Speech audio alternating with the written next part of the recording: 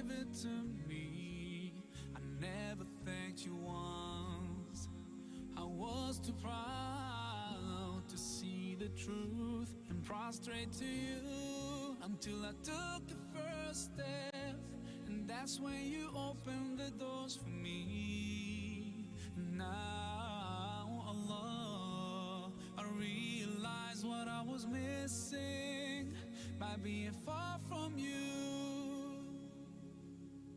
Alhamdulillah, Alhamdulillah, all praises to Allah, all praises to Allah. Alhamdulillah, Alhamdulillah, all praises to Allah, all praises to Allah. Allah, I wanna thank you.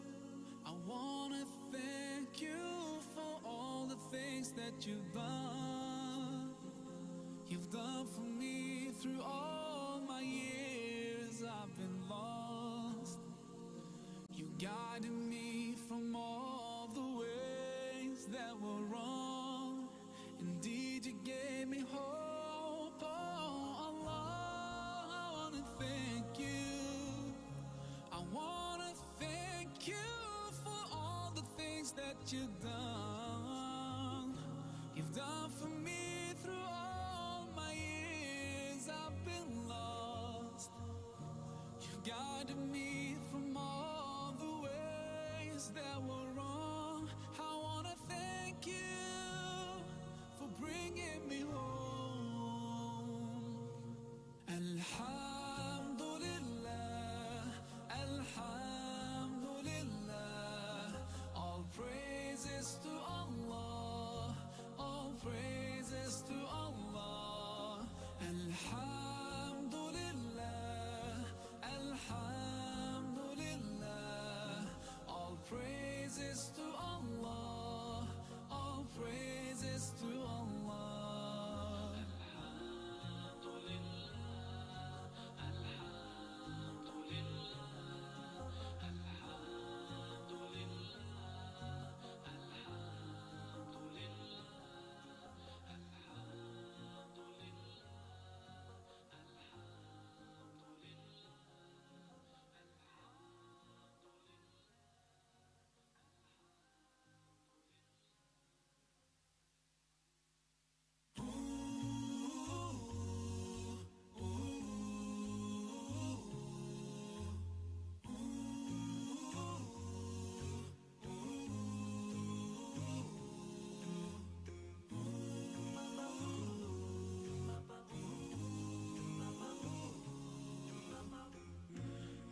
So far from you, yet to me you were always so close. I wandered lost in the dark.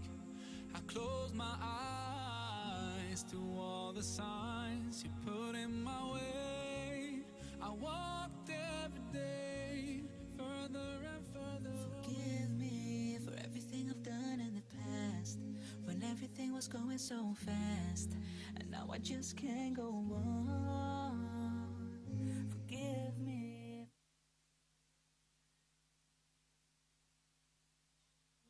سبحانك ربي سبحانك سبحانك ما أعظم شانك سبحانك ربي سبحانك سبحانك.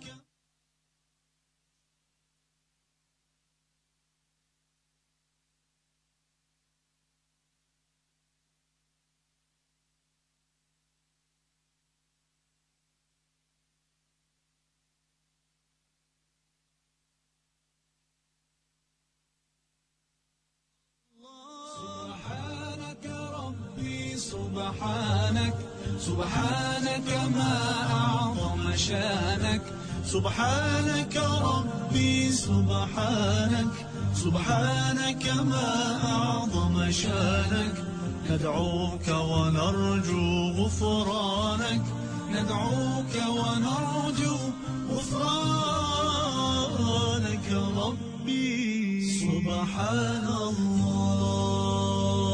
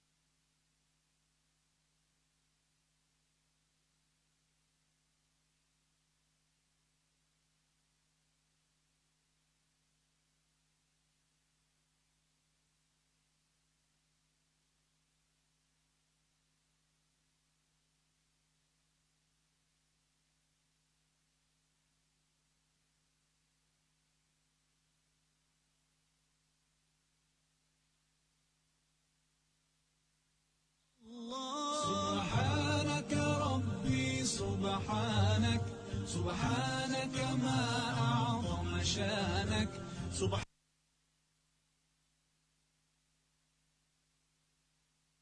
الله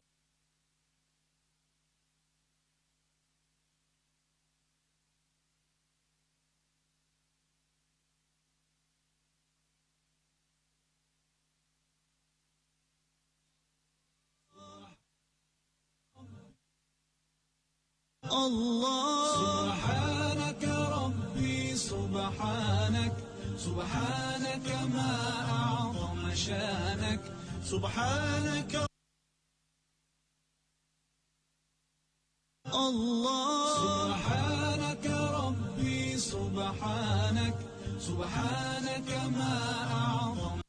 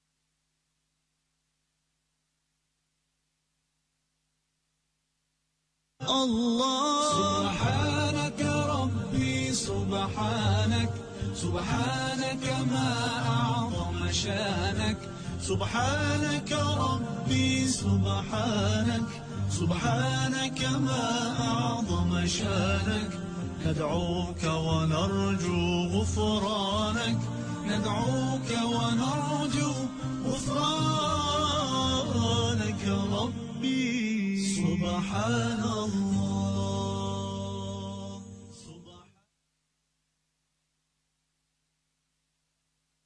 The night that I thought wasn't wrong, but I know that you are really loving, you are really caring. I can't realize, but you know that I will be better, that I will be stronger if you are by my side.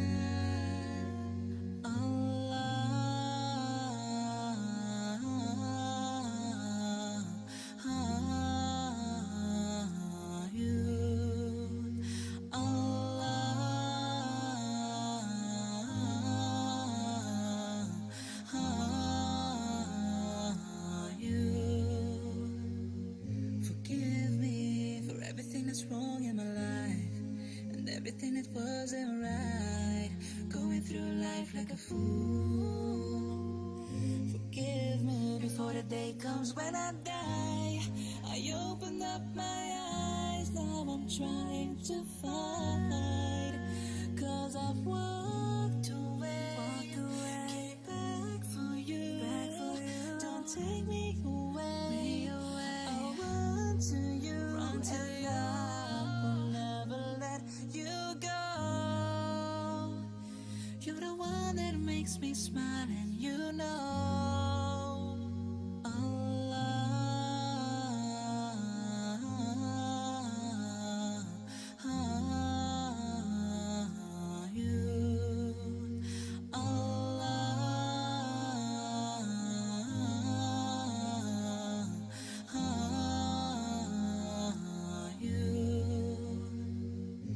Try to never hurt somebody.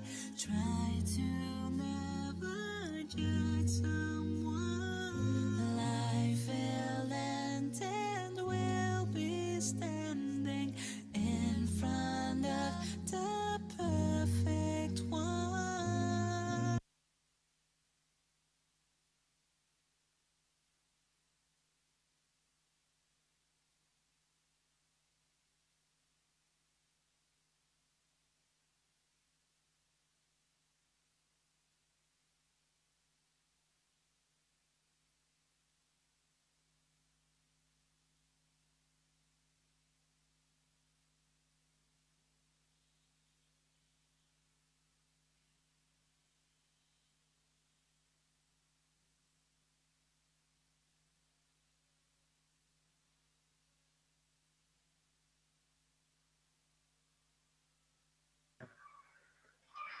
Assalamualaikum. Assalamualaikum.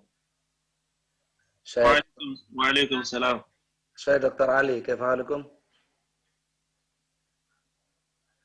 Syekh Dr. Ali, Dr. Ahmad. يعني صوتي مسموع إن شاء الله. الله صوتك مسموع. جميل، خلاص. صوتك مسموع. نعم، شكرا لكم. بس تجربة. اوكي.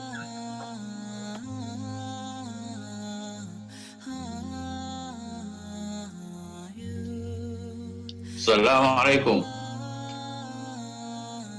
وعليكم السلام. صوتي مسموع؟ نعم أجل مسموع.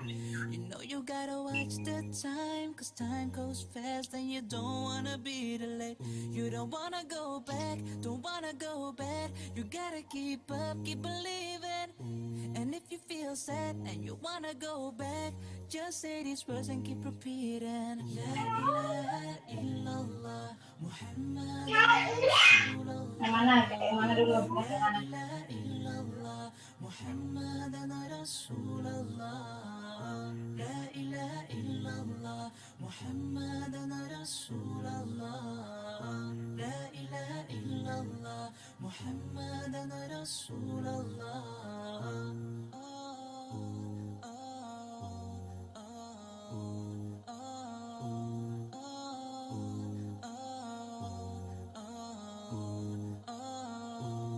You know that he's the one who loves you each and every day. I know that we gotta be strong, please don't you let him go. I will stand next to you, I'll pray and bow with you. The love he has for you, don't you ever feel alone, oh no. Hey, yeah, don't you ever feel alone. Just keep repeating. La ilaha illallah Muhammad Rasulullah. La ilaha illallah Muhammad Rasulullah. La ilaha illallah Muhammad Rasulullah.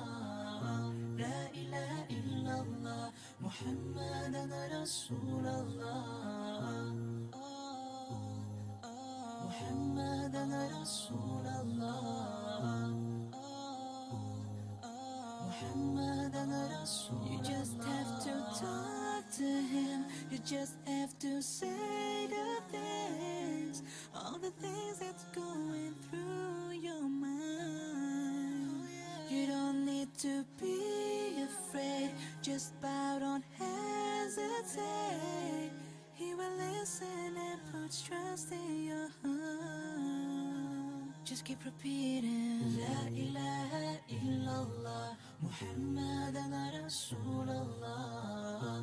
La ilaha illallah Muhammad Rasulullah. La ilaha illallah Muhammad Rasulullah. La ilaha illallah Muhammad illallah. La ilaha illallah. La ilaha illallah. La ilaha illallah. I can't explain the world we in. I look around and see all things beautiful, no mistakes, he won't let us down.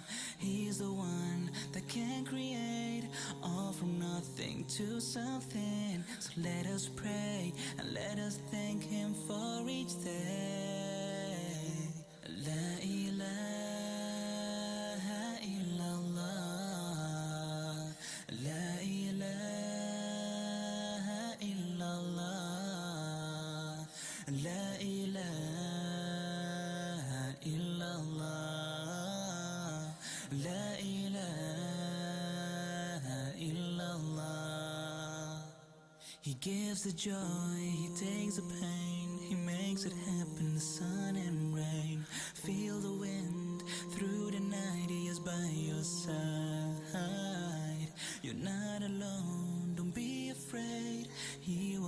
you to his fate. So let us pray, let us thank him for each day.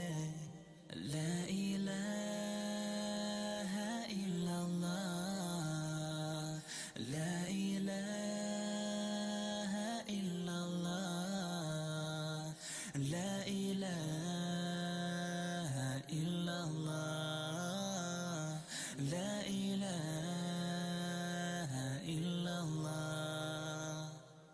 He's the one that gave us life in this world. He's the one to live for.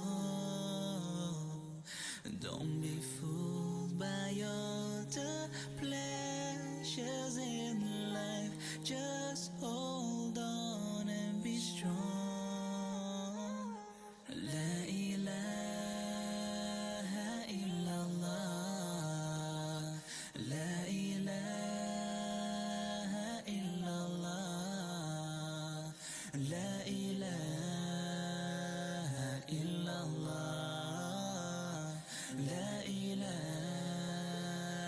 illallah, la ilaha illallah, la ilaha illallah, la ilaha illallah,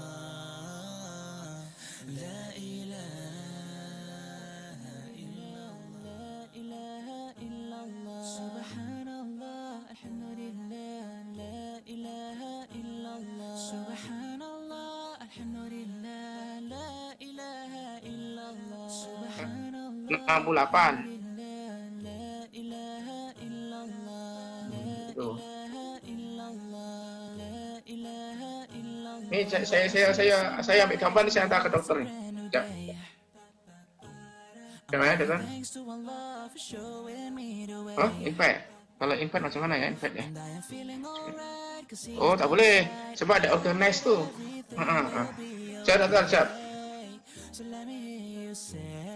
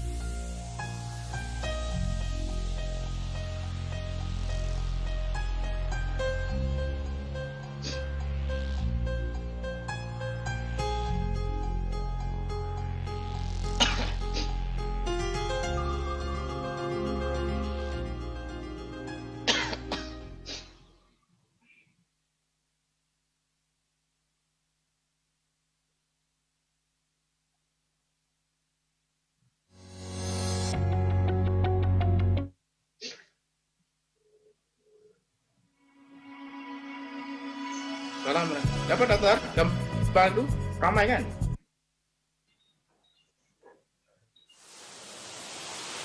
Dokter guna laptop atau guna laptop sekarang atau komputer? Tak sekarang nih. Oh, laptop oke juga. Dokter pergi yang paling bawah itu, yang kita punya apa nama? Zoom itu kan? Yang tadi itu dokter sekarang dokter sekarang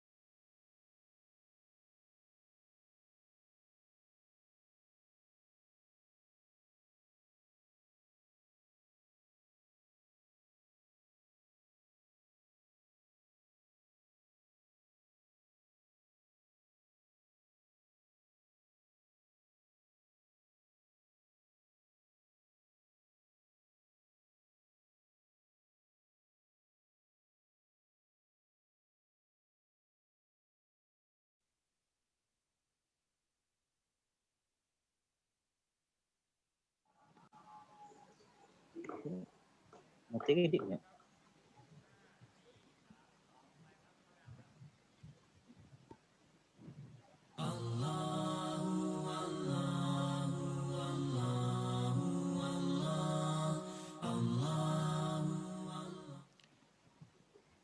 من عبق التاريخ والحضارة، من مهد العلم والمعرفة، من أرض الماء والخضرة، من منبع المحبة والوئام، من جنوب الحب أيقونة التعايش والسلام.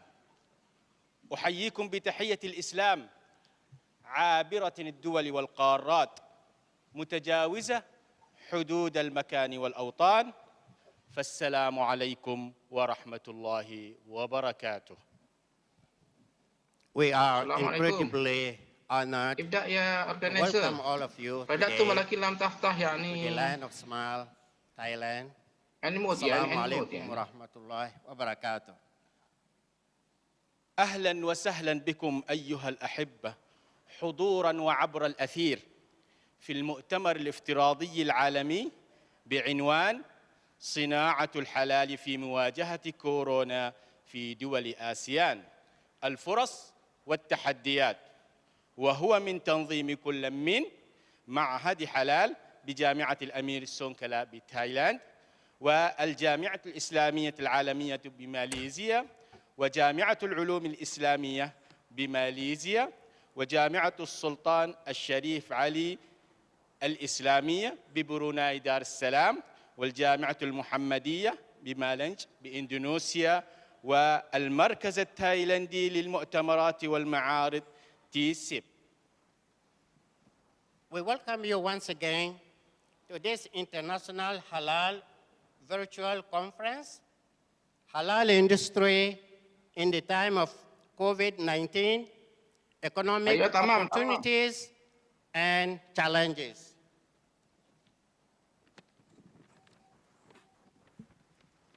This international conference are organized by Halal Institute, Prince of Songkla University, and is co-sponsored by International Halal Research and Training, International Islamic University, Malaysia, University Sultan Sharif Ali Islamic University, Brunei, Dar es Salaam, University Muhammadiyah, Malang, and Thailand Convention and Exhibition, Brunei, TC. محدثكم بالعربية رشدي طاهر، عضو هيئة التدريس بكلية العلوم الإسلامية جامعة الأمير سونكلا فرع فطاني. The moderator today, I am Assistant Professor Dr. Abdullah M. Kaba, Faculty of Islamic Sciences, Prince of Songkla University, Patani Campus. ضيوفنا الكرام في العالم الواقعي والافتراضي، الآن نستمتع بمشاهدة عرضين مرئيين من معهد حلال والآخر من المركز التايلندي للمؤتمرات والمعارض TISIP. Now please welcome to two video presentations. The first presentation will be by the organizer, Halal Institute, Prince of Songkla University, and the second one by the supporter, Thailand Convention and Exhibition Bureau, TISIP. مشاهدة ممتعة للجميع. Please enjoy the show. Thank you.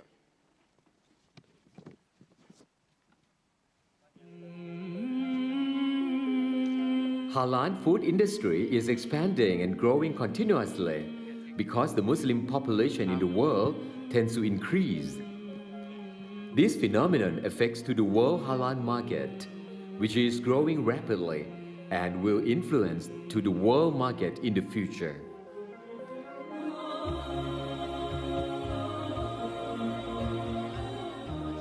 Halal is needed by every Muslim's life, even different race and language, as well as covering all aspects of the life, whether consumption, tourism, logistics, and medical service.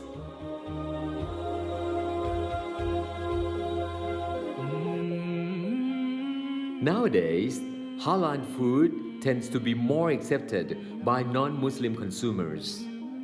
It has grown for 8% per year over the past 5 years, with consumers' confidence in quality and safety of halal food. It demonstrates that the halal food is high quality, hygiene, and safety product. By the way, it is produced in the ethical process.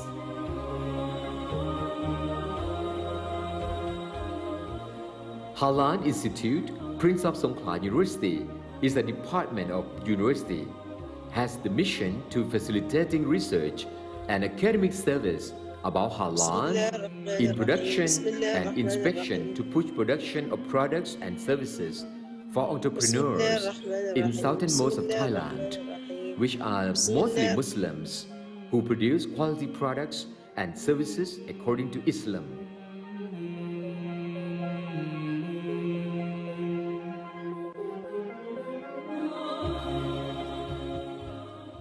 Halal Institute, Prince of Songkla University, is a competent institute which promote and enhance capacity for seeking knowledge and produce innovation in halal products and services.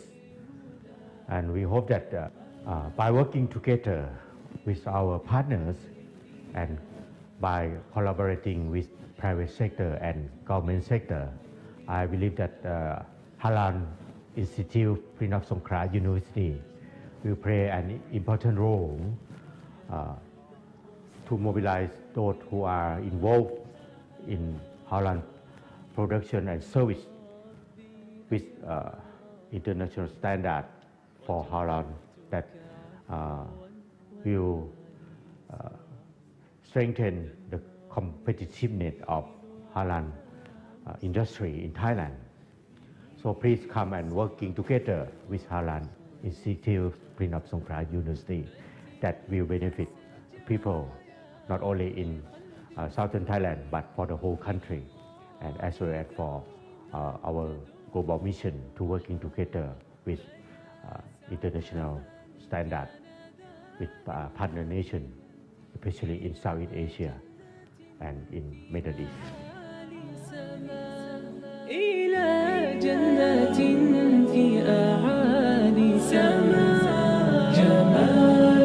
Halal Institute, Prince of Songkla University, has a key role to promote halal research and extend knowledge of halal to push halal innovations, promote human resources for halal in every level of industry, as well as the development manufacturing industry of food, products, and services in every level to be accepted in ASEAN and world market.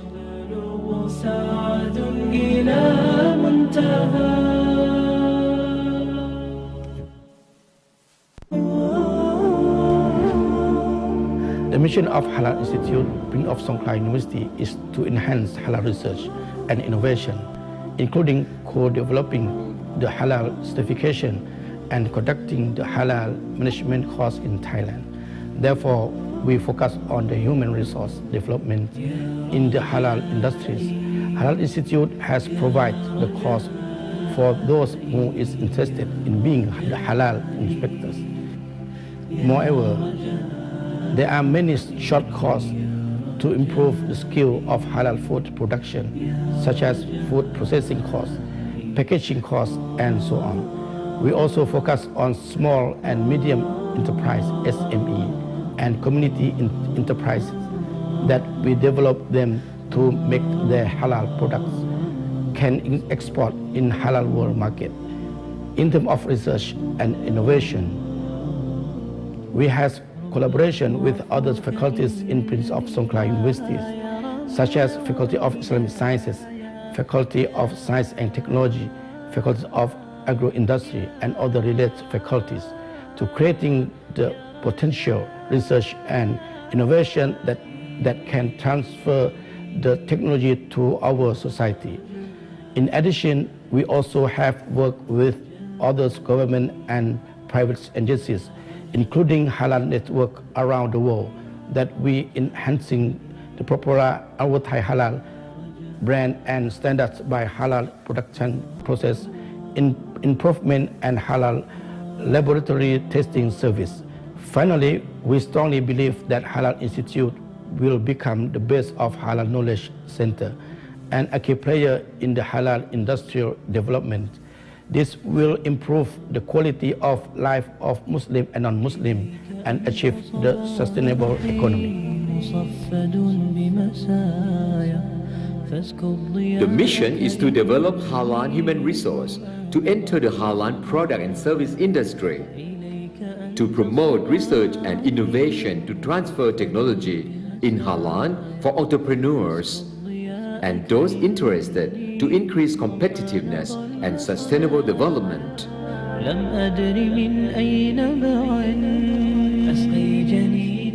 To build Halal research network both within university and outside agency, both in Thailand and overseas. To develop entrepreneurs in southern region to be fully certified Halal standard. To promote Halal tourism. To facilitate Halal marketing according to National Development Guidelines. To develop a standard system for Halal products and services for confidence in Halal industry. To promote the Halal standard of Thailand to gain confidence in global Halal market. And to establish the Yaban standard to raise quality of Halal products to be healthy food. Halal Institute, Prince of Songkhla University, has a robust intention to be a center of learning, research, and development in Halal industry, systematically and comprehensively, toward creating innovations and new knowledge for raising quality of life and developing sustainable economy.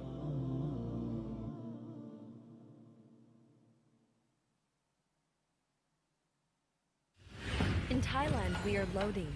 Through this update, we have transformed ourselves to become creatively diverse, innovative,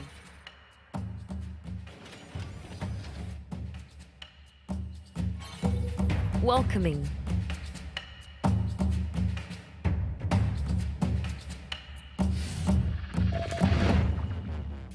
while offering new experiences.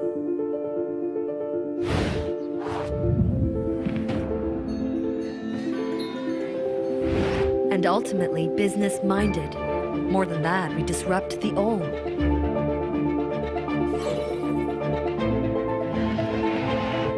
We draw up a new way of doing business, where work and play go hand in hand.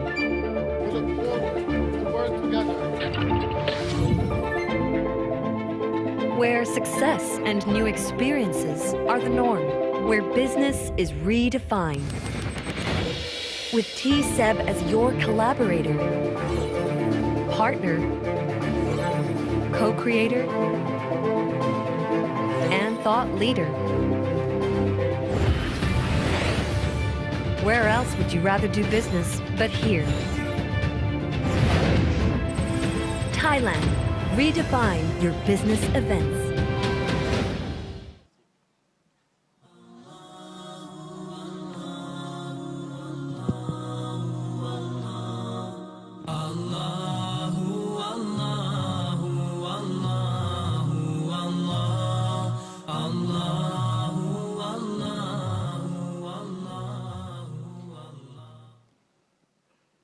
خير بداية لكل مبتدأ آيات من الذكر الحكيم يشنف بها أسماعنا السيد حسين بن علي سامو الفائز بالمركز الأول في مسابقة تورنتو الدولية في دورتها الثالثة 2019 ميلادية بكندا فليتفضل مشكورا مأجورا.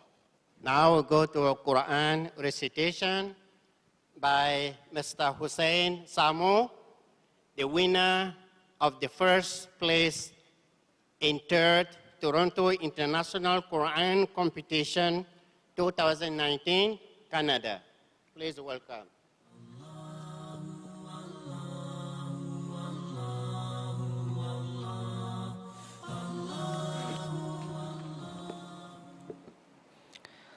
السلام عليكم ورحمة الله وبركاته.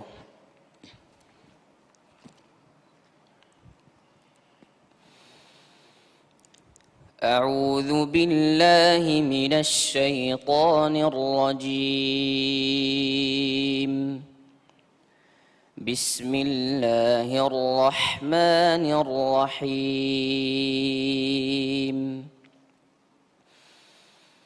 يوم تأتي كل نفس تجادل عن نفسها وتوفى كل نفس ما عملت وهم لا يظلمون.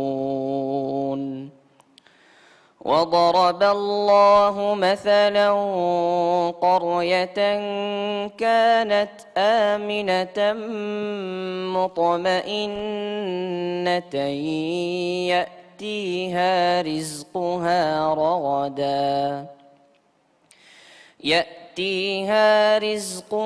رغدا من كل مكان فكفرت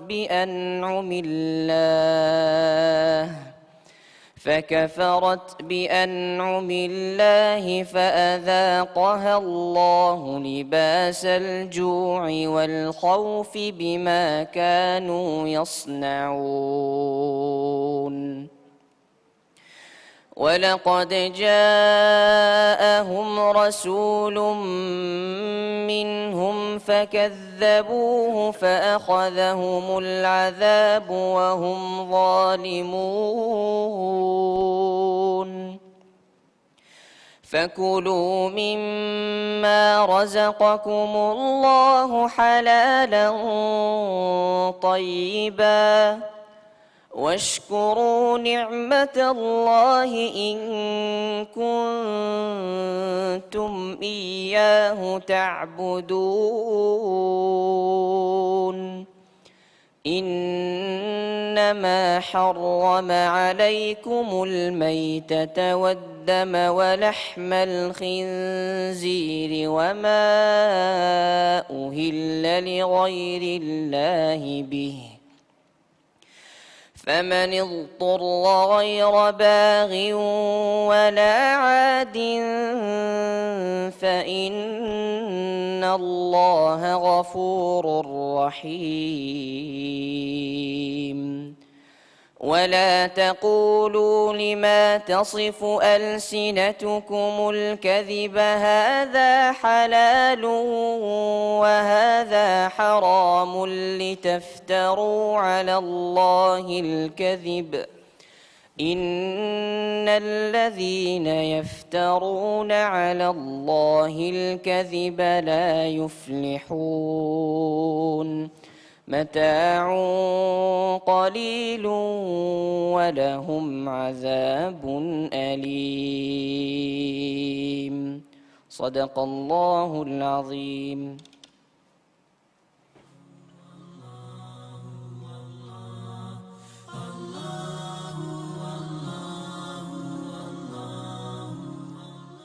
جزاك الله خيرا وأثابك. Shukran lakum. Thank you very, very much for this wonderful Quranic recitation. أحبتنا الكرام في العالم الواقعي والافتراضي، من يسمعنا ويشاهدنا عن قريب أو عبر الأثير، الآن نبدأ بعرض أعمال الجلسة العلمية الافتتاحية. Now we'll start by opening this session by paper presentations. فمع الورقة الأولى وهي بعنوان صناعة الحلال التايلاندية عبر المنصات الإلكترونية من إعداد الباحثين الأستاذ المساعد الدكتور علي بن مهامة سامو والأستاذ المساعد الدكتور عزمان علي من معهد حلال جامعة الأمير سونكلا تايلاند. وسيقوم الدكتور علي بعرض الورقة على الحاضرين، فليتفضل مصحوبا بالاحترام والتقدير. The first paper to be presented today, titled The Thailand Halal Industry via Online Platform in Light of Corona Pandemic, will be presented by two professors, Assistant Professor Dr. Ali Samo and Assistant Professor Dr.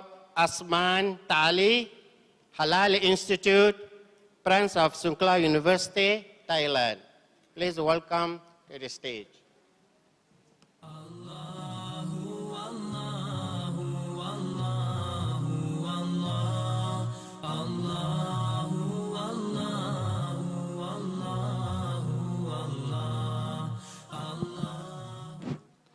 السلام عليكم ورحمة الله وبركاته. الحمد لله رب العالمين، والصلاة والسلام على أشرف الأنبياء والمرسلين وعلى آله وصحبه وسلم تسليما كثيرا. أما بعد، أحيي هذه الوجوه الطيبة والمستمعين عبر الفيس وعبر الزوم. وكما سمعتم بحثي عن صناعة الحلال التايلاندية عبر المنصة الإلكترونية في ظل جائحة كورونا. وإن شاء الله حديثي سيكون في 3 نقاط. النقطة الأولى أهمية صناعة حلال في حياة المسلم. النقطة الثانية عناية مملكة تايلاند بصناعة الحلال. النقطة الثالثة كيف نستغل المنصة الإلكترونية في تسويق صناعة حلال في تايلاند. النقطة الأولى سأتحدث عن شيئين: أهمية صناعة الحلال في الإسلام مع أثر صناعة الحلال في تنمية السوق التايلندي. أهمية صناعة الحلال في الإسلام تتركز في 4 أشياء. أولاً، المسلم لا بد أن يتوخى الأكل الطيب والغذاء الطيب، لأن الله سبحانه وتعالى أمره بذلك، وهذا الأكل له تأثير في بدنه وفي سلوكه. ممكن أذكر هذا التأثير في 4 نقاط. أولاً، الله سبحانه وتعالى سيستجيب دعاءه، كما جاء في الحديث أن الرجل الأغبر يمد يديه: يا رب يا رب، ومطعمه حرام وملبسه حرام ومأكله حرام، فأنى يستجاب له. التأثير الثاني، الله سبحانه وتعالى يقبل من العبد إذا أكل حلالا، كما قال سبحانه وتعالى: يا أيها الناس كلوا من الطيبات. ولذا ورد في الحديث عن النبي صلى الله عليه وسلم: إن الله طيب لا يقبل إلا طيبا. الأثر الثالث صلاح الأبناء. والرابع صلاح القلب، كما ورد في الحديث: الحلال بين والحرام بين. وفي آخر الحديث يقول صلى الله عليه وسلم: ألا أن في الجسد مضغة إذا صلحت صلح الجسد كله، وإذا فسد فسد الجسد كله، ألا وهي القلب.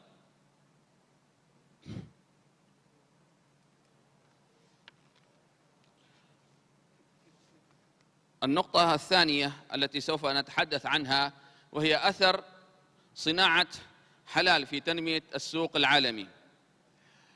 هناك 4 نقاط تقريبا في أثر صناعة حلال في السوق العالمي. أولا، نعلم جميعا أن المستهلكين أكثر المستهلكين من المسلمين، وعدد المسلمين في تعداد 2030 202 مليار، وهذا التعداد الكبير سيشكل عصبة حياة سوق صناعة الحلال، بالإضافة إلى أن صناعة الحلال لا تقتصر على المسلمين فقط.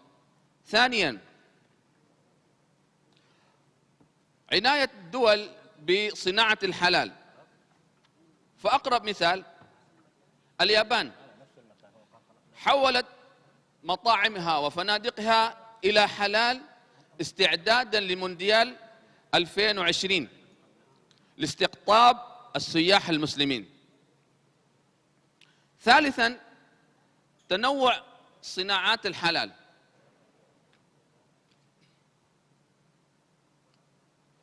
تنوع صناعات الحلال صناعات الحلال لا تقتصر على الغذاء والأطعمة فقط، وإنما تدخل فيها السياحة وتدخل فيها أيضا العلاج. وكما تعلمون أن السياحة في هذا العصر ولا سيما للمسلمين بلغت تقريبا 232 مليار في عام 2020. وأخيرا مما يدل على أهمية صناعة حلال جودة صناعة الحلال.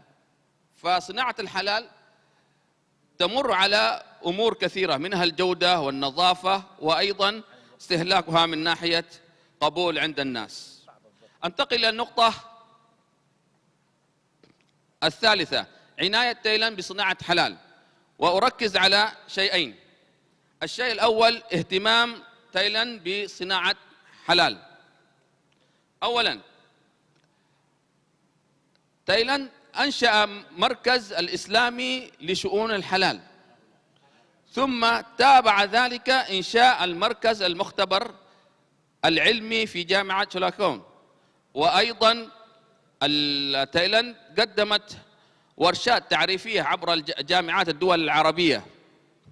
كذلك لا أنسى بأن تايلاند عملت اتفاقيات مع دول إسلامية، وأقرب مثال ذلك 100 شركة تايلاندية اتفقت مع دولة قطر لاستعداد مونديال 2024. وهنا أركز على قضية استخراج شهادة حلال. إذا أراد المستثمر أن يستخرج شهادة حلال لابد أن يخطو هذه الخطوات الخمسة. أولا يقدم المستندات المطلوبة من الهوية، سجل المصنع إلى آخره، ثم ينتقل إلى أن يذهب الموظفون من المركز لتفتيش المصنع، ثم بعد ذلك يحضر صاحب المصنع شهادة حضور دورات شهادة حلال، ثم ينتقل إلى الخطوة الرابعة يقدم عينات المنتج لتحليلها، ثم بعد ذلك يعطى الشهادة ويتابع من قبل الموظفين من مركز حلال لتأكد من جودة المصنع. أنتقل إلى الخطوة الثالثة وهي دور معهد حلال في صناعة الحلال. دور حلال كثير جدا، منها دور المختبرات، إقامة دورات، إقامة مؤتمرات مثل اليوم، ودعم الأبحاث. دعمت أبحاث كثيرة في حلال عن طريق معهد حلال، وأيضا معهد حلال تقدم منشورات كثيرة. وآخر خطوة الذي نخطوها الآن سنعمل منهج دبلوم عالي في إدارة حلال، وسنقبل طلاب للدراسة في هذا المعهد، ثم وقد عملنا اتفاقيات مع المصانع التي ستوظف بإذن الله سبحانه وتعالى مستقبلا لخريجي معهد حلال. أثر كورونا على الاقتصاد: تراجع الأنشطة الاقتصادية، ارتفاع الطلب على التجارة الإلكترونية، وتحول المشتريات إلى الرقمي. وآخر موضوع وهو الأهم، المنصة الإلكترونية ودورها في صناعة حلال تايلاند. أنا عبر تتبعي واستطلاعي في المواقع لم أجد إلا منصة واحدة تايلاندية ويسمى حلال تايلاند، ولذا نحن نحتاج إلى أن نعمل منصة إلكترونية لنشر منتجات حلال عبر المنصات الإلكترونية. وهذا يحتاج منا إلى دعم 4 أمور. أولا أن ندعم البنية التحتية للإلكترونيات. ثانيا أن ندعم البنية التشريعية، نضع تشريع للتجارة الإلكترونية حتى يستطيع المستهلك أن يتأكد ويتيقن من صحة البيع والشراء عبر المنصة الإلكترونية. لابد أن ندعم قدرات الشباب الإبداعية في عمل المنصات الإلكترونية. وأيضا أخيرا لابد أن نضع مشاريع بحثية وأيضا تمويلية لإنشاء المنصة الإلكترونية. ومعهد حلال بإذن الله سبحانه وتعالى سيخطو خطوات بإذن الله سبحانه وتعالى مستقبلا لإنشاء منصة إلكترونية إنتاج حلال في تايلاند بإذن الله سبحانه وتعالى، وسنعمل بإذن الله خلال الأيام القادمة، ويكون معهد حلال بإذن الله مركزا رائدا لتسويق منتجات حلال في المستقبل. هذا، وصلوا على الحبيب المصطفى صلى الله عليه وسلم، والسلام عليكم ورحمة الله وبركاته.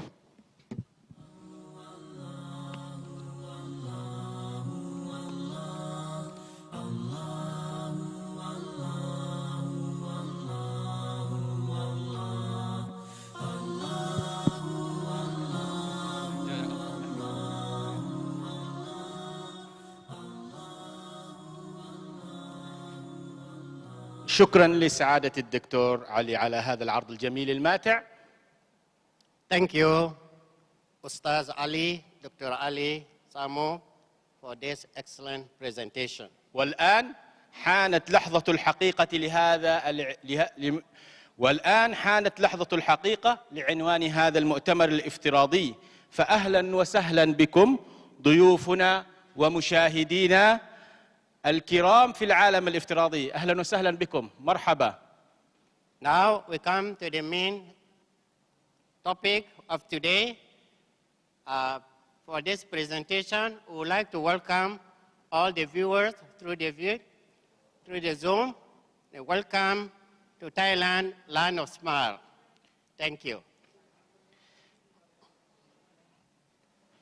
والآن مع الورقة الثانية هذه الجلسة، وهي بعنوان الوقاية من الأمراض باستخدام اللقاحات، دراسة في قانون الشريعة على لقاحات تحتوي على المواد. الباحث السيد محمد نذير إلياس من مركز الأبحاث الشرعية بكلية الدراسات الإسلامية بالجامعة الوطنية الماليزية، وسيقوم بعرضها على منصة زوم. متابعة ماتعة للجميع. Now we come to paper 2, titled Preventive Diseases by Using Vaccine, a study from Sharia law on vaccines containing najis in Malaysia. This will be presented by Mr. Muhammad Nazir Alias, Research Center for Sharia, Faculty of Islamic Studies, University Kebangsaan Malaysia, UKM, Malaysia. Thank you. Welcome.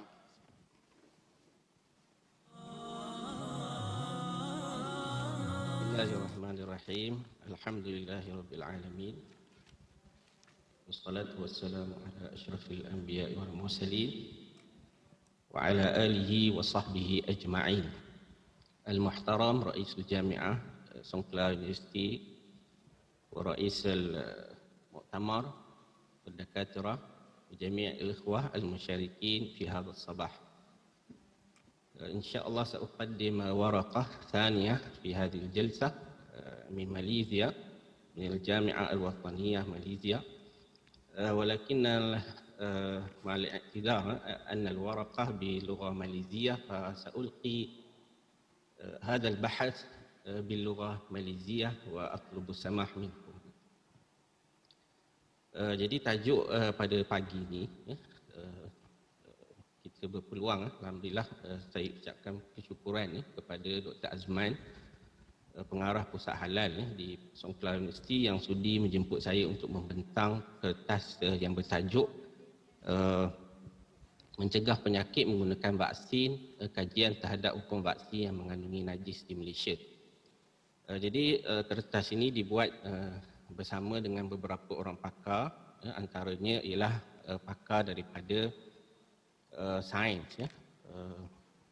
Profesor Madya Dr. Nurina daripada Fakulti Kejuruteraan Bioteknologi, dan juga tim-tim, ahli tim-tim yang lain. Jadi kesempatan masa yang ringkas ini, kita nak mengkaji mengenai kedudukan penggunaan vaksin di Malaysia. Sebagaimana yang kita tahu, vaksin merupakan bahan yang digunakan untuk mencegah penyakit, di mana vaksin ini bukanlah ubat untuk merawat penyakit, tetapi ia adalah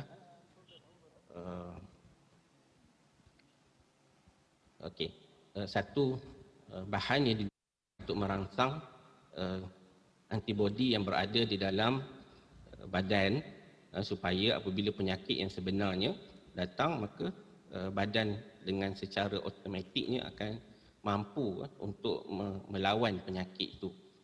Jadi secara asalnya vaksin bukanlah satu ubat untuk merawat seseorang yang sedang sakit, tidak, tetapi vaksin adalah satu rawatan pencegahan, iaitulah diberikan ketika seorang itu masih lagi sihat.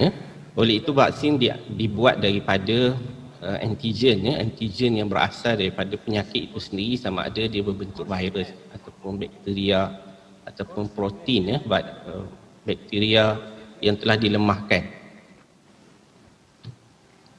Jadi vaksin ini telah ditemui oleh Edward Jenner pada tahun 1796 dan dia telah dikembangkanlah sehingga waktu sekarang menurut UNICEF, tabung kecemasan kanak-kanak antarabangsa, bangsa-bangsa bersatu, setiap tahun dianggarkan 3 juta nyawa kanak-kanak dapat diselamatkan melalui amalan pemvaksinan.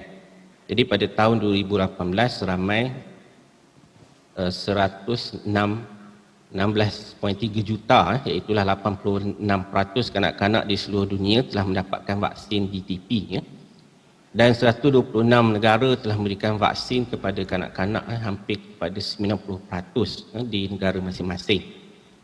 Jadi selain daripada kanak-kanak, vaksin juga adalah penting untuk sektor pelancongan, sebagaimana kita tengok COVID pada hari ini, di mana tanpa ada vaksin maka industri pelancongan akan terjejas. Begitu juga sektor pekerjaan, terutama jika ada pekerja asing yang masuk ke dalam negara masing-masing. Jadi jika mereka ni membawa penyakit, ini akan menyebabkan sektor ataupun negara itu terancam. Jadi pada tahun 1980, kita tengok kejayaan vaksin ni selepas 182 tahun vaksin pertama ditemui. Jadi WHO akhirnya mengisytiharkan dunia ini bebas daripada penyakit cacar secara menyeluruh. Hanya 2 negara saja yang dilaporkan masih ada penyakit polio pada tahun 2018. Dan Malaysia juga telah melaporkan bebas daripada penyakit polio ini selama 27 tahun. Maksudnya 27 tahun selepas vaksin itu diperkenalkan, maka Malaysia tidak ada lagi penyakit polio. Vaksin juga di Malaysia ni penggunaannya telah diperkenalkan oleh penjajah British pada tahun 1868 untuk penyakit cacar, dan pada tahun 1950 kaedah ini telah diperluaskan ke seluruh Malaysia, dan hasil daripada tindakan ini maka pada tahun 1980 Malaysia bebas daripada penyakit cacar ini. Dan pada tahun 1972 Kementerian Kesihatan Malaysia telah memulakan program imunisasi kanak-kanak kebangsaan melalui kerjasama WHO, di mana terdapat 12 vaksin yang telah diberikan kepada kanak-kanak di Malaysia ini secara percuma sejak daripada dilahirkan. Jadi pada tahun 2017 program ini telah dilaporkan meliputi 96% kanak-kanak di seluruh Malaysia. Dan menurut Kementerian Kesihatan Malaysia, vaksin ini tidak mengandungi bahan daripada babi. Okey. Kalau tengok di sini adalah jadual imunisasi yang diberikan kepada kanak-kanak, vaksin-vaksin yang diberikan yang diambil daripada Kementerian Kesihatan Malaysia sehingga umur 15 tahun, kalau tengok kat sini. Cumanya isunya adalah pada akhir-akhir ini telah ada trend penolakan vaksin yang telah menunjukkan peningkatan bermula daripada tahun 2013 sehinggalah 2016. Maksudnya ada ibu bapa yang tidak mahu anak-anak mereka divaksinkan kerana berhujah bahawa vaksin itu mengandungi najis, mengandungi najis. Dan kalau sebagaimana yang telah saya terangkan tadi, vaksin dalam program imunisasi kebangsaan yang diberikan kepada kanak-kanak itu tidak mengandungi babi, tapi ada vaksin-vaksin tambahan yang lain seperti vaksin rotavirus, influenza A yang mana mengandungi gelatin dan porcine, dan juga vaksin meningococcal meningitis sumbernya daripada bovine, porcine dan avian. Walaupun sumbernya daripada lembu ataupun itik, tetapi kita sukar nak pastikan bahan-bahan ini adalah bahan-bahan yang suci ataupun lembu yang telah disembelih ataupun itik yang telah disembelih. Jadi vaksin ini tambahan maksudnya tidak diwajibkan, tidak diwajibkan, tapi boleh diambil lah bagi sesiapa yang ingin protection ataupun perlindungan daripada penyakit-penyakit ini, boleh mengambilnya di farmasi ataupun di klinik-klinik dan hospital. Dan terdapat banyak fatwa mengenai pengambilan vaksin ini sama ada di peringkat antarabangsa dan juga peringkat Malaysia. Semuanya mengharuskan pengambilan vaksin ini secara umumnya. Tetapi mereka meletakkan syarat untuk pengambilan vaksin yang mengandungi najis ini tidak dibenarkan kecuali dalam keadaan darurat. Dan jika dilihat kepada penggunaan vaksin pada hari ini ataupun kalau kita katakan terbitnya vaksin COVID-19 ni, maka kita melihat di situ kemungkinan ia dihasilkan daripada bahan-bahan najis kerana isunya dalam vaksin virus ni dia setakat ini tidak ada alternatif untuk menghasilkan vaksin daripada virus ni kecuali melibatkan bahan-bahan najis seperti serum ataupun sel daripada haiwan binatang. Oleh itu syarat darurat itu tidak menepati penggunaan vaksin kerana dia digunakan dalam keadaan seseorang tu masih lagi sihat. Darurat ni ialah kalau ikut maksudnya dalam fake ni, iaitulah keadaan di mana seorang tu kritikal, iaitulah berhadapan yang pasti hidup ataupun mati. Jadi kalau kita menggunakan syarat darurat ni, sedangkan vaksin yang najis ni diberikan kepada seorang yang masih sihat. Kalau dah sakit, maka vaksin ini tidak lagi berfungsi dalam badan. Jadi terdapat pertemuan dua kemudaratan di sini, iaitulah kemudaratan ditimpa penyakit yang kritikal dan juga kemudaratan mengambil najis yang terkandung di dalam vaksin itu sendiri. Dalam menentukan hukum ini, maka kita melihat syarat lebih mengutamakan menjaga nyawa itu, menjaga nyawa, sebab itulah dalam keadaan-keadaan tertentu najis itu dibenarkan untuk diambil demi menyelamatkan nyawa. Dan najis itu sendiri diharamkan untuk menjaga kesihatan tubuh badan supaya nyawa manusia tidak terancam. Oleh itu jika dilihat kepada keperluan vaksin, vaksin ini sendiri telah melalui proses yang sangat rumit sebenarnya untuk menghasilkannya tidaklah mudah, sehingga kalau kita tengok vaksin COVID-19 pun masih belum lagi dapat dipasarkan walaupun telah dilakukan penyelidikan sejak daripada awal tahun bulan 1. Sebab apa? Sebab proses dan prosedur untuk menghasilkan vaksin ini sangat ketat supaya dia benar-benar selamat, tidak meninggalkan sebarang kesan mudarat ataupun kesan sampingan yang lain. Jadi vaksin ini setakat ini sebagai contohnya penyakit yang belum ada rawatan ataupun ubat dia punya dawa secara khusus macam COVID-19 maka jalan yang terbaik adalah menggunakan vaksin, prevention lah, protection. Jadi dalam keadaan yang macam ni, kalau sewaktu ditimpa penyakit, tentunya keadaan itu melemahkan tubuh badan seseorang yang ditimpa penyakit. Kemungkinan ada anggota badan dia yang tidak boleh berfungsi dengan baik, dia tak boleh melakukan ibadah, tak boleh bekerja, memberi nafkah keluarga, dan juga memerlukan kos rawatan yang tinggi, memerlukan alat ventilator dan sebagainya, ICU. Jadi semua ni memerlukan kos, memerlukan doktor yang pakar, hospital yang berkelengkapan mahal. Jadi kalau nak dibandingkan dengan vaksin itu, kita tengok vaksin tu najis yang ada dalam vaksin tu terlalu sedikit. Sebab apa? Sebab vaksin ni tak boleh diambil dalam kuantiti yang banyak. Terlalu sedikit lah. Tidak dapat dilihat dengan mata yang kasar pun najis itu. Aininya tu, dari sudut ain itu kita tak nampak lah ain najis tu. Dan vaksin tu sendiri kemungkinan najis yang berada di dalam tu terlalu sedikit lah.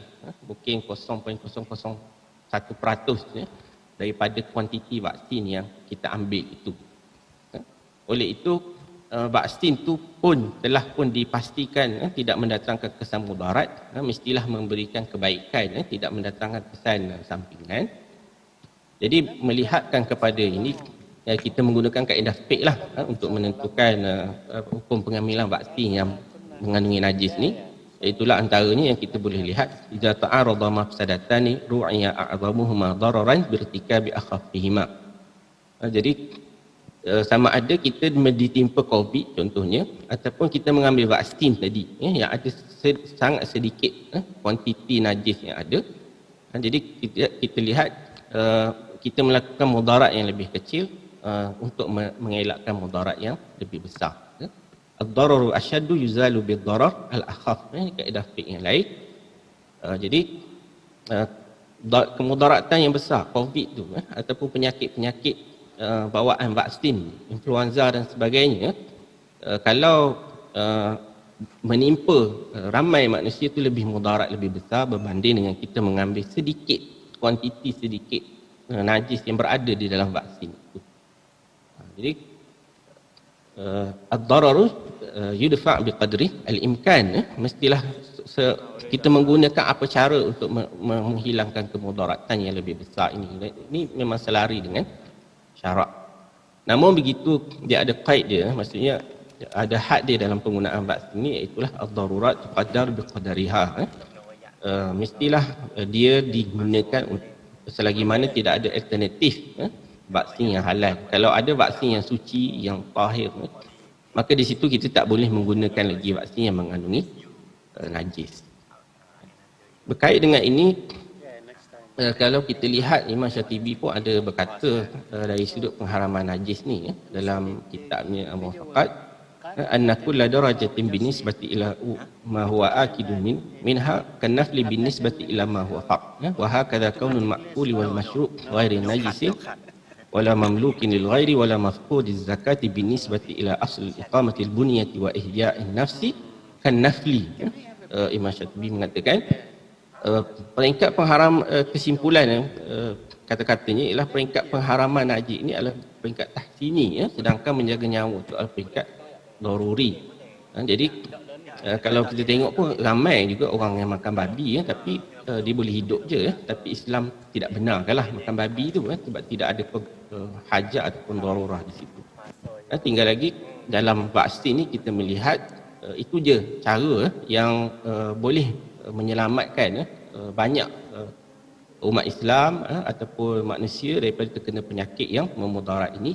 Maka pengambilan yang sedikit itu kita benarkan dalam keadaan risiko kematian dan penyakit yang besar. Dan akhirnya ialah menjadi kewajipan umat Islam di seluruh dunia untuk mencari kaedah bagi menghasilkan vaksin yang benar-benar suci daripada najis. Dan saya melihat perkara ni, tim kami melihat sangat kuranglah kajian ataupun dana pun sendiri kurang untuk menghasilkan ataupun mencari alternatif kepada penghasilan vaksin yang suci dan juga halal. Jadi wallahu alam, setakat ini dulu perkongsian saya pada pagi ini. Wabillahi taufik. Assalamualaikum warahmatullahi wabarakatuh.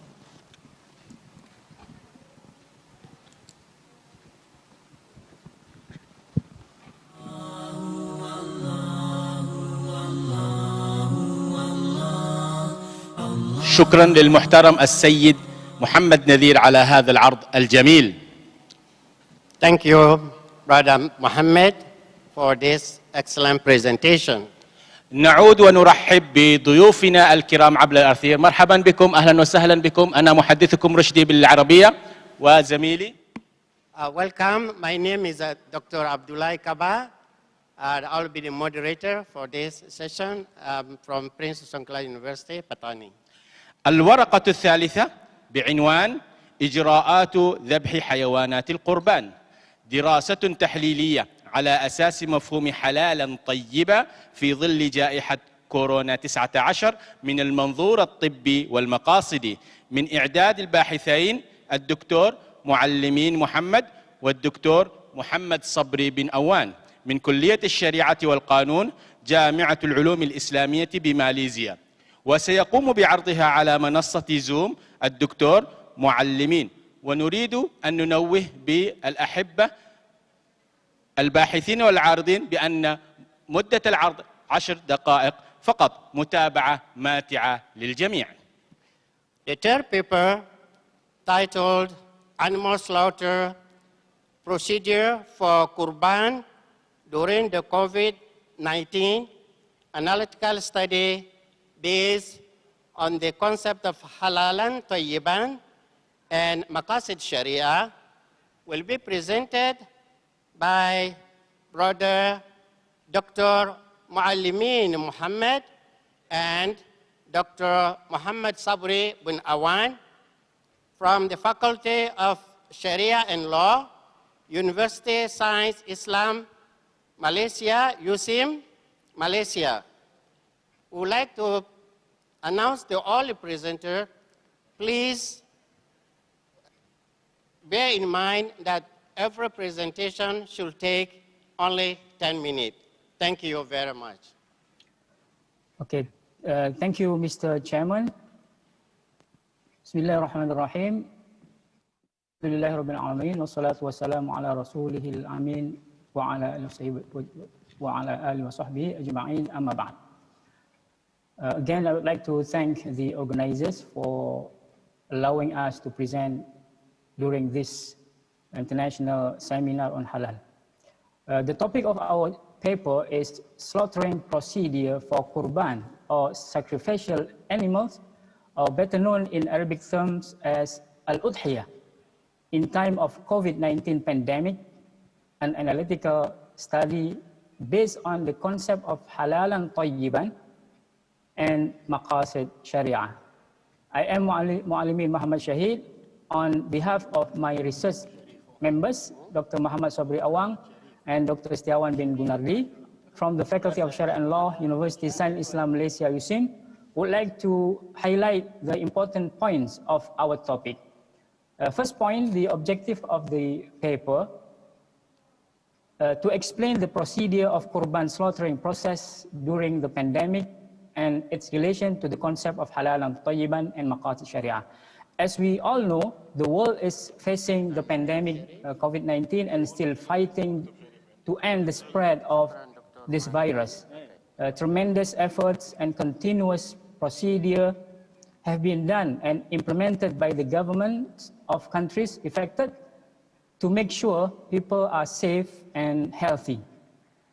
And this is for all people regardless of their race, their religion, belief, as the pandemic does not know all of them. It affects all humans globally.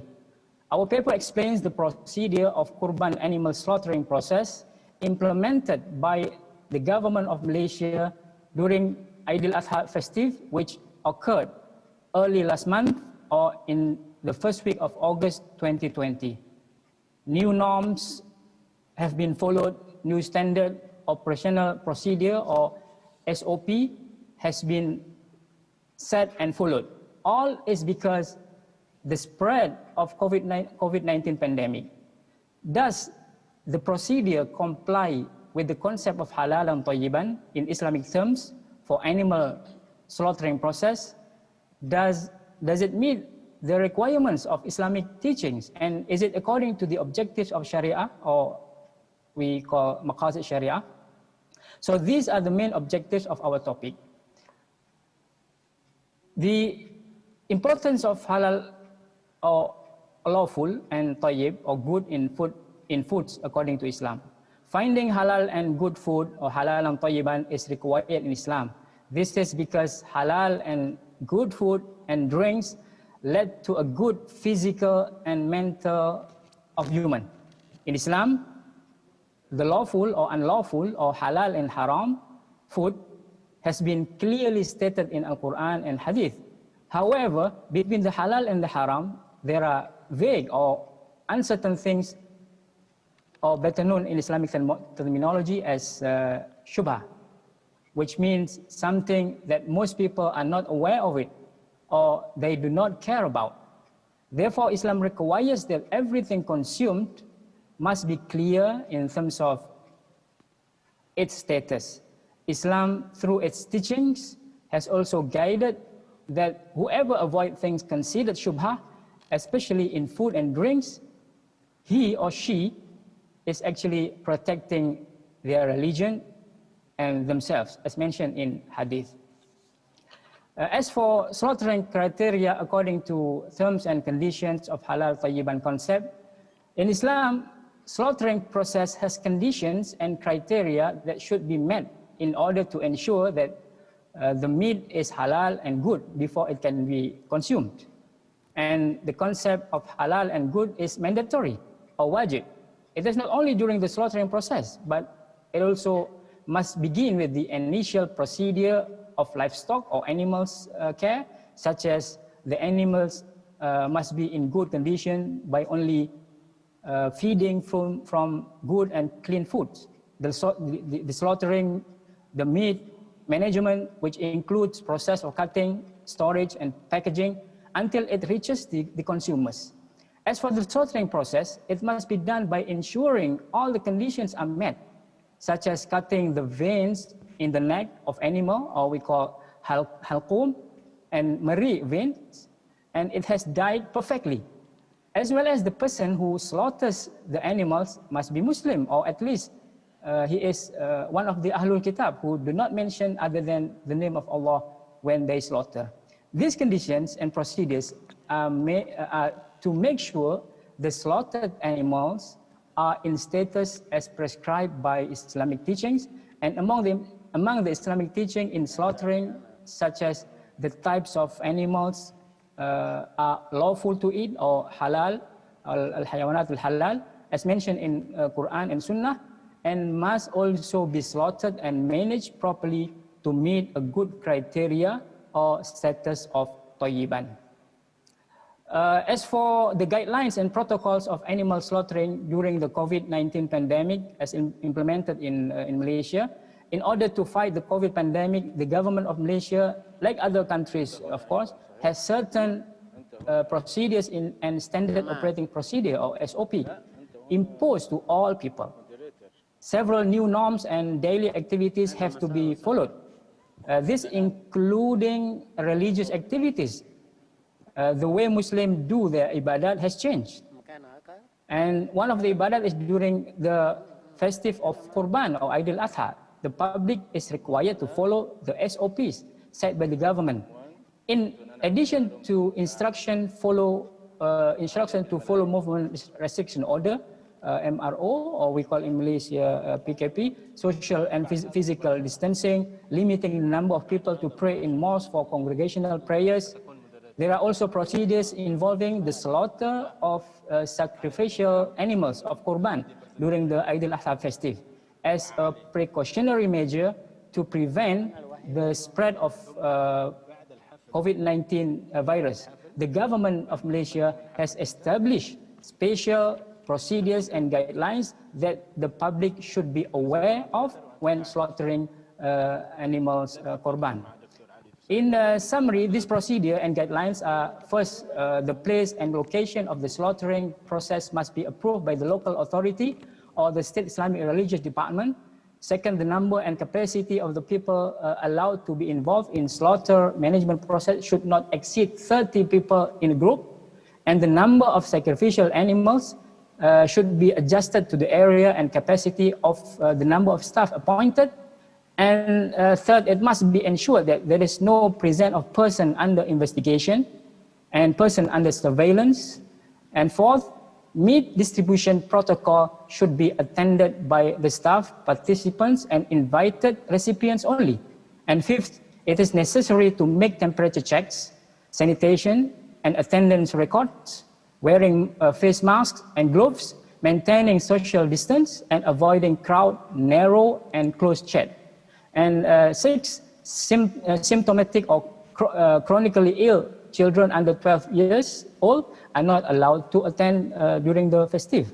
So based on the guidelines and protocols as well as SOPs issued by the government of Malaysia, it is clearly shows the importance of ensuring benefits or maslahah for individuals and communities, especially during the COVID-19 pandemic.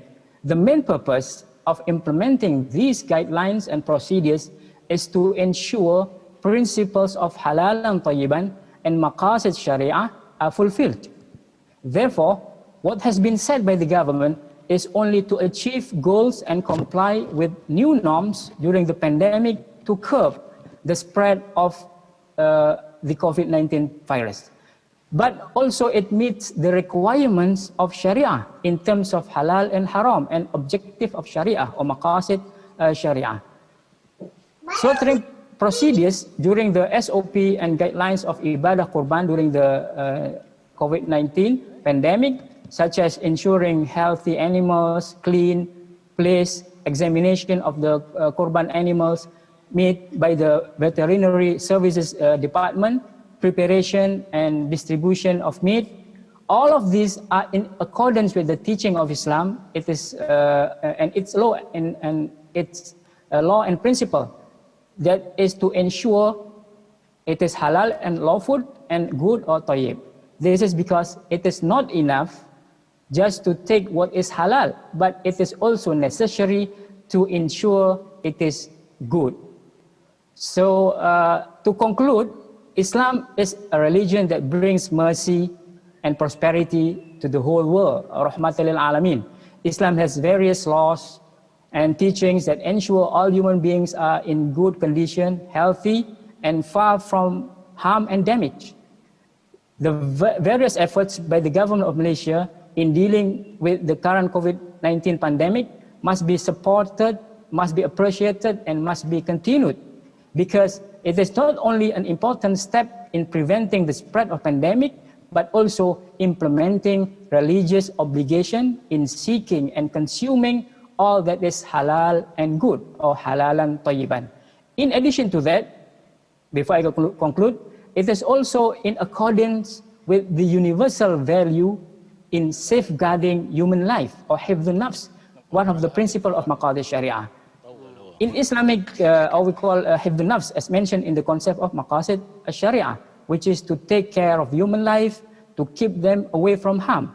In Islamic concept, dear brothers and sisters, is to save life is more important and prioritized rather than getting the reward of performing ibadah qurban during Eid al-Adha, festive, prayers, and slaughtering sacrificial animals. Or better known in Islamic terms, we call it obligatory or wajib, must be prioritized over sunnah or recommended, and mubah, permissible. So this is the main points that I would like to highlight in our paper. I would like to thank with that, I would like to end my presentation, and thank you for listening. Assalamualaikum warahmatullahi wabarakatuh.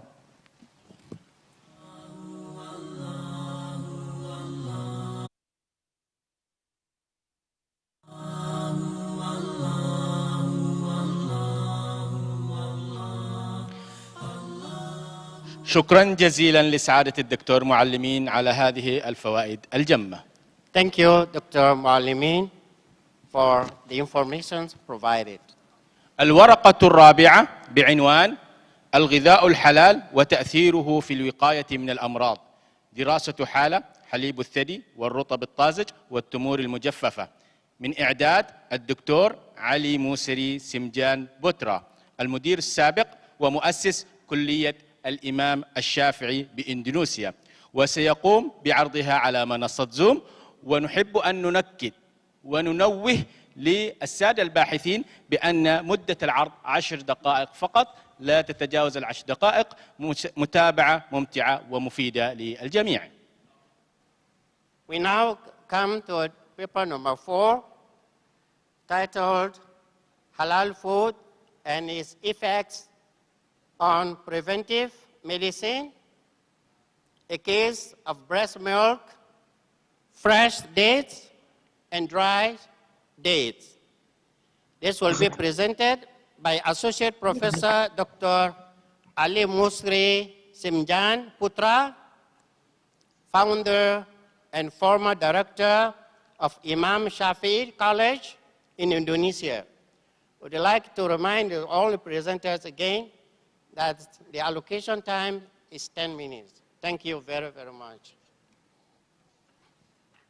Bismillahirrahmanirrahim. Assalamualaikum warahmatullahi wabarakatuh.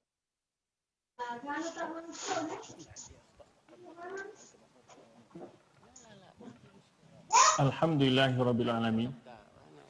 Wassalatu wassalamu ala rasul amin wa ala alihi wa ashabihi wa man sara ala nahji ila yaumiddin. Ashkurullaha summa al-qaimina ala hadzal mu'tamar al-qayyim wa asallallahu an yuwaffiqahum lima fihi salahul islam muslimin wa fi muqaddimatihim mudir jami'atil amir Sukala di Thailand wa mansubiha wa jami'al mutahaddithina wal bahithin wal musyarikin wal musyahidina fi hadzal mu'tamar al-mubarak. Inna dinal islami dinun mutakamilun yahtammu bi nizamil haya bikamiliha la yaktafi fi ta'limihi bima yata'allaq bi alaqatil insan ma'a khaliqihi aqadiyan wa ibadatan bal yu'allimul insan aidan ma yata'allaq bi nafsihi min ahkamis sihha wan nadhafa fima yatanawaluhu min al-atima wal ashriba ghairu dhalika wa yu'abbir anha bi lughati asy-syar' halalan tayyiban. Wa ta'alim al-islamiyah la tanhasir fawaiduha wa khairatuha ala al-ummah islamiyah fahasb bal hiya rahmatun lil alamin kama wasafaha rabbul alamin wa ma arsalnaka illa rahmatil alamin. Wa hadhihi at-ta'alim turshidul muslim an yakuna nafi'an li ghairihi wa laysa lil muslim fahasb bal lin nasi kullihim kama qala rasulul islam sallallahu alaihi wasallam khairun nasi anfa'uhum lin nasi.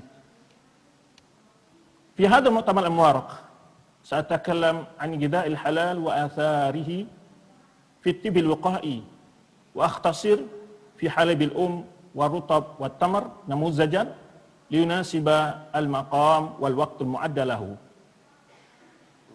وما شرعه الله تعالى في القرآن الكريم من أحكام الغذاء تحليلا وتحريما ليس بخلا منه سبحانه أو تضييقا على الناس بل تحقيقا لرحمة الله واسعة واقتداء لأسماء الحسنى. وقد خلق لنا ما في الأرض جميعا وسخر لنا ما في السماوات وما في الأرض جميعا منه إن في ذلك لآيات لقوم يتفكرون. ومن هنا يؤمن المسلم بأن التعاليم والشرائع والأحكام التي جاء بها الإسلام أفضل وأكمل وأحسن تعاليم وشرائع وأحكام، وخاصة ما يتعلق بغذاء الحلال وآثاره الصحية التي بها قوام حياة الإنسان الجسمية. وما توصل إليه الدراسات الطبية والبحوث العلمية اليوم في عالم الحديث في محاسن غذاء الحلال ومضرة غذاء الحرام قد تناوله القرآن الكريم منذ زمن أكثر من 14 قرنا. ولقد ذكر في القرآن الكريم مجموعة كبيرة من العناصر الغذائية التي تشكل أساسيات النظام الغذائي الصحي، وما ظهر من آثار ذلك الغذاء على صحة البدن الإنسان وجسمه سواء كان وقائيا أو علاجيا، هذا الأمر يزيد مسلم يقينا وتعظيما ومحبة لهذا الدين الحنيف، ويدعو غير المسلم إلى التصديق والإيمان به. والمقصود الأساسي من ذلك تذكير للناس على وجوب إفراد الله بشكرها وبراهين على شواهد وحدانيته سبحانه. إن حليب الأم هو أم الطعام للإنسان وأول طعام يتناوله بعد خروجه من بطن أمه إلى هذه الدنيا. وقد أشار القرآن على أهمية حليب الأم للطفل كما في قوله تعالى: وأوحينا إلى أم موسى أن أرضعيه. وهذه الآية إعجاز طبي سبق العلم الحديث بآلاف السنين، وأمر الله بها في كتابه بقوله: إن أمر الله أمهات والوالدات، قال تعالى: والوالدات يرضعن أولادهن حولين كاملين لمن أراد أن يتم الرضاعة. وبعض مدي 14 قرنا من نزول هذه الآية نادت المنظمات الدولية والهيئات العالمية مثل هيئة الصحة العالمية التي تصدر البيان تلو البيان تنادي الأمهات أن يرضعن أولادهن، بينما أمر الإسلام به منذ 14 قرنا من الزمان. وقد ظهرت حكمة الله الكونية حين جعل غذاء الطفل من حليب الأم بالتجارب وبتقارير الأطباء ونصائحهم. فإن تركيب حليب الأم في تبادل مستمر، وهذا من فوائده، يعني بحسب حاجة الرضيع ومتطلباته وبحسب استعمال أجهزته وأعضائه، وهو أكثر ملائمة وأكثر تركيزا وأكثر احتمالا وأقل ضررا، وهو أمن طرق التغذية من حيث الطهارة والتعقيم دون التعرض للتولث الجرثومي. وفوق ذلك فهو لطيف الحرارة في الصيف، دافئ في الشتاء، وسهل الهضم. ومن حليب الأم يكتسب الطفل مناعة ضد كل الأمراض. وفي حليب الأم مواد مضادة للالتهاب المعوية والتنفسية. وفي حليب الأم مواد تمنع التصاق الجراثيم بجدار الأمعاء، وفيه المناعة التي تقي معظم الأمراض.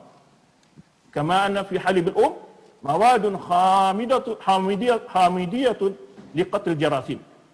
وحليب الأم تقي الطفل من أمراض الكوليرا والشلل وغير ذلك، كما يقي الرضيع من الآفات القلبية والوعائية وأمراض التغذية وغير ذلك.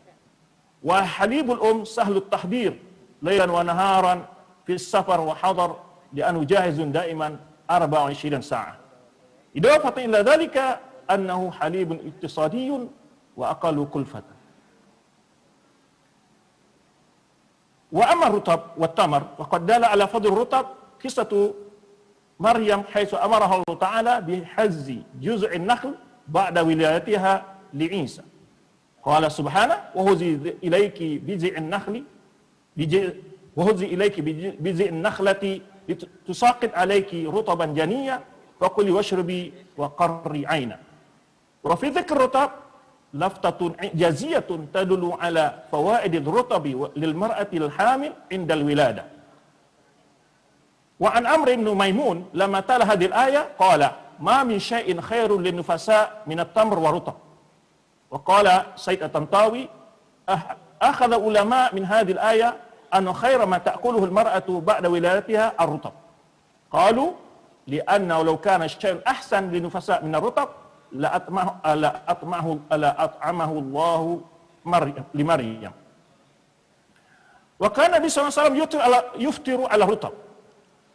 وقال ابن القيم في بيان الحكمة من ذلك: وفي فطر النبي صلى الله عليه وسلم من الصوم عليه أو على التمر أو على الماء تدبير لطيف جدا، فإن الصوم تخلي المعدة من الغذاء فلا يجد الكبد فيها ما تجذبه وترسله إلى القوة والأعضاء.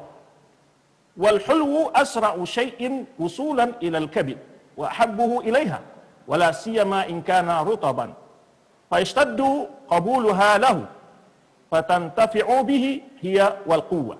فإن لم يكن فالتمر لحلاوته وتغذيته، فإن لم يكن فحسوات الماء تطفئ لهيبة المعدة وحرارة الصم فتتنبه بعده للطعام وتأخذه بالشهوة.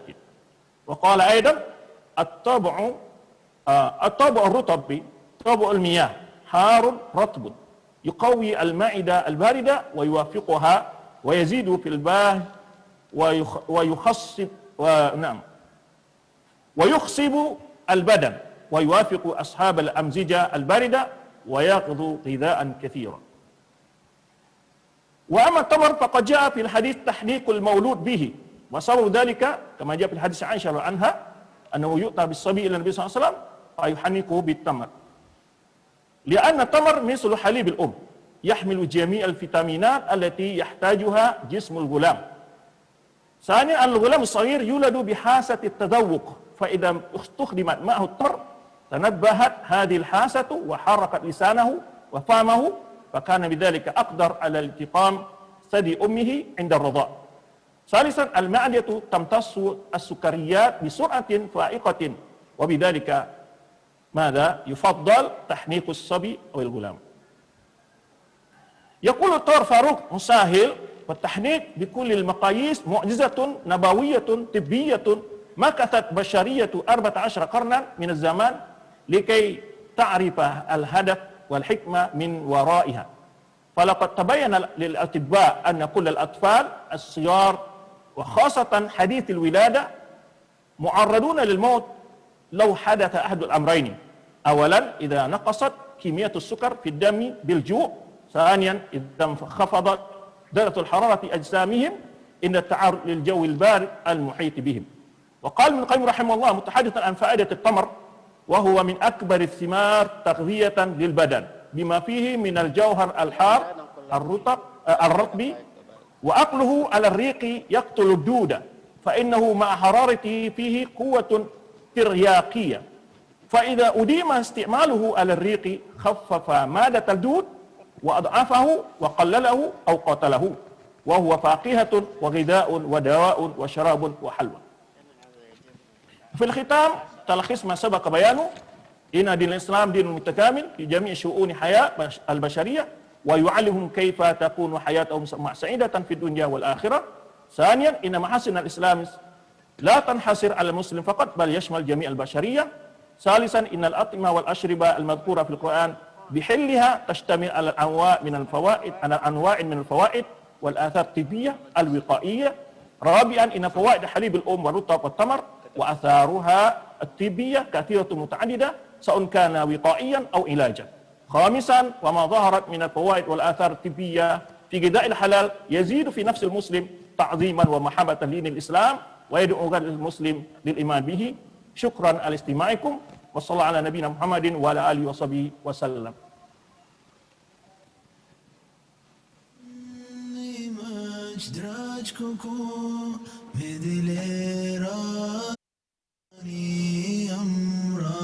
شكرا للدكتور علي على هذا العرض الجميل المثير عبر الأثير.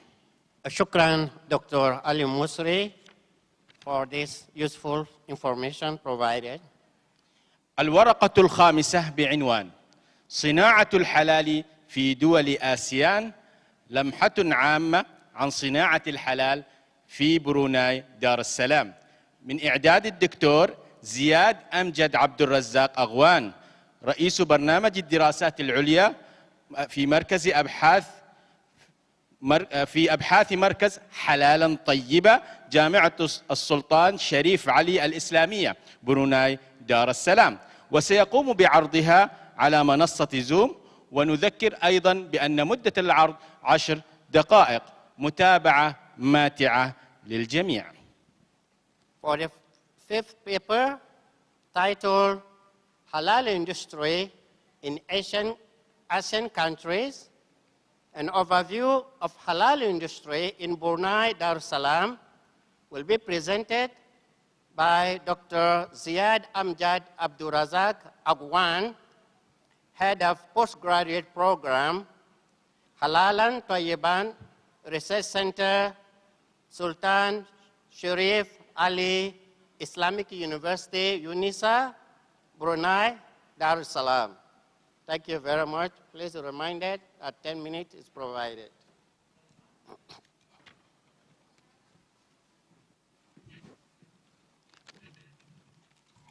Please, can you hear me, please?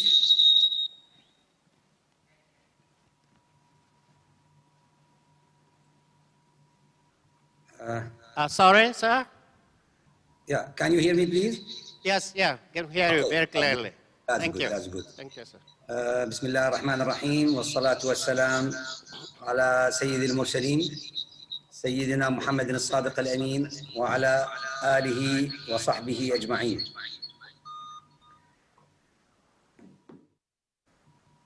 السلام عليكم ورحمة الله تعالى وبركاته. My presentation today, I cannot see, yeah, okay. So thank you for the efforts have been done from the people who arranged for this conference, the heading team of this conference, and allow us to this opportunity to present our paper and to share knowledge with the others.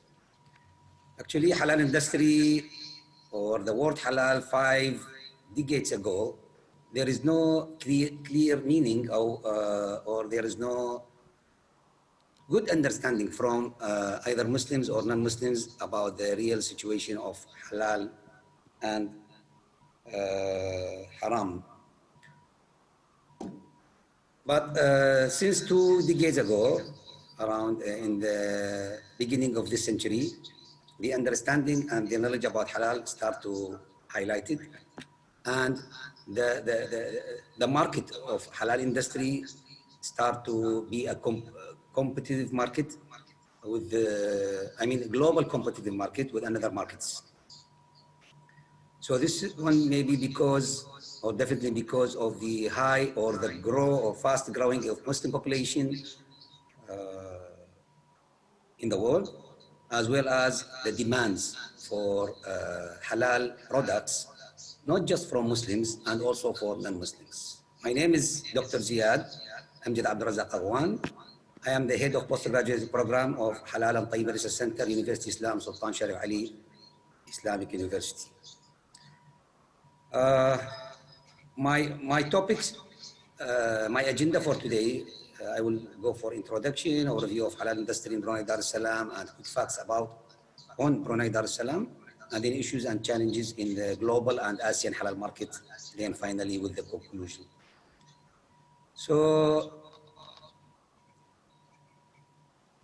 first, ASEAN is an association of free trade agreement among 10 countries of Southeast Asians.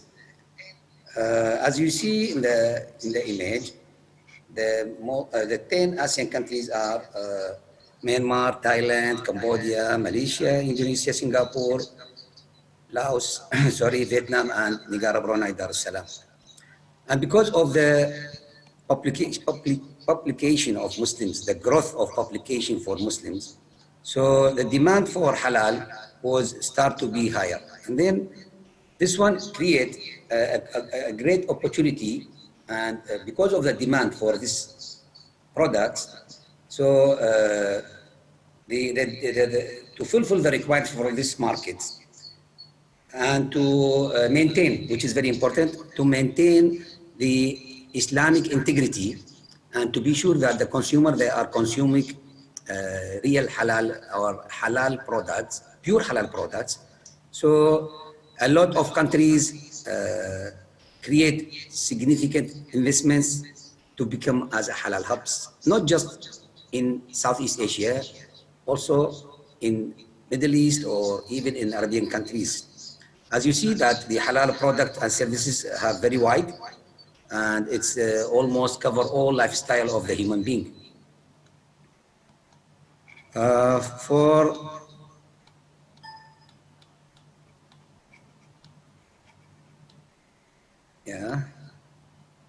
So now, just to get idea or overview of halal industry in Brunei Dar es Salaam, the government of His Majesty Sultan of Brunei Dar es Salaam, because the vision was to do diversification in the economy and not just depend on the oil and gas strategy.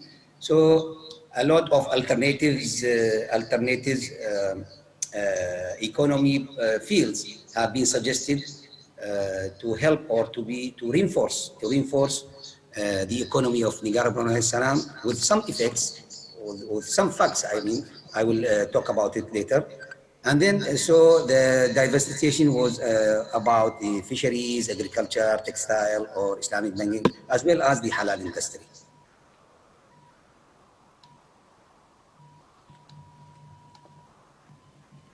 Some facts to highlight the activity of Negara Brunei Darussalam in halal industry. In 2016, Brunei halal industry, according to the report of State of Global Islamic Economy, have been jumped five positions from position 17 in 2015 to position 12 out of 73 countries within this agenda. And then the next year, in 2017, also jumped another position, which make it in 11 positions through 2017. If we go for this table, we can see the position of Brunei here is in 11. But although it's in 11 position, but if we look to halal food almost Negara Brunei Darussalam in position number 6 if we compare with other countries. Also for halal pharmaceutical, it's around almost in position number 7. That means in terms of halal food, in terms of pharmaceutical and cosmetics, Brunei have very good position if compared with other countries. So the strength of Brunei halal standard brand is owing to close government umbrella, because here the halal certification and the halal logo have been strictly monitored by the government. I mean, the halal certification bodies in Brunei as from government. So, you know, in this case, the main objective for issuing this certificate is to maintain halal integrity, or halal or Islamic integrity or religious integrity for the consumers, as well as prepare or provide healthy and wholesome food which can maintain their capability or their activity.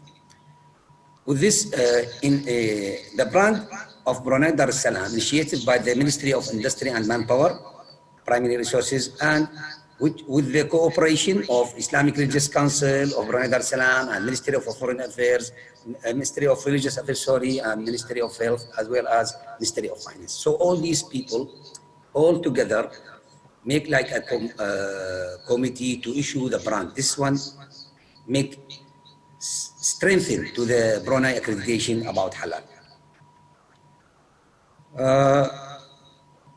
There is quick facts about Brunei Darussalam that make or give more opportunity to Brunei to climb the halal industry stairs. So in 2014-15, the Sultanate of Brunei ranked as a higher on the Human Development Index, which is the higher in all Asian countries or Southeast Asia countries aside from Singapore. And these are some of advantages or some of facts, quick facts about Brunei Darussalam, which make the opportunity for Brunei Darussalam to involve or to penetrate halal industry and to reach the vision of Brunei Darussalam to be as a global halal hub in 2035. So first, some of the advantages of Brunei Darussalam, which are Brunei considered as the most stable macro economy by the World Economic Forum in 2010-2011, and Brunei is ideally positioned as a destination for doing business and investments for many reasons, such as high quality life. In Brunei, the people, I think the life level of Brunei is third on among us Asian countries.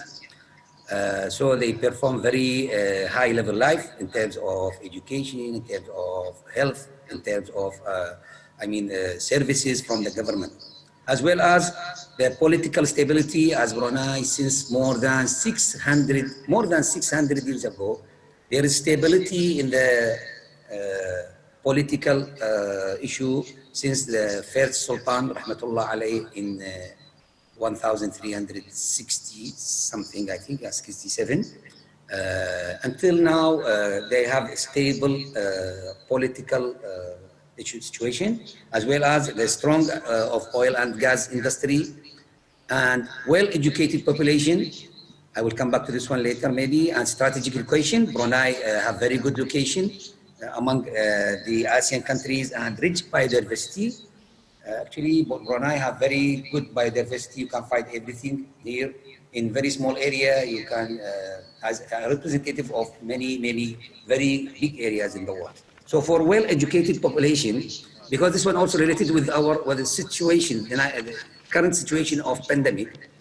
Actually, the statistics mention that the Bruneian, the adult literacy of Bruneian, the percentage of around 94%. This reflects the capability or the high educated people among Bruneian society. And to give you like an evidence, clear evidence and actual evidence, what have been,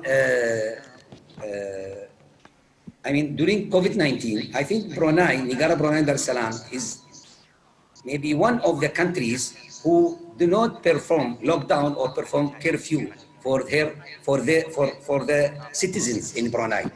While you can see during this one, although there is no curfew, but once the government recommend to restrict the movement of the people, you cannot find during this time, although everything okay, the shops open, the malls opens, but you cannot see even one Bruneian citizen in that mall. This one I have been noticed. This one I am from Iraq, of course, but I have noticed the high awareness or high medical awareness of the society, and then against the pandemic nowadays. That's why you can see that now Brunei, alhamdulillah, more than 3 months, it's a green zone regarding with COVID-19. So they use their high awareness to fight this pandemic, and they succeeded. They succeeded, alhamdulillah. Second fact about Brunei is taxation. Brunei has the least number of taxes in the region. There is no personal income tax, and there is no export, sale, payroll, or manufacturing taxes. Only companies are subject to tax under the Income Tax Act 1949. Also, Brunei have engaged or actively engaged in the free trade areas through its membership in ASEAN, as well as on a plurilateral and bilateral basis.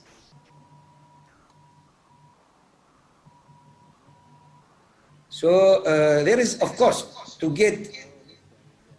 penetrate global halal industry and ASEAN halal industry market, there is some challenges or issues that can maybe delay or little bit block the reach to the global level of halal industry or to penetrate the halal industry markets. First one is halal certification and logo. As you know, as you see in the photo here in the slide, in ASEAN countries, there is a lot of halal certification bodies. This one will maybe create some confusion of the exporter and manufacturers. You know, because this area, Southeast Asia, is multiracial and multi-religious area. So halal certification is very important for Muslims, especially Muslim population, who seek for halal or pure halal products, as well as for non-Muslims who seek for high quality products.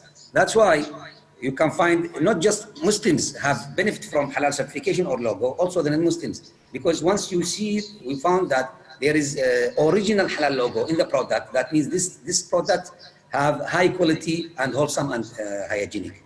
So sometimes the multi-certification and logo issued will maybe confuse sometimes the producer or the exporters. Second one is political and cultural sensitivities to exporters.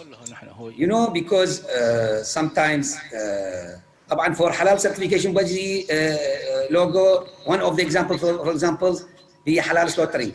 So some countries allow halal slaughter without stunning.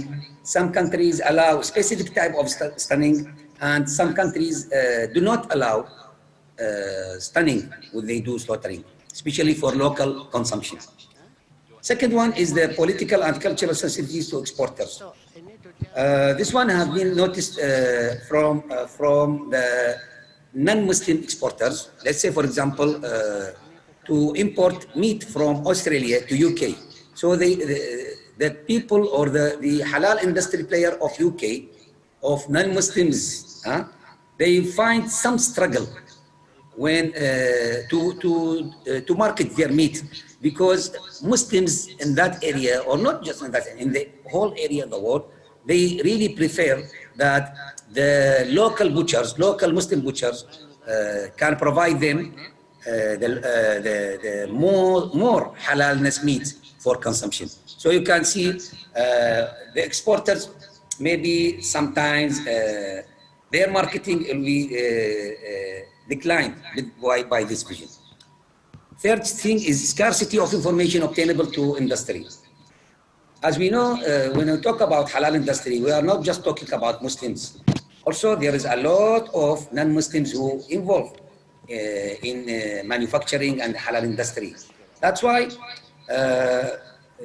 the information, the background, the awareness of halal is very important.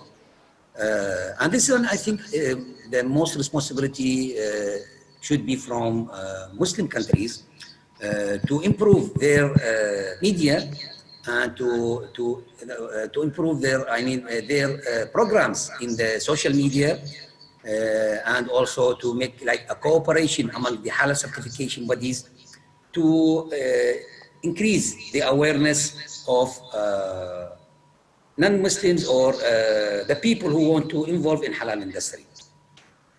And finally, innovation within the industry. As we know now, the industry, the technology, the high technology and the innovation is really got, main concern from the consumers, because they do believe that when they perform or the processing line, if follow the new technology, that means the contamination, the tayyiban part of to maintain tayyiban part of the product need good innovation about this one. Okay.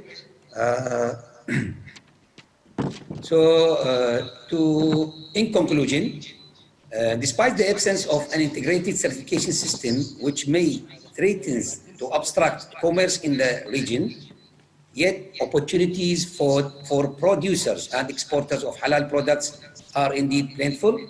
There are huge opportunities in the global halal industry for Brunei to utilize the strong point of its accreditation, and furthermore, platform is essential to incorporate efforts, ideas, and standards among active halal players, which will enhance and widen halal industry market.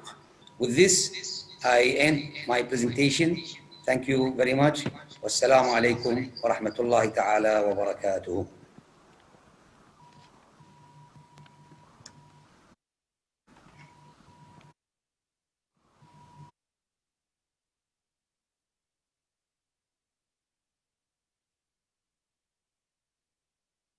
Ziad for this beautiful information. Thank you. الورقة السادسة والأخيرة بعنوان صناعة الحلال في أوكرانيا في ظل أزمة كورونا 19 من إعداد وتقديم الدكتور عماد أبو الرب، رئيس المركز الأوكراني للاتصال والحوار ورئيس المجلس التجاري الأوكراني العربي بأوكرانيا، وسيقوم بعرضها على منصة زوم. ونؤكد على أهمية الالتزام بالوقت ومدة العرض 10 دقائق، لأننا ملتزمون في هذه الغرفة بعروضات أخرى بعد هذا. شكرا لكم ومتابعة ماتعة ونافعة للجميع. The sixth and the last paper titled Ukraine Halal Industry in the time of COVID-19 will be presented by Dr. Imad Abdurab, President of the Ukraine Center for Communication and Dialogue, Chairman of the Ukraine Arab Commercial Council, Ukraine. Would like to remind the presenter to 10 minutes period. Thank you, sir. بارك الله فيكم. بسم الله والحمد لله والصلاة والسلام على رسولنا محمد صلى الله عليه وسلم. بداية أهنئ معهد حلال في جامعة الأمير سونكلا على تنظيم هذا المؤتمر، حيث أن المعهد حديث ولكن يبدو أنه بدأ في منهجية قوية إن شاء الله تروق أن تؤصل منهجية علمية تنفع الأمة الإسلامية وتنفع تايلاند ومسلمي تايلاند. في هذا البحث سريعا سأمر في الحديث في بابين. الباب الأول ذكرت فيه سريعا مفهوم صناعة الحلال ومجالات صناعة الحلال والضوابط الشرعية في هذا المجال. أما الباب الثاني فهو يعنى في مسألة صناعة الحلال في أوكرانيا وأبرز ملامح نموها ومدى تأثرها بجائحة كورونا. حقيقة كما هو معروف بالنسبة للمفاهيم هذه عادة هناك مفردات ترتبط في مفهوم صناعة الحلال، خاصة كلمة الغذاء، وأيضا وهي بمعنى ما يكون به نماء الجسم وقوامه من الطعام والشراب، أو الحلال مفردة الحلال وهي الجائز شرعا وعكس الحرام وهو المباح كما جاء في المعجم الوسيط. ثم صناعة كما ذكر علماء اللغة أنها كل علم أو فن مارسه الإنسان حتى يمهر فيه ويصبح حرفة له، وعلى ذلك صناعة الحلال بتدخل في إطار مفهومها إلى الخروج عن المعنى المتعارف عليه عند البعض وهو الغذاء فقط، لتدخل في دائرة التصنيعات، تصنيع الملابس، تصنيع الأدوية، تصنيع الأغلفة والعبوات التي تستخدم في حفظ المواد الغذائية، إلى إضافة إلى التعاملات المالية الحلال وهي جزء من صناعة الحلال، إضافة للسياحة والعلاج الحلال وغير ذلك. بالنسبة لمجالات صناعة الحلال كما هو معروف، وهذا ليس محور الحديث، لذلك سأمر عليه مرورا سريعا لأركز على تأثير جائحة كورونا على أوكرانيا وهو محور حديثي إن شاء الله اليوم. بالنسبة لمجالات صناعة الحلال كما هو معروف لدينا أن المجال الأول المعروف هو مجال الأطعمة والأشربة. في السابق كانت أغلب الأطعمة لا يتم خلطها لا بكيماويات ولا بمواد دخيلة عليها، فكانت التمور والزبيب والعنب والشعير والقمح والفاكهة وغير ذلك. ومع التطور التكنولوجي أضيفت بعض المواد ومزجت فاستحدثت مواد جديدة لم نعهدها، ولا زال العلم يتطور ويكتشف لنا يعني أطعمة جديدة ومذاقات وأنواع متعددة من الأشربة والعصائر وغير ذلك. حقيقة الآن ترتبط هذه المستجدات بنوازل جديدة ولها أحكام بحكم حسب ما يدخل إليها من أمور، سواء دخل إليها شيء طاهر أو شيء يعتبر نجس أو شيء نجس تم عبر مبدأ الاستحالة إلى تحوله إلى مادة حلال أو غير ذلك. مجال الأدوية ومستحضرات التجميل، أيضا الأدوية بعضها يوضع فيه كحول وبعضها يوضع فيه شيء من دهون الخنزير، والأدوية كما هو معروف منها ما يدخل جوف الإنسان ومنها ما يستخدم خارج جسم الإنسان ومنها ما يتعامل معه الإنسان سواء في الشم أو الاستنشاق أو ملامسة الجلد أو غير ذلك من أمور. ناهيكم عن مستحضرات التجميل التي عادة ما يضاف إليها مشتقات من الحيوانات المختلفة المأكولة وغير المأكولة، المذكاة وغير المذكاة، والتي فيها ربما يكون ضرر أو إسكار أو غير ذلك. مجال آخر من مجالات صناعة الحلال كما هو معروف مجال المنتجات الصحية والمستلزمات الطبية، الجلود، وخاصة أن كما تعلمون أن أوكرانيا هي بلد تعتبر أكبر بلد في أوروبا.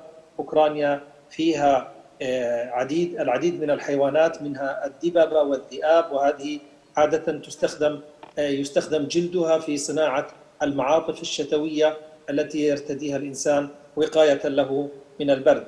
وأيضا إضافة لذلك الخنازير، أوكرانيا من أشهر دول العالم في إنتاج الخنازير، لأن أوكرانيا طبعا دولة غير إسلامية، وإن كنا والحمد لله نعيش في تعايش وانسجام بين أتباع الأديان والأقليات والقوميات.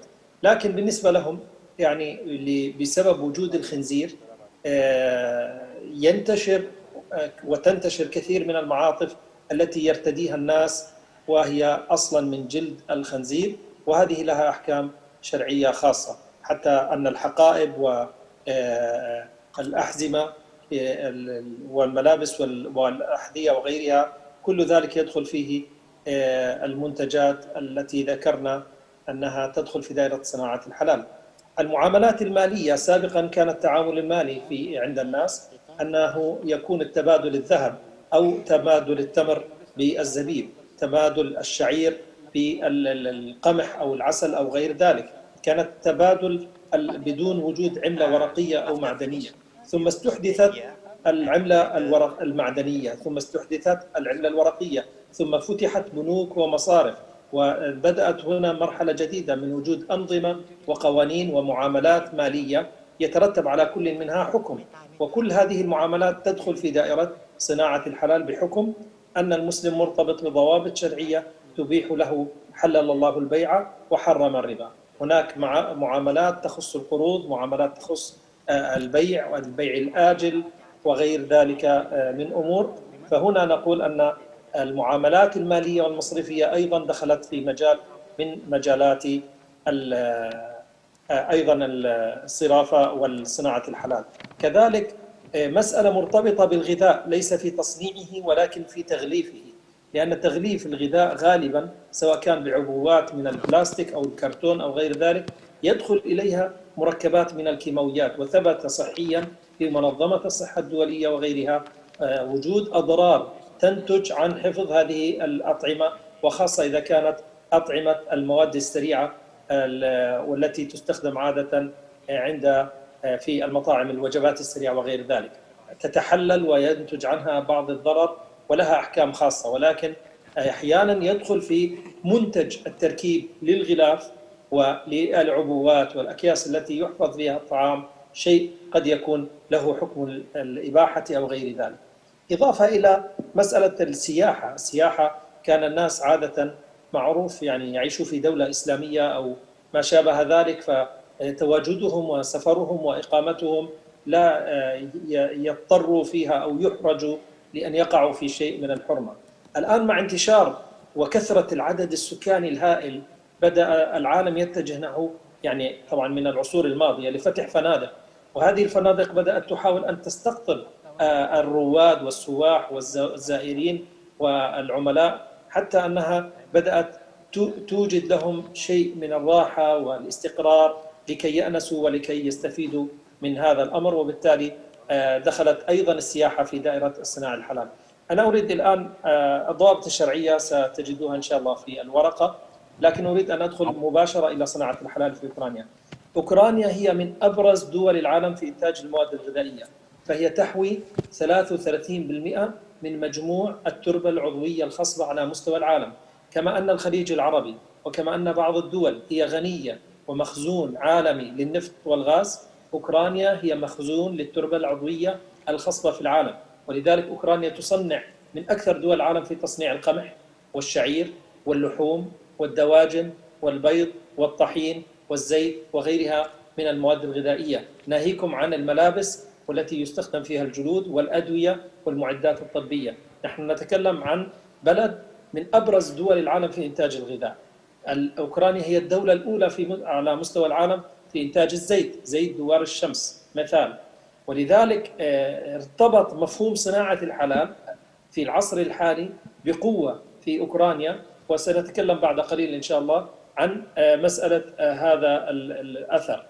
لكن أريد أن أمر سريعا أن أقول أن أوكرانيا مرت في منذ تأسيسها في عدة حقبات. الحقبة الأولى كانت أيام الحكم القيصري الروسي، وكان هناك نوعا ما مساحة من الحرية الدينية، ثم جاءت حقبة فيها كبت ومنع للحريات، ثم جاء انضمام أوكرانيا إلى الدولة العثمانية وخاصة شبه جزيرة القرم، ثم جاء الحقبة الروسية التي قمعت وخاصة في القرن التاسع عشر، نهاية القرن الثامن عشر وبداية القرن التاسع عشر، حيث أن الحكم السوفيتي منع المسلمين من أن يأكلوا أو يصلوا، أو سكرت المساجد والمعابد وغير ذلك، منع المسلمين من إقامة شعائرهم، منعوا من الذهاب إلى الحج، وبالتالي لم يستطيعوا حتى أن يذكوا الزكاة الشرعية ليأكلوا الطعام الحلال.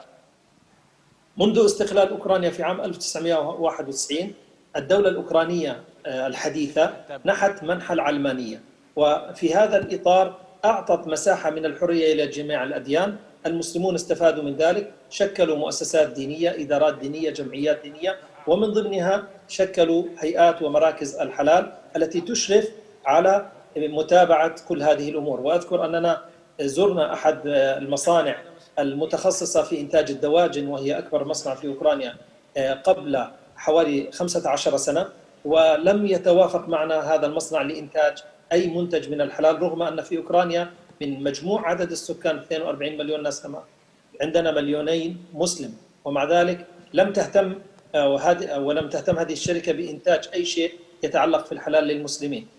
ولكن عندما بدأت الأزمة الاقتصادية الدولية 2008، وأيضا بدأ احتلال روسيا لشبه جزيرة القرم، فأغلق السوق أمام المنتجات الأوكرانية مع روسيا ومع أوروبا، فبالتالي توجهت هذه الدول الأوكرانية إلى السوق العربي والإسلامي، ومن هنا بدأنا مسيرة جديدة في إنتاج الحلال.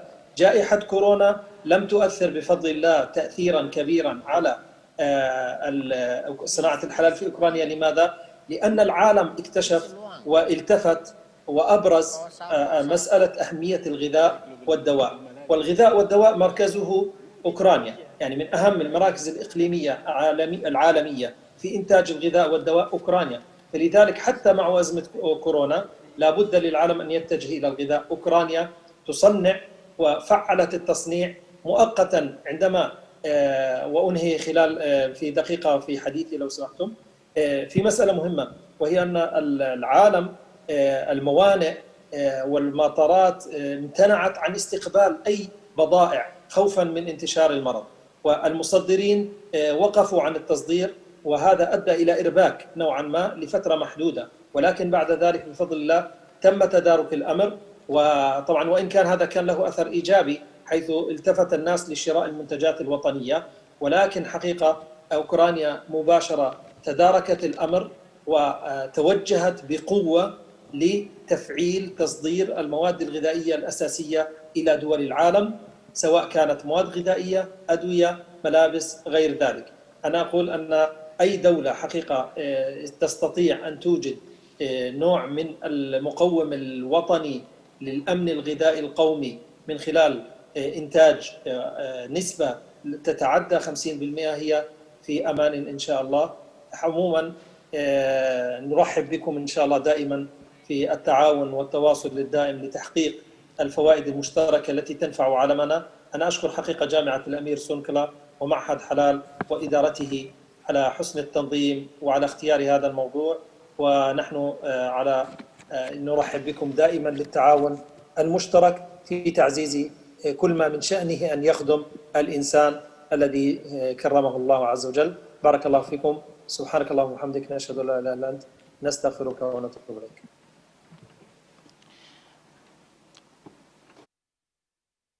القلب للدكتور عماد على هذا العرض المفيد الماتع. Thank you, Dr. Imad Abrab, for this useful information. حضورنا الكرام، واقعيا وافتراضيا بهذا نختتم أعمال الجلسة العلمية الأولى، وستنقسم أعمال المؤتمر إلى 3 غرف عمل افتراضية. هذه الغرفة الرئيسية والغرفة الأولى والثانية، وقد وصلنا نبأ من اللجنة المنظمة بأن أعمال المؤتمر قد بدأت فعليا في الغرفة الأولى والثانية. نرجو من الجميع متابعة الروابط المعلنة على الشاشة وعبر شبكات التواصل الاجتماعي، متابعة ومشاهدة ممتعة وماتعة ونافعة ومفيدة نرجوها للجميع. By this, we come to the conclusion of the activities of this session. And now we'll have 3 parallel rooms. This will be the main room and presentation room 1 and presentation room 2. All the presentation will be followed by link of Zoom. We wish you very enjoyment for every session. Thank you very much. Assalamu alaikum wa rahmatullah.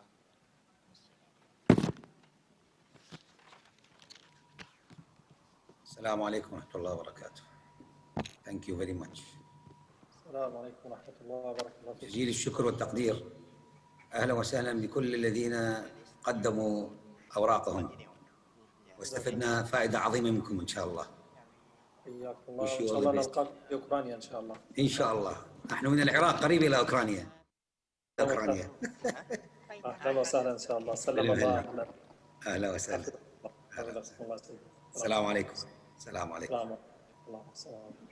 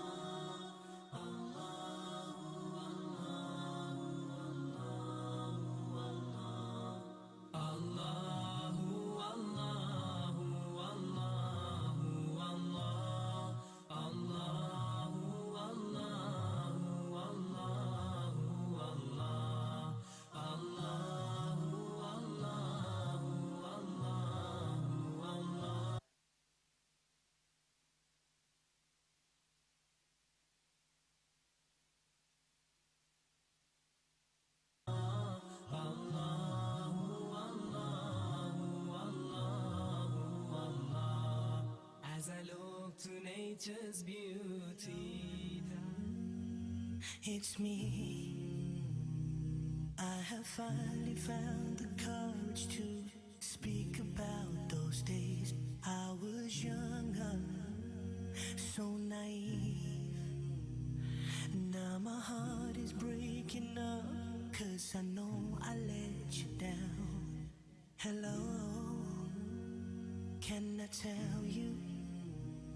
I'm just looking in the mirror all I see is a broken man.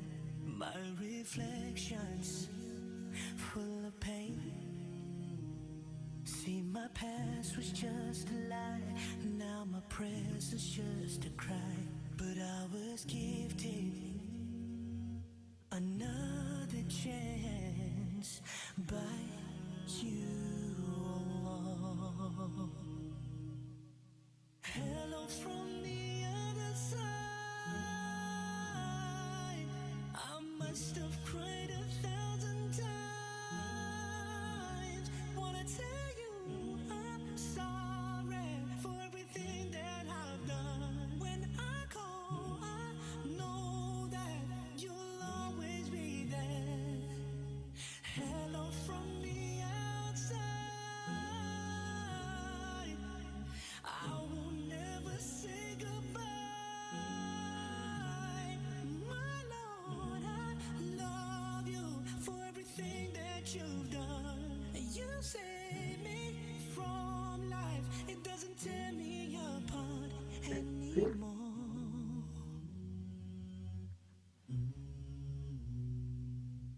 Allah, I know you hear me, 'cause you're closer than my pulse, which is running through my veins. And I love you so much. You're my all, my everything. Now I dedicate my life to you, Allah. I wanna say hello from the other side. I must have cried 1,000 times.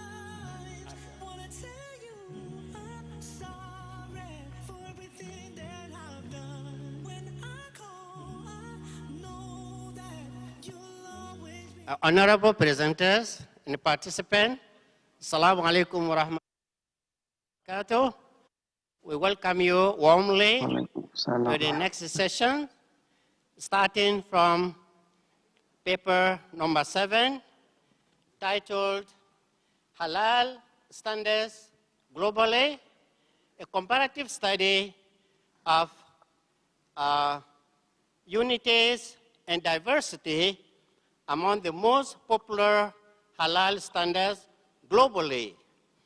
This paper will be presented by Brother Muhammad Asri Abdullah and Muhammad Siddiq Nizam from International Institute of Halal Research and Training, International Islamic University Malaysia, IIUM.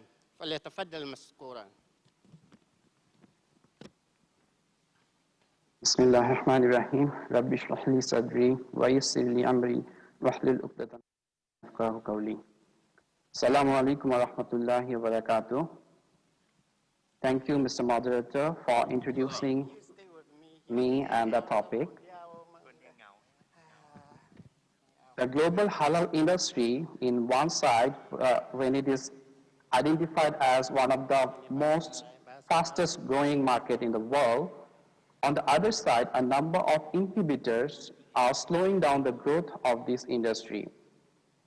One of the biggest issues and challenges that have been identified by the scholars is the lack of universal halal standard.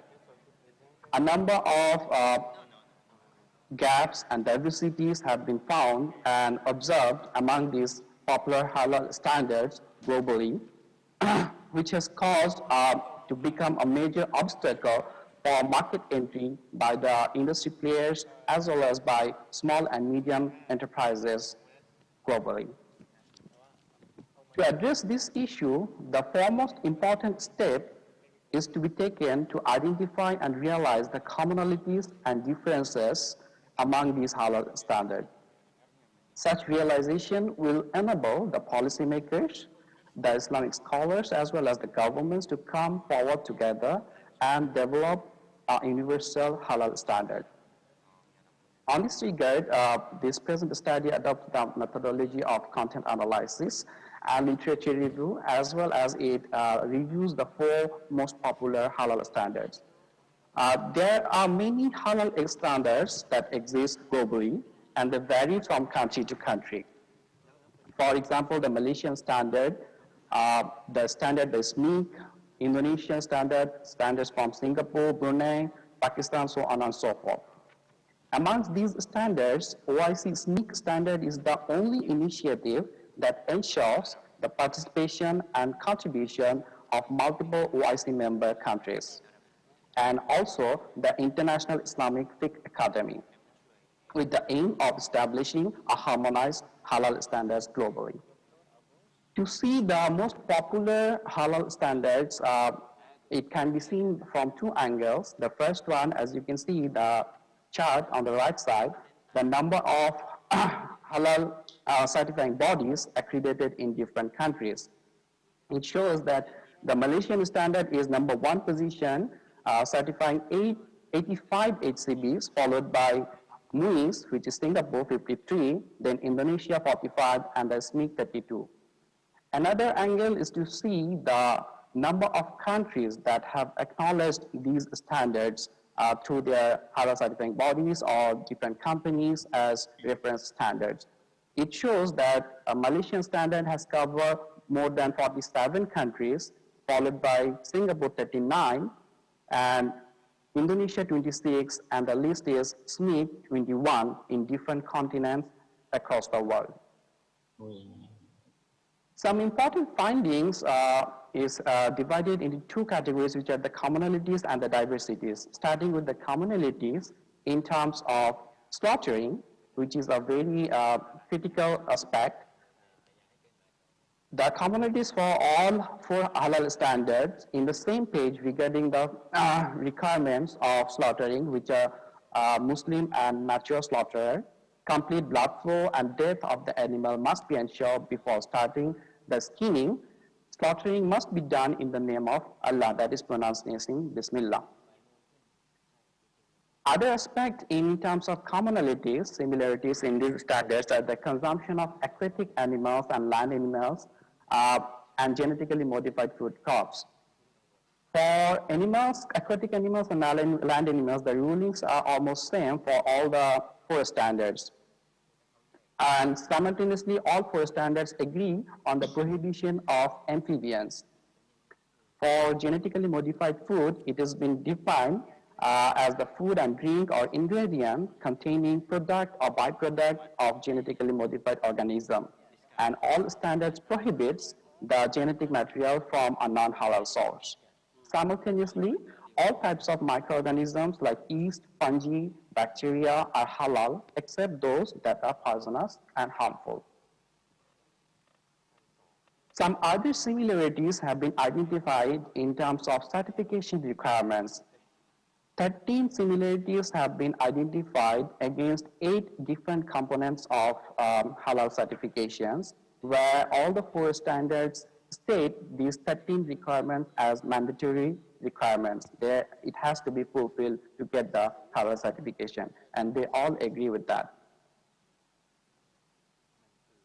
Now, what are the factors that raise these, that creates these similarities? What are the factors? There are 3 major factors that are responsible for these unities among these standards. First, the faith-based needs, which is Islam. The same source of law, which is the Al-Hadith and Al-Quran. And the same target consumer, that is the 2.2 Muslim population worldwide, according to muslimpopulation.com. Moving on to the diversities, starting with again the slaughtering, there are many diversities have been observed. The major findings have been observed are only the MUIS, the Singapore halal standards, gives some flexibility in terms of cutting. They have this optional for cutting the carotid arteries and jugular veins, whereas the other halal standards, that is MUI and Malaysian standard and SMEEK, put it mandatory together with esophagus and trachea. Although all four standards allow stunning before slaughtering, only SMIC and Malaysia standard provides detailed parameter for stunning procedure. A detailed parameter of stunning method was not found in case of Singapore and Indonesia standard. Additionally, all four standards agree that slaughtering shall be done once only and quickly. However, Malaysia standard states that the sawing action is permissible without any lifting of the knife during the slaughtering process. Other diversities have been seen in terms of alcohol consumption and consumption of land animals. Both Malaysia and Singapore standard accepts only the natural process of istihala, that is substance transformation, to consume alcohol. Both JAKIM and MUIS allow the use of alcohol at certain quantity as long as it is derived from a non-liquor production process. On the contrary, MUI accepts both natural and unnatural process of transformation and prohibits alcohol from common industry. And they also state the certain percentage of ethanol in the final product. SMIC also has a similar opinion, but the detailed statement in terms of percentage of ethanol presence in final product was not found. For the land animals, SMIC, MUIS, and Indonesia declare locust and grasshopper as halal to consume. In this case, JAKIM, on the other hand, the Malaysia standard prohibits any pest, flies, and lice as they are repulsive. Moving on to the certification requirements, the diversities are more than the similarities. 21 different rulings have been identified under 7 components of halal certification, where at least one of the 4 halal standards have different opinion or different ruling for each. For example, here are some 7 requirements where Malaysia standard put these 7 requirements as mandatory, whereas the other halal standards put these 7 requirements as optional. Indonesian standards alone put its optional and gives flexibility that the staff training on roles and responsibilities and disclosing all the list of ingredients is not a mandatory requirement. It's an optional for Indonesian standards. However, for other standards, these are mandatory. Similarly, SMIC gives some flexibility regarding 4 different requirements where the other standards differ. They put these 4 requirements as mandatory. Interestingly, MUIS, that is Singapore standards, always follows at least one or more than one of the halal standard to state any requirement as mandatory or non-mandatory, except the requirement of GHP, that is good hygiene practice, which is compulsory for all 3 standards. Another interesting observation is it was found that MUIS most of the time was pairing with JAKIM, that is Malaysia standard. Most of the time MUIS follow the Malaysian standard. And for this, MUIS, for example, JAKIM and MUIS come together for the 5 requirements as you see. Now, likewise, I stated some factors that are responsible for similarities. There are also some factors that are responsible for the diversities also. Starting with the first one is the different culture. SMIC is the only standard that allows the contribution of multiple OIC countries, and that is the reason for which it is the most popular halal standards in Europe, in European countries. However, Islam remains largely a foreign phenomena in such a secular continent, especially the practices of Islam, like pronouncing the name of Allah, slaughtering procedures, different religious bodies, so on and so forth. Different halal policy is another factor. For example, in some countries, it is mandatory, compulsory to have halal certification, where it is voluntary in somewhere else. In Indonesia, it's becoming compulsory. In Kyrgyzstan, for example, for meat consumption, it is compulsory. Different school of thought, that is madhab, is the very important factor for creating the diversities. There are 8 different madhab, and SNCC is the only standard that adopts all the 8 different madhab.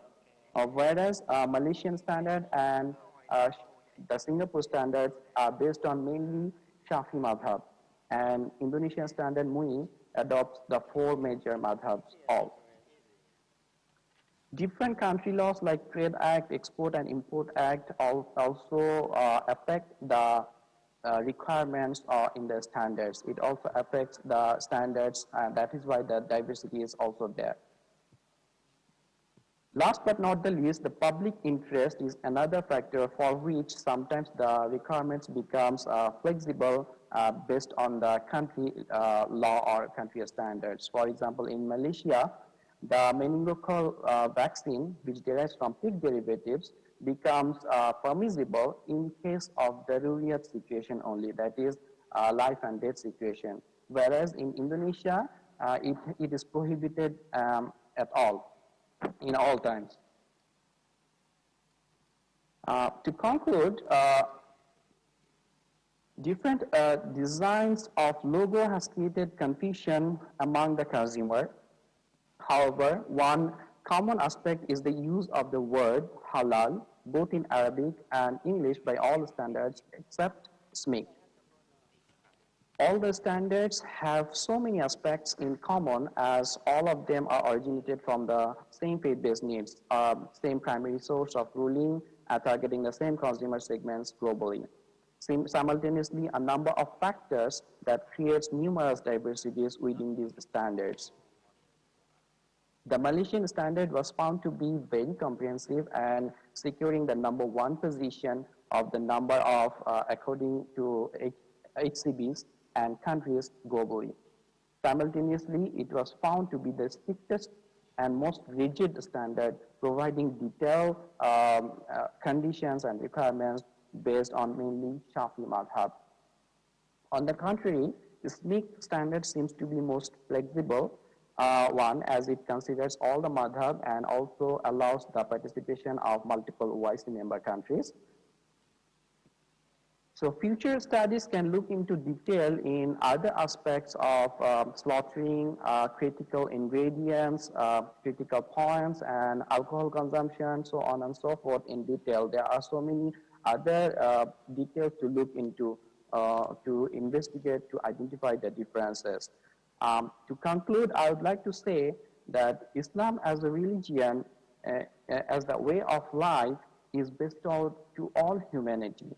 Hence, halal as a lifestyle should be presented in a way so that it becomes to be adopted and can reach every corner of the world, as it can be adopted by everyone.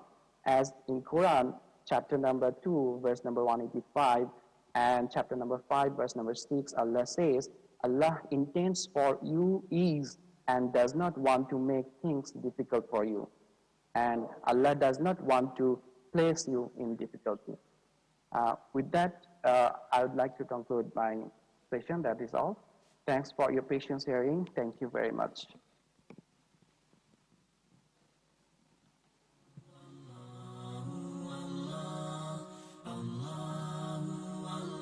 Thank you, Brother Muhammad Asri, for your paper presentation. Thank you, sir. Now the next paper, paper number 8, to be presented in English, is titled The Role of Enzymes in Halal Foods Processing by Brother Muhammad Rapanin Solong, Hasdiati Abdullah, and Marini Ibrahim from the Department of Science and Biotechnology, Faculty of Engineering and Life Sciences, University Selangor, Malaysia. Please welcome for the paper presentation. Assalamu alaikum wa rahmatullahi ta'ala barakatuh. I'm not sure I can you hear me? And I cannot see my slides on the screen. Can everyone hear me? Sorry, one moment, please.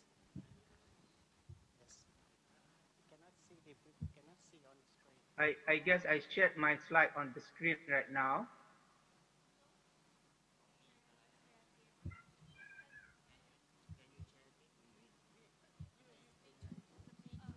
Yeah. Okay, sir. You cannot see your slide on the screen? Yes. Okay.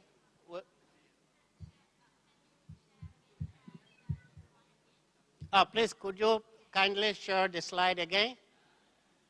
Okay. Okay. Can you see me? Can you see the slide now? Yes. Yes, okay. Thank you, sir. Okay. Okay. Thank you. You're welcome. Assalamu alaikum warahmatullahi ta'ala wabarakatuh.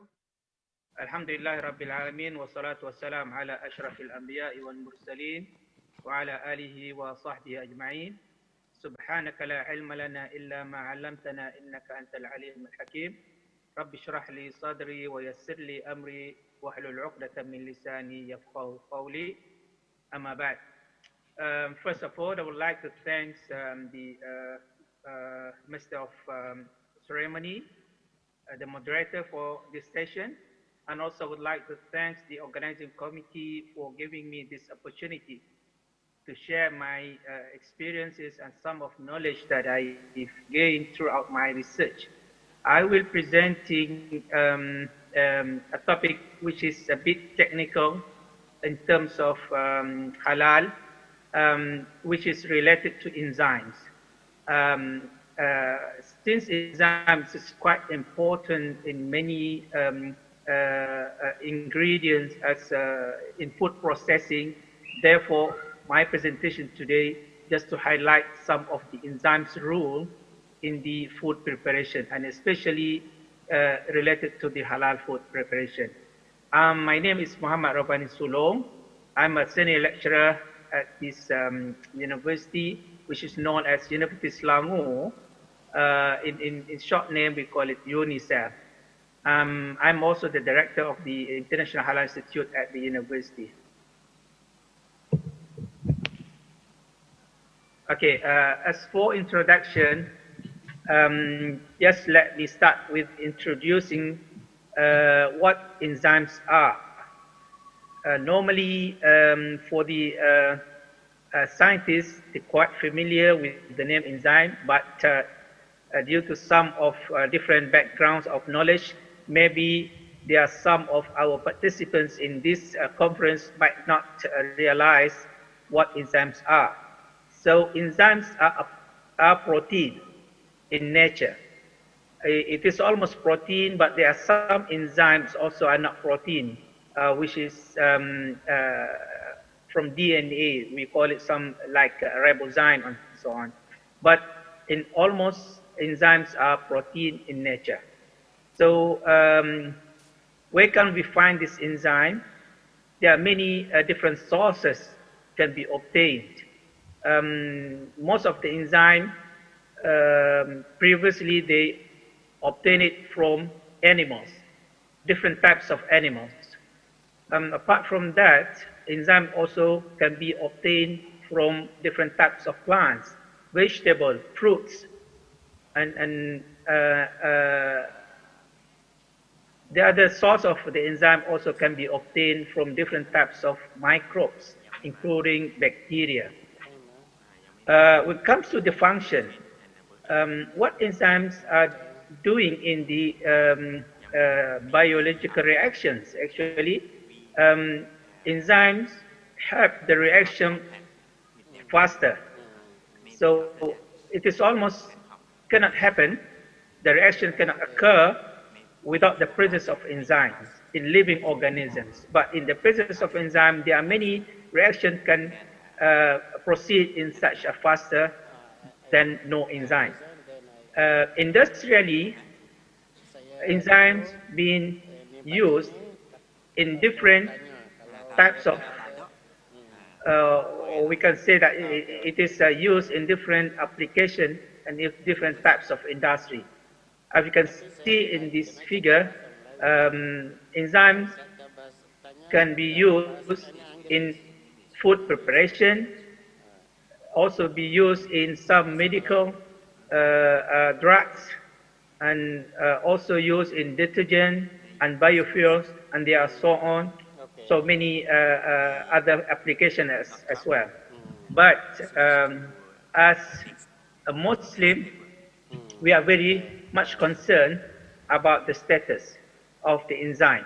But before that, if we look at the global market of the enzymes value, we found that the enzymes is quite promising industry.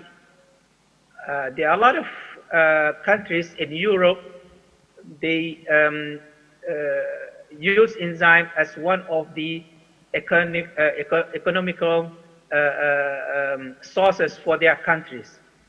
The market value of the enzyme is expected to reach about 10.5 million by 2024. And one of the enzymes that regularly used in food preparation, we call it as amylolytic enzyme, or the specific name we call it amylase. So the global amylolytic enzyme market size is projected to reach about 382.4 billion by 2025. And this due to increasing in the population number, which of course every one of this population, they need the food. And when this food is prepared using enzymes, so the numbers of the enzyme used and numbers of the enzyme sold in the market will be increasing from time to time. And the number of the Muslim population alone, it is expected to grow to 2.76 billion population, which is equal to 29.7% of the world population. And no wonder there's a people they need for food. And in this table, we can see some example of different types of enzymes that been used in preparation of food, and especially in the halal food industry. So some of the enzymes listed here, like amylases, lipases, proteases, xylanases, and lactase, invertase, there are other types of enzymes being regularly used in the preparation of halal food. As a Muslim, when we consume as a food, the Islam obligates the Muslims to have what the so-called halal and tayyib food. As it is mentioned in Al-Quran, in Surah Al-A'raf, verse 157, one of the verses said, Bismillah ar-Rahman ar-Rahim, وَيُحِلُّ لَهُمُ الطَّيِّبَاتِ وَيُحَرِّمُ عَلَيْهِمُ الْخَبَائِثِ. So in this verse, there are two words. One is tayyibat, the other one is al-khaba'ith. Al-tayyibat, what does it mean? Of course, وَيُحِلُّ means al-halal. What does it mean, al-halal? Halal means it is permissible and lawful by the Sharia Islam.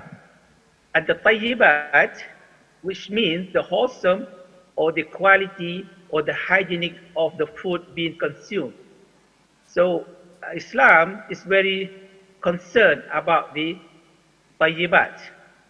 As a Muslim, of course, first of all, when we try to find a food, we have to find the halal food, which is obligate except in some situation, in the case of darurat and so on. But in the normal cases, Muslims are obligated to consume the halal food. But it's not only halal, it is also to consume the tayyibat.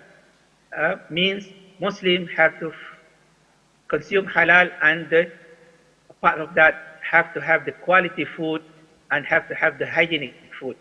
And this is in line with the maqasid al-sharia, because when you have halal and tayyibat food mean you having something to make your life is to prolong or to guarantee the safety of your life. And as is mentioned in the one of the maqasid al-sharia, after the protection of religion, the second one is the protection of life. Mean you have to have a good food, you have to have the quality, awesome and hygienic food in order to protect your life. And the other thing that when you consume food, first of all, you need to ask yourself whether the food that you consume, is it from the halal sources or from haram? But now you are asking about if you are preparing a food and use the enzyme. So you're using some halal ingredient in preparation of food. But unfortunately, one of the ingredients you use in the preparation of this food is enzyme. But if the enzyme is from the non-halal sources, so how's the status of overall the food? So you have to be concerned about this one, because some enzymes are obtained from non-halal sources. Previously, most of the enzyme, they obtain it from porcine in making some cheese and so on. Or if it from the halal animal, but how's it the animal? I mean, if they obtain the enzyme from cow or from chicken even, but how? Whether these animals are slaughtered according to the Sharia or not. So these are things that a Muslim have to bear in mind, have to be aware enough in order to consume anything. It doesn't mean that, I'm traveling to some countries and then I found out my difficulties to find some halal food. I just eat the bread. But make sure that the bread prepared is using the halal enzyme, because nowadays there are some enzymes used in the preparation of bread, in preparation of cheese, which is obtained from non-halal sources. Okay, so these are some of the enzymes that obtained from microbes, from bacteria. So according to the Sharia, bacteria, which one type of the microbes considered is as halal. So to ensure that the enzyme, the source of enzyme from the halal sources, so it is better to avoid from animals, and it is better to obtain this enzyme from microbial sources. And in this table you can see there are different types of enzymes obtained from different types of microbes or bacteria, and including as well as some of fungi. Okay, and this bacteria have been isolated from Malaysia soil. And we do have some enzymes produced in our lab, which is using Malaysian soil bacteria, and it is alhamdulillah.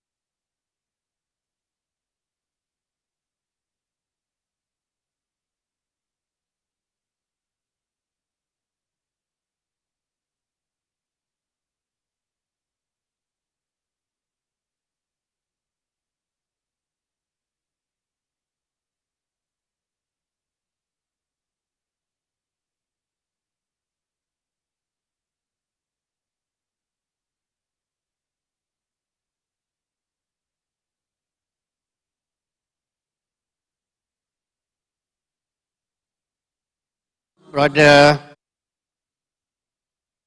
presentation, which is, like you said, was technical. Thank you very, very much. Okay, now we go to our paper number 9, which will be presented in Bahasa Melayu.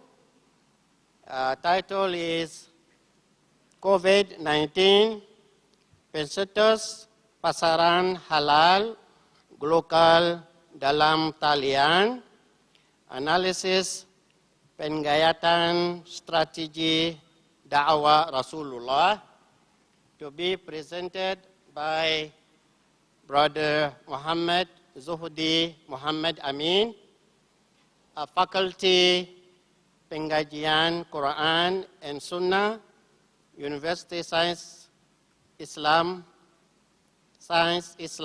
USIM, Malaysia. Falyatafaddal mashkuran.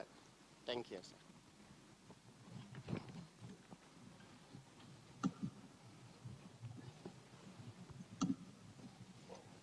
Bismillahirrahmanirrahim. Assalamualaikum warahmatullahi wabarakatuh. شكرا جزيلا لمنظم هذه المؤتمر. إن شاء الله سأقدم لكم في هذا المؤتمر ورقة باللغة الملايوية، فأرجو منكم تستفيد من هذه الورقة إن شاء الله. أظن كلكم تسمعون إلى كلامي، وإن شاء الله لا أخذ وقتا طويلا في التقديم. Tajuk pembentangan saya pada hari ini iaitu COVID-19, pencetus pasaran halal lokal dalam talian ataupun online, analisis penghayatan strategi dakwah Rasulullah sallallahu alaihi wasallam. Saya Muhammad Zuhdi bin Muhammad Amin. Lokal dalam maksud pembentangan ini iaitu pasaran secara global dan juga lokal, iaitu pasaran dalam negara dan juga luar negara.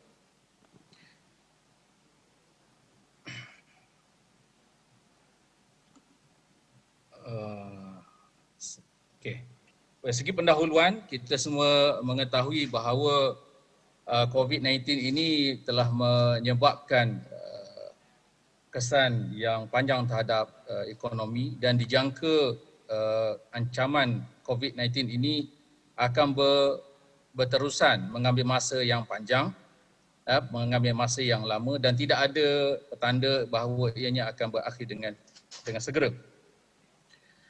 Berikutan kempen pengawalan jarak sosial dan pengasingan, penutupan sempadan negara bagi mengelakkan tersebarnya wabak ini menjejaskan secara tidak langsung ekonomi negara-negara yang terlibat, dan tujuan kertas kerja ini dibentangkan adalah untuk meninjau sejauh mana potensi dan pasaran produk halal melalui talian ataupun secara online merupakan satu peluang untuk dakwah ataupun strategi dakwah Islam.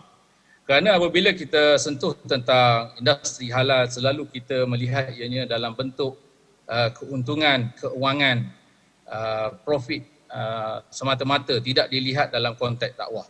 Jadi saya cuba mendekatkan masyarakat kepada bagaimana peluang yang ada ini, ancaman COVID ini boleh memberi ruang kepada umat Islam dalam konteks dakwah. Dan sebagaimana kita ketahui dan kita dengar daripada pembentangan yang sebelum ini, bahawa konteks halal itu melibatkan bukan sahaja makanan tetapi melibatkan banyak aspek, termasuk dari sudut keuangan, dari sudut pelancongan, alat kosmetik dan sebagainya. Dan juga sebagaimana disentuh oleh pembentang sebelum ini, bahawa halal itu bukan sahaja ianya tidak melibatkan perkara yang haram, tetapi juga perlulah bersifat thayyibah atau suci, yang baik.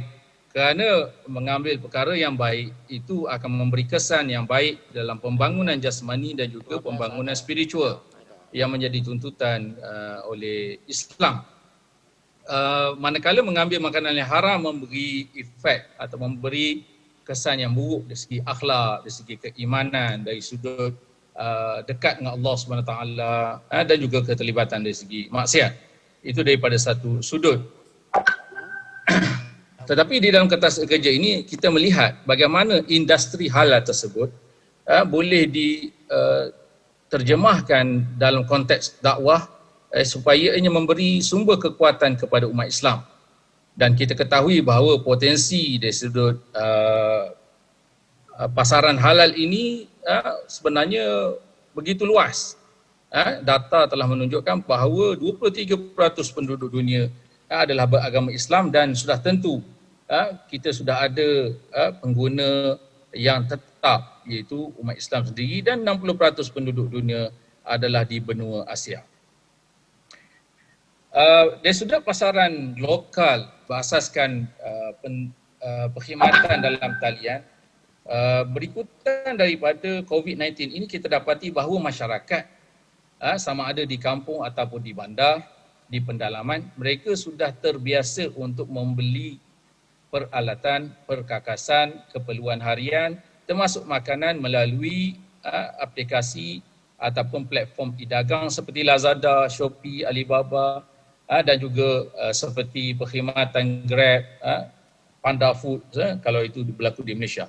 Dan budaya consumerism ini kalau sekiranya tidak diberi perhatian, dia akan boleh menjadi satu bentuk penjajahan terhadap umat Islam. Ini kita kena lihat dari sudut dakwah itu bukan setakat untuk menyebarkan tetapi juga kita melihat dari sudut bagaimana ianya boleh memberi ancaman kepada dakwah Islam. Jadi untuk kita mengatakan bahawa ianya adalah relevan, mari kita lihat sama-sama bagaimana Rasulullah SAW mengambil kira aspek ekonomi dalam dakwah. Jadi secara ringkasnya saya telah masukkan dalam slide ini tetapi secara perinci boleh tengok dalam kertas kerja saya. Pertama antara yang dilakukan oleh Rasulullah iaitu memecahkan ekonomi kaum Yahudi yang berasas kepada penindasan, berasas pada riba dengan mewujudkan pasar-pasar umat Islam yang akhirnya menyebabkan pasar-pasar Yahudi terpaksa ditutup. Memperkenalkan sistem wakaf, yang mana sistem wakaf ini wakaf telaga, sumber air, wakaf tempat, tanah dan sebagainya, menjadi kekuatan kepada umat Islam dan wakaf ini sekiranya dimanfaatkan sebenarnya dapat membina universiti dan institusi dakwah. Selain itu, konsep zakat sebagai sistem keadilan sosial membantu golongan yang miskin, sistem perniagaan yang adil, berkonsepkan jual beli, perkongsian keuntungan syarikat dan sebagainya, memperkukuhkan ekonomi setempat melalui penghasilan produk. Yang ini yang tersirat sebenarnya. Dengan adanya konsep halal, halalan tayyibah ini sebenarnya membuka ruang pasaran untuk aspek ekonomi tertentu terfokus kepada umat Islam. Dan mewujudkan sistem perdanaan keuangan pertahanan dalam bentuk fisabilillah dan yang terakhir melancarkan tekanan ekonomi. Yang ini yang saya ingin tekankan dalam kertas kerja ini terhadap kedudukan ekonomi musuh yang berada di Mekah. Perkara ini saya ingin sebenarnya untuk ekstrak daripada surah Al-Quraisy yang berada di dalam Al-Quran, yang mana Al-Quran menyatakan bahawa masyarakat Quraisy, dia tidak menyatakan secara direct tetapi secara gambaran ataupun sebagai penjelasan umum berkenaan dengan masyarakat Quraisy yang mana hidup di Mekah ketika itu, dan masyarakat Quraisy ketika itu merupakan musuh kepada dakwah Islam. Dan masyarakat Quraisy bergantung kepada ekonomi yang berbentuk interport. Yang mana interport ini sebagaimana yang saya jelaskan definisinya sebagai fungsi orang tengah. Kerana kita ketahui bahawa di Mekah tidak ada sumber ekonomi yang kuat, hanya mereka ini bersumberkan kepada kedatangan sumber daripada kedatangan pelawat-pelawat yang ingin melakukan ibadah di Kaabah yang membawa sumber masuk ke dalam Mekah. Dan yang kedua iaitu mereka ini menjalankan perniagaan secara interport mereka menjadi orang tengah kerana kedudukan Mekah itu berada di antara Syam dan Yaman, yang mana aktiviti masyarakat Quraisy mereka mendapatkan bahan bekalan di Syam dan membawanya ke Mekah, dan daripada Mekah mereka menjualnya ke Syam, ke Yaman, begitu juga sebaliknya daripada Yaman dan diambil barang tersebut dan dijual di Syam. Jadi Rasulullah SAW sendiri pernah terlibat dalam perniagaan di antara Syam dan Yaman ini, dan baginda sallallahu alaihi wasallam mengambil pengetahuan daripada pengalaman yang telah dilalui dengan mengadakan, setelah berhijrah Rasulullah SAW ke Madinah, mengadakan gerakan ketenteraan yang dinamakan Saraya. Saraya ni iaitu utusan tentera ke kawasan-kawasan tertentu tanpa disertai oleh Rasulullah, dan utusan tentera ini biasanya bertujuan untuk tujuan politik dan juga tujuan ekonomi, seperti menyekat pedagang-pedagang yang melalui di antara Mekah dan Syam.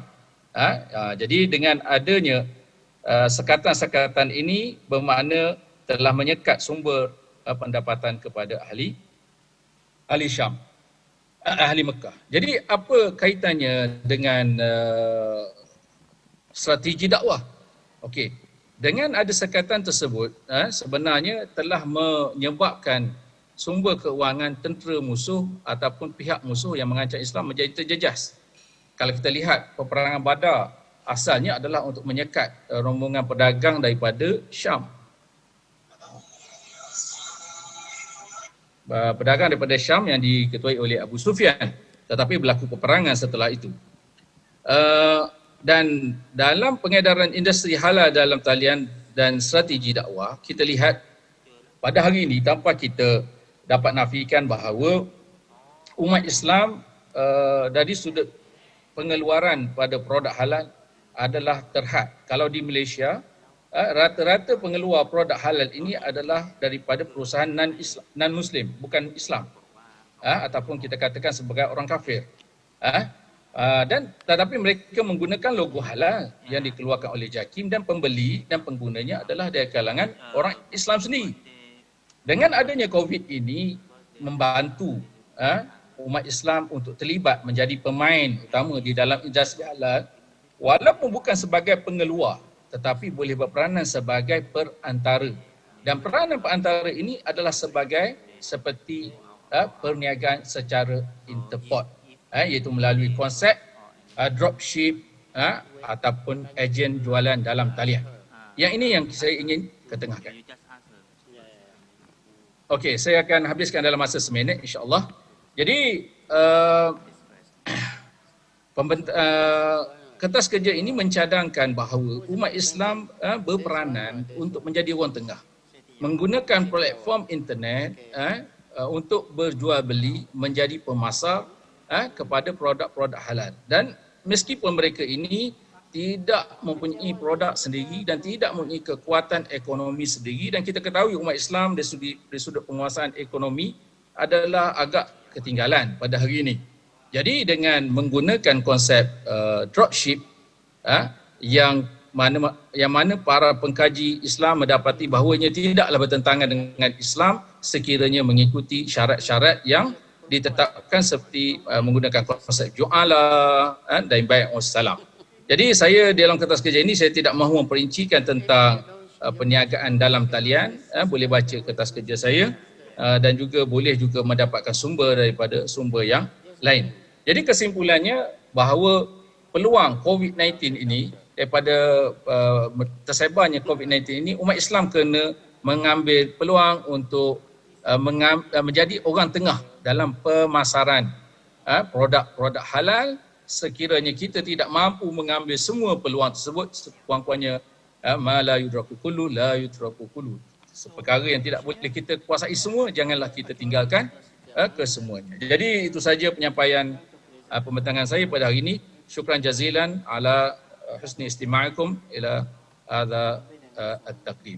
Assalamualaikum warahmatullahi wabarakatuh.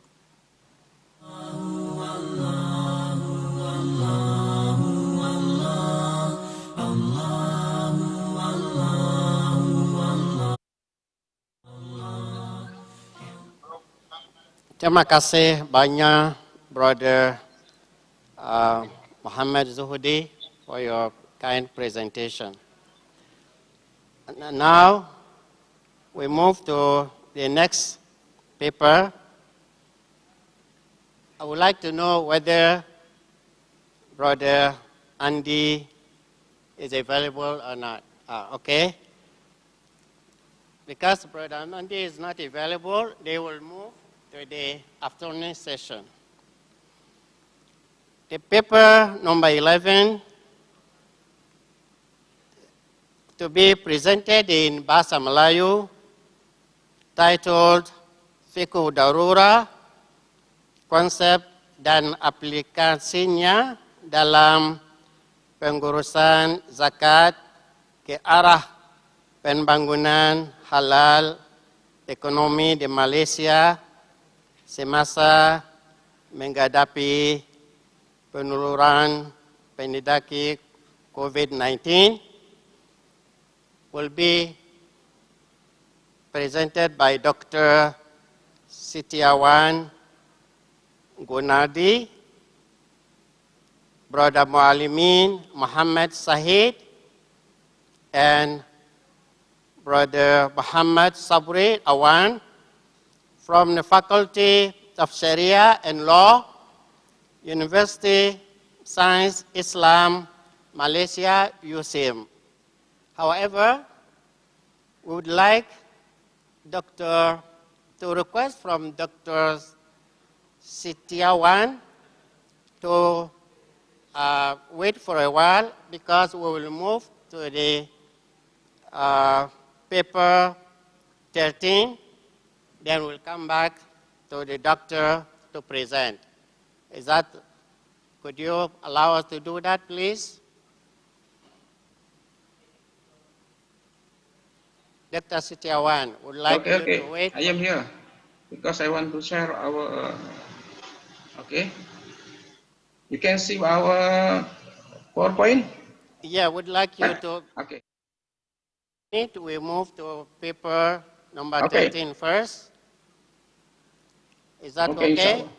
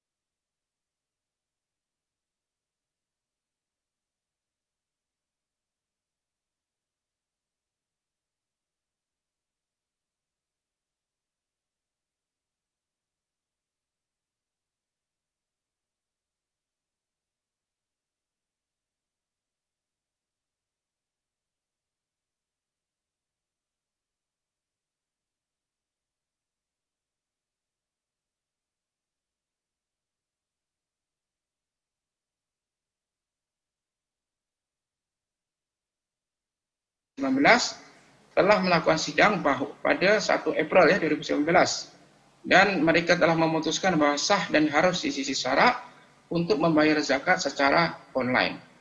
Okey, dan ini adalah satu contoh ataupun aplikasi dan saya ambil pada dua negeri, yaitu negeri 9 di mana negeri 9 memutuskan membayar zakat sebanyak RM7. Ya, dan setiap negeri akan melantik amil fitrah, amil zakat, dan mereka akan sekarang ini melakukan bayaran secara talian atau online ya. Yang pertama di negeri 9 menggunakan portal pembayaran zakat ya melalui www.zakat-9.toyu.biz. Nah, kemudian juga aplikasi zakat negeri 9 dan aplikasi Snap, NPay dan juga Jompay.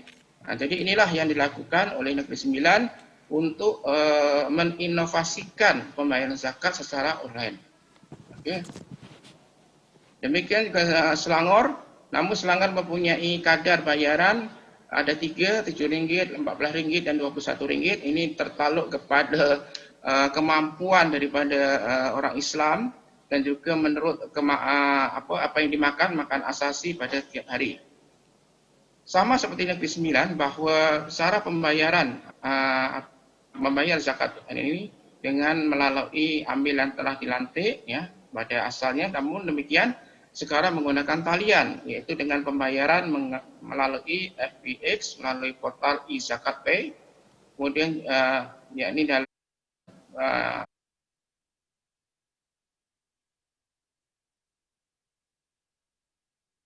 PZ, aplikasi ID4 Bus, QR Code dan laman sesawang agent bank, ada 9 bank, mereka adalah bekerjasama dengan bank-bank yang berada di Malaysia, kemudian portal MyAG dan pos online. Oke. Kemudian yang kedua bagian yang berkaitan dengan akihan zakat ya, walau bagaimana juga masih juga agak susah sedikit mengenai akihan secara online ya, tapi tetap kita boleh melihat bahwa aplikasi akihan zakat ini adalah dengan menyenaraikan kaidah kenal diri ya, ataupun data diri melalui online, dan kemudian pihak pungutan zakat atau pusat zakat akan mengakihkan. Terdapat beberapa isu di sini mengenai pengakihan zakat, tapi walau bagaimana juga perlu dipermudah ya urusan pemberian zakat bantuan zakat kepada yang memerlukan, terutama yang terkesan oleh wabak COVID-19. Dan PKP ataupun Perintah Kawalan Pergerakan yang digerakkan Kerajaan Malaysia bagi memutus rantian wabak COVID-19 telah menjejaskan ekonomi. Oleh sebab itulah cara-cara untuk mengenal pasti siapakah mustahik zakat adalah melalui online. Oke, dan kesimpulan terakhir yakni fikih darurat merupakan salah satu sebagian dari fikih kaidatul fiqh yang boleh digunakan pada semua bidang kajian Islam. Yang kedua, pada pengurusan zakat memerlukan satu kaidah urus tadbir yang progresif dan aktif. Ketika berhadapan dengan isu-isu semasa semacam yang kita hadapi sekarang adalah penyebaran pandemi COVID-19. Okay, syukran kasiran. Thank you very much for your attention. Insyaallah see you next time insyaallah. Syukran. Barakallahu fikum. Assalamualaikum warahmatullahi wabarakatuh. Waalaikumsalam warahmatullahi. Terima kasih Abang. Terima kasih for this presentation. Now for paper number 12 titled Reviewing Waqf Literatures in Public Healthcare Sector by Sister Sulusyawati Raditya Sukamanan Askaria Reni Tri Ratinasari from University of Erlangga, Indonesia, Banking School, Indonesia. Please welcome to present your paper, sister, and be reminded that you have 10 minutes to present. Thank you very, very much. Thank you. Okay, thank you very much for the opportunity. I'm delighted for being in this awesome session today. Yeah. Bismillahirrahmanirrahim. Assalamualaikum warahmatullahi wabarakatuh. Waalaikumsalam warahmatullahi. Mr. Associate Professor Abdullah Kaba as a chair and all distinguished audience. This is joint paper among me, Sulistiawati, Dr. Acharya, Professor Raditya, Dr. Ririn. We are from Indonesia Banking School and Airlangga University Surabaya, Indonesia. We would like to deliver an article entitled Reviewing Wakaf Literatures in Public Healthcare Sector.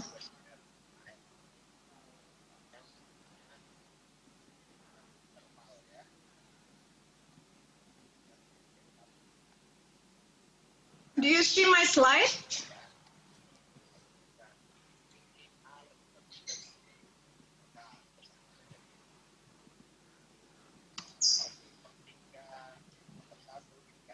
Yeah. Yeah, okay now. Yeah, well, since... Okay, thank you. Well, since the COVID pandemic began, it is being the worst health crisis during the last decade. Globally, as of 18 September 2020, there have been 30 million something confirmed cases and 900 something death confirmed. This is data from World Health Organization 2020. Beyond the global health crisis, the general public health care of circumstances, especially in developing countries, are insufficient. In the same time, we have good progress. For instance, success practical of several Wakaf-based public health care and the huge potential of Wakaf resources for this main sector. Also, the fact that scientific study or research in the form of article journal publication is limited. Consideratingly, it becomes reason why this topic was chosen. Hence, the study aims to critically review and analyze the literature on Wakaf, specifically on public health care for the past 10 years. Well, for the literature review and previous study, first of all, it is about public healthcare Wakaf. We use Winchester and Salji 2016, Dahlan and Muhammad 2018, Al-Ansari, Attan, Hatiai, Ambrose, Sabri, and Sulistiawati, that they were analyzing about medical in the circumstances of Wakaf. And second of all, 50 articles from high rigorous criteria are eventually selected and broadly classified into conceptual and empirical research. Yep. All right. For methodology, this is qualitative study, applied content analysis, library research of Wakaf literatures, specific in public healthcare issue. The scope of this study was from limited years 2010 to 2019. Papers come from journals, both national and international scope. Book chapters and thesis, dissertation through online and offline Wakaf. The review process began with classification based on several categories, which are the number of publication by year, article origins, the type of research, and research approach on each publication. Yeah. Okay. Well, this is the results and discussion. As you can see here, there is a number of publication by year. During years range of observation, 2014 as the early year of the increasement trend of publication amount. It means the highly focused and interests of researchers were improved. This is due to the benefit of Wakaf were increasingly felt as a social safety net. Also, the practice of developing the variety of Wakaf were wider. The distribution of articles per year ranges of 1 to 15 articles shows the 2017 as majority of publication, while the least was in 2012.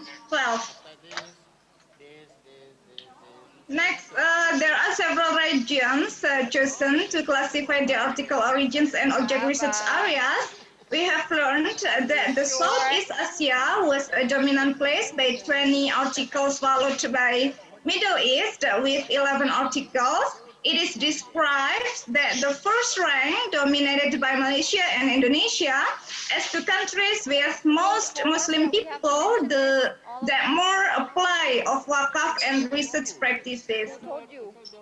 Meanwhile, the Middle East as a region of history and wakaf practices research eventually.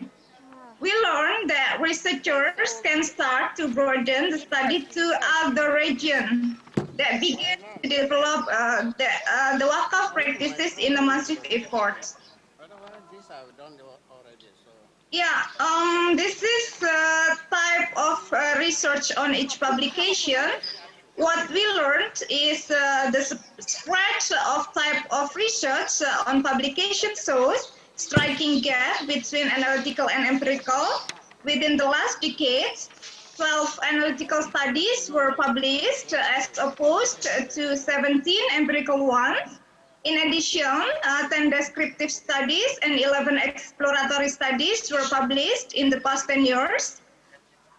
And by exploration step, empirical studies present that the fact that trying to avoid the bias previously, nevertheless, undeniable that kind of this study needs to sufficient of literatures and obvious guidance as a basic of precise action in the field.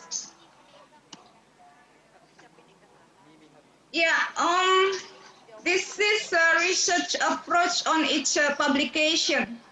As you can see here, that there are very minimum numbers of fully quantitative study results and also mix between quantitative and qualitative. So, of course, it is being our great opportunity to fill the biggest among the kinds of research approaches. Yeah, let's we conclude that first of all, the non-existence of public healthcare wakaf literatures review was considering by authors to fulfill the lack as sufficiency of reference mapping in particular wakaf issue.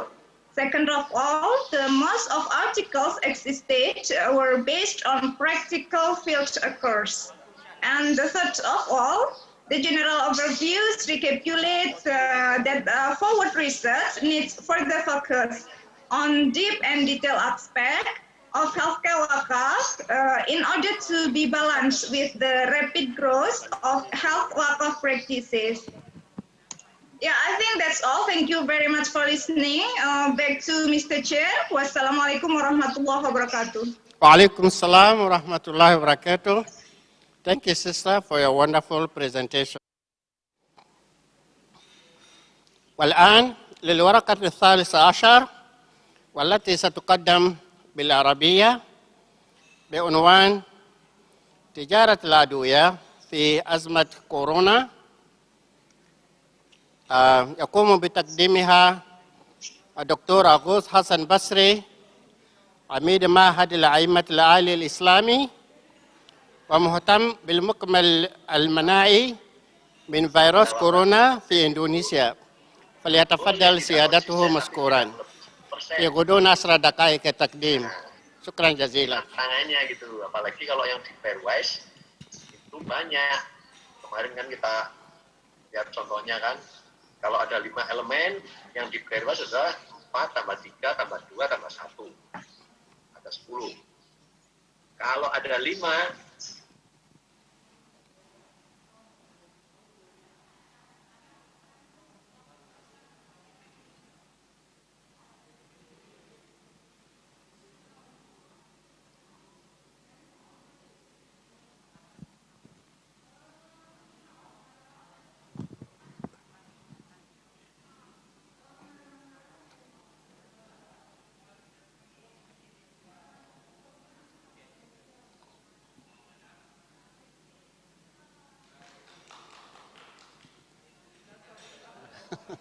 Yeah, okay.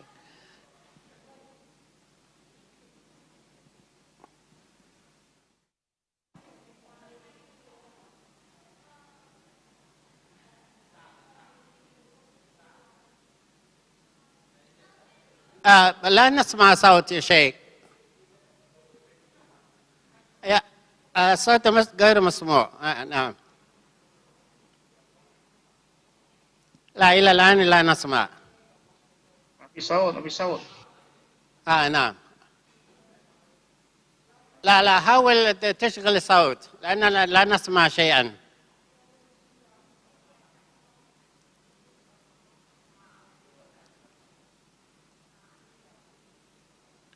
حاول تشغل الصوت إن شاء الله. الآن لا نسمع.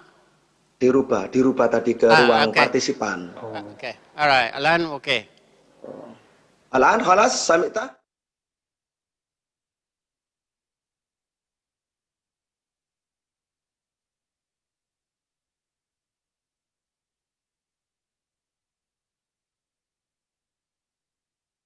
Assalamualaikum warahmatullahi wabarakatuh. Waalaikumsalam warahmatullahi wabarakatuh. Bismillah, alhamdulillah, wassalatu wassalamu ala rasulillah wa ala alihi wa sahbihi wa mawalah.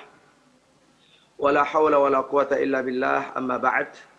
Sa'adata al-mudhif, al-ustadz al-musa'id, Dr. Abdullah Muhammad Kaba, hafidhahullah.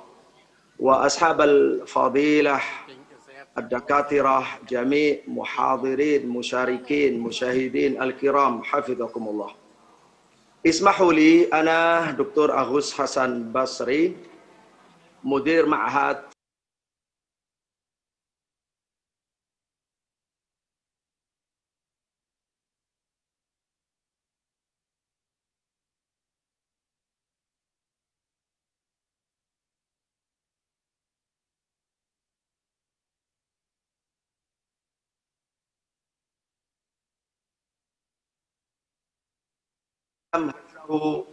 فيروس كورونا. فالعالم بدون لقاح وبدون الدواء الطبي المضاد لفيروس كورونا المستجد ظهرت حقائق مذهلة آتية. أولا، أصيب إلى اليوم في العالم أكثر من 30 مليون شخص ومات بسببه ما يقارب مليونا من البشر ومات بما فيهم الأطباء وبعدد كبير خاصة في إندونيسيا. فاندفع الناس إلى شراء الأدوية التي ظنوها فعالة للوقاية أو للعلاج من جائحة كورونا، فارتفعت أسعار الأدوية مع القيود الإقليمية في أكبر دولين أو بلدين منتجين الأدوية في العالم، الصين والهند، يتجاوز الطلب المعروض، لذلك ارتفع تداول الأدوية المزيفة أو المنتهية الصلاحية.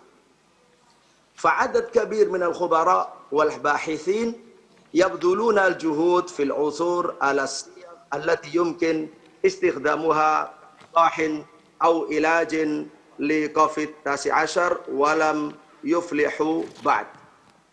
فالتفت الناس بل الحكومات إلى أدوية بديلة وأدوية تقليدية، فارتفعت أسعار النباتات والأعشاب الطبية، وخاصة ما يسمى عندنا في إندونيسيا ما يسمى بإمبون-إمبون، وهو الكركم والزنجبيل بنوعيه جاهي وتمولاوا. فظهرت منتجات أدوية بديلة أو مكملات غذائية مناعية لمواجهة أزمة كورونا 19 سواء كانت محلية أو مستوردة. فالمحلية مثلا رقم 1 أمبون الكركم والزنجبيل بنوعيه وهذا صورته. ثم ثانيا مشروب نانو بوس مصنوع من فاكهة ماجة.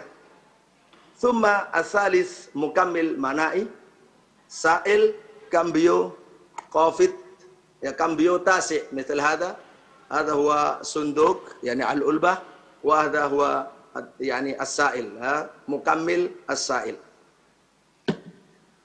هذه الأدوية المحلية البديلة مجربة وفعالة بإذن الله للوقاية وللشفاء من كوفيد-19.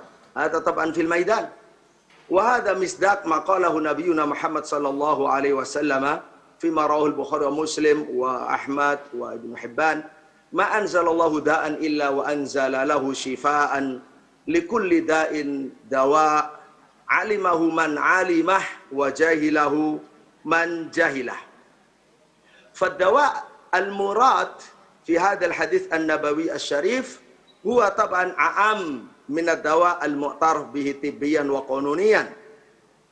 هنا نحتاج إلى أدوية بديلة فعالة لمواجهة COVID-19. وهنا نذكر الجميع، نذكر الضيوف الكرام والحضور أن مفاتيح لمواجهة COVID-19 الإيمان بالله والتوكل عليه، ثم تقوية المناعة، ثم المواظبة على النظافة والحجر الصحي.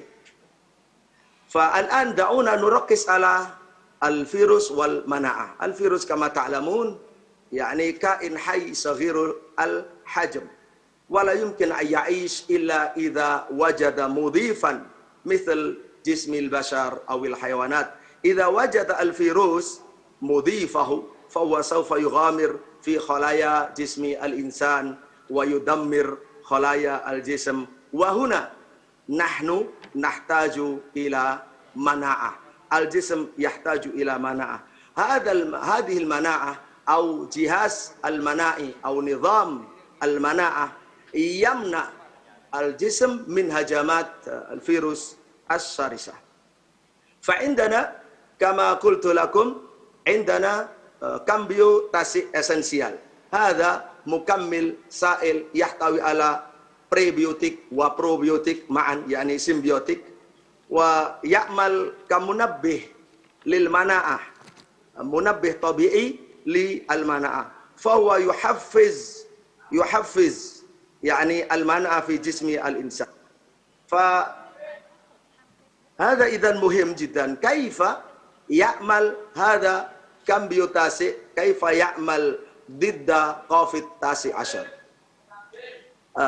كما قلت آنفا، هذا كامبيو يعمل كمنظم مناعي يمكنه تعديل الاستجابة المناعية في جسم الإنسان، فهو يمكن كذلك أن يكون محفزا، يحفز جهاز المناعة عن طريق زيادة نشاط مكونات الجهاز المناعي لمحاربة العدوى، الأمراض التي تسببها مسببات الأمراض أو طفيليات أو بكتيريا أو فيروسات السيئة.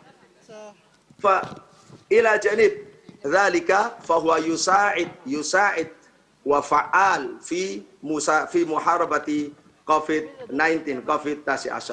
في بحثي الكامل وقد بينت بيانا كاملا إن شاء الله عن الاستخدام الموصى به، يعني بهذا كامبيو يعني مكمل كامبيو تاسع، مكمل كامبيو تاسع، وكذلك تعليمات استخدام كيف يستخدم للأطفال وللبالغين لأجل الوقاية لأجل العلاج، وقد بينا.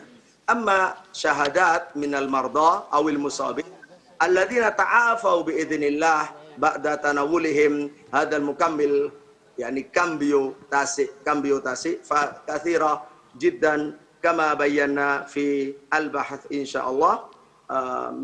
يمكنكم الرجوع والعودة إلى البحث.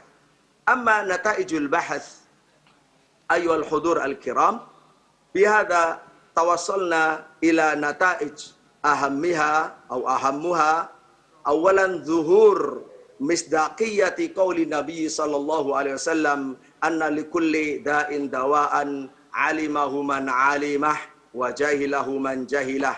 وفي زمن جائحة كورونا COVID-19 ظهرت الأدوية الصالحة لمواجهة فيروس كورونا. ثانيا، من بين هذه الأدوية البديلة الصالحة للتعامل مع COVID-19 هو كامبيو التاسع كما قلت لكم. فتطبيق نتيجة البحث يعني بحثنا يمكن استفادة منه، فممكن استخدام هذا مباشرة على الفرد أو الأسرة أو للطلاب، طلاب معاهد الساكنين في داخل سكن، أو طلاب مدارس أو الجامعات، أو للموظفين، أو حتى للمرضى في الحجر الصحي في البيوت أو في المستشفيات. نعم. والوصية الأخير، أهم توصيات هذا البحث نوجهها إلى كل مسؤول أن يركز جهده في إنقاذ البشرية وفي إنهاء هذه الأزمة، ليس مجرد الكسب المالي، لا، وإنما عليه أن يقف مع ما هو نافع للوقاية والعلاج من هذا الفيروس الذي إلى الآن لم يفلحوا ولم يجدوا يعني لقاحا أو دواء طبيا رسميا.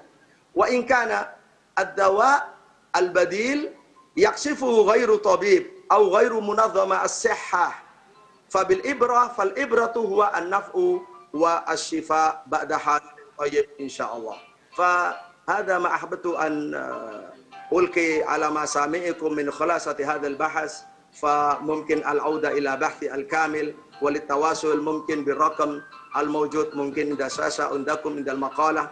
فشكرا للجميع ونشكر دكتور المضيف. بارك الله فيكم جميعا والسلام عليكم ورحمة الله وبركاته. وعليكم السلام ورحمة الله. دكتور أغوث لهذا تقديم لقيم، شكرا جزيلا. Now to the final paper number 14, titled Halal Foods in Islamic Perspective, will be presented by Dr. Ahmad Subaihi, Associate Professor, Department of Islamic Culture and Social Sciences, Gulf Medical University, Ajman, United Arab Emirates. فليتفضل مشكورا. Please welcome, sir.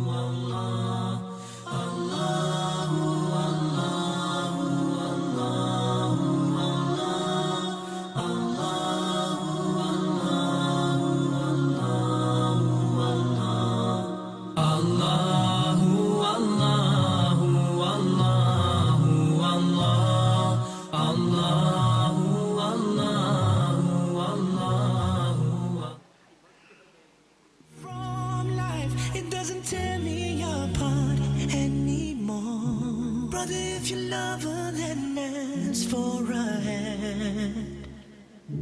Sister, if you honor yourself, marry him. And if you're still searching for that special love, don't worry, 'cause we have Allah. Hello from the other side.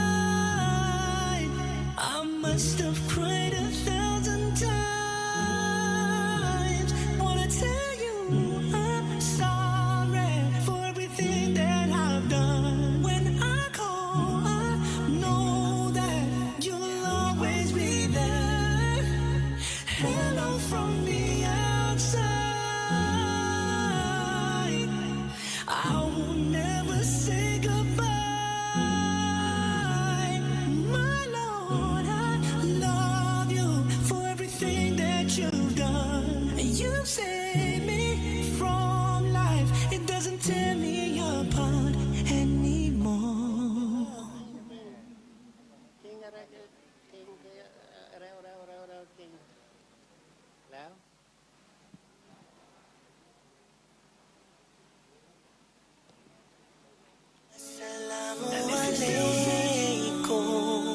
See, we work so hard, sometimes forgetting about our hearts. What are we chasing for? We don't need more. I know the world is tough, but all we need to show is love. Everything will be fine. Now here's your sign.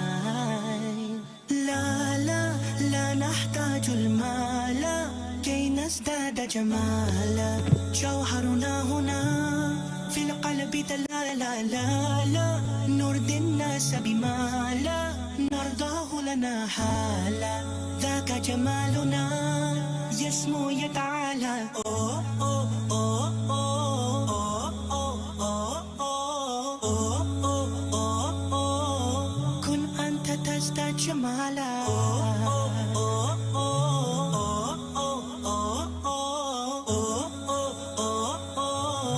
كن أنت تزداد جمالا لا إله إلا الله لا إله إلا الله Always be yourself, that is where you will find yourself. That is the key to the door for happiness and more. Always put your faith in your Lord, He will keep you safe. Don't ever feel no fear, He'll always be right here.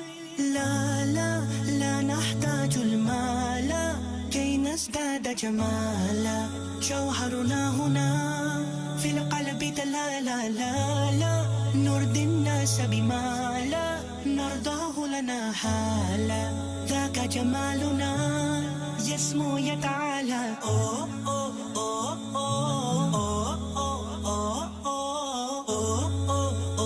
أوه كن أنت تزداد جمالا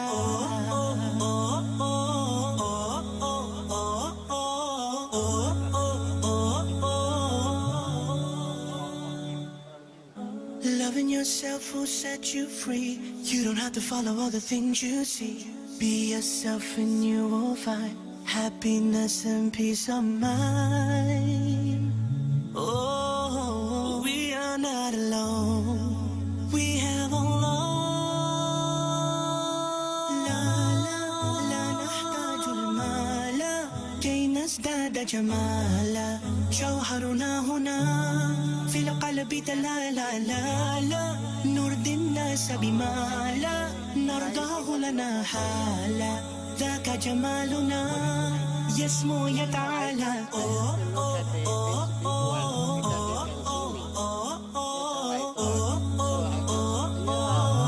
كن أنت تزداد جمالا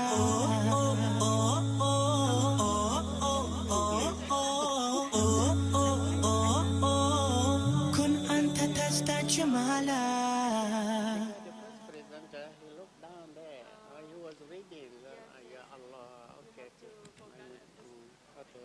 Thank you.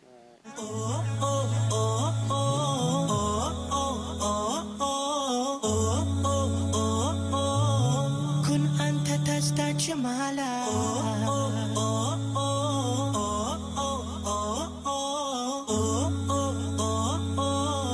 كن أنت تزداد جمالا You found your home and stay with me, and I'm here with you. Now let me let you know you've opened my heart. I was always thinking that love was wrong, but everything was changed when you came along. Oh, and there's a couple of words I wanna say. For the rest of my life, I'll be with you. I'll stay by your side, honest and true to the end of my time. I'll be loving you for the rest of my life. For technical problems, we cannot connect to the presenter.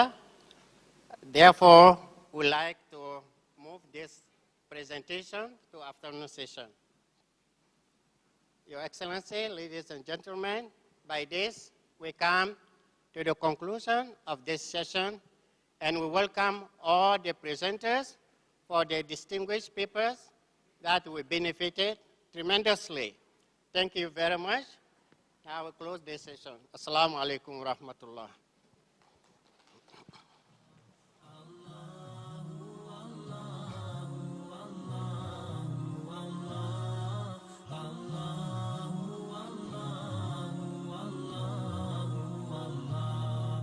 As I look to nature's beauty, dazzled am I.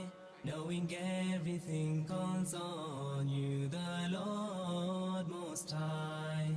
الله الذي يهدينا جميعا الله الذي نعتز به جميعا الله الله الله الله الله الله الله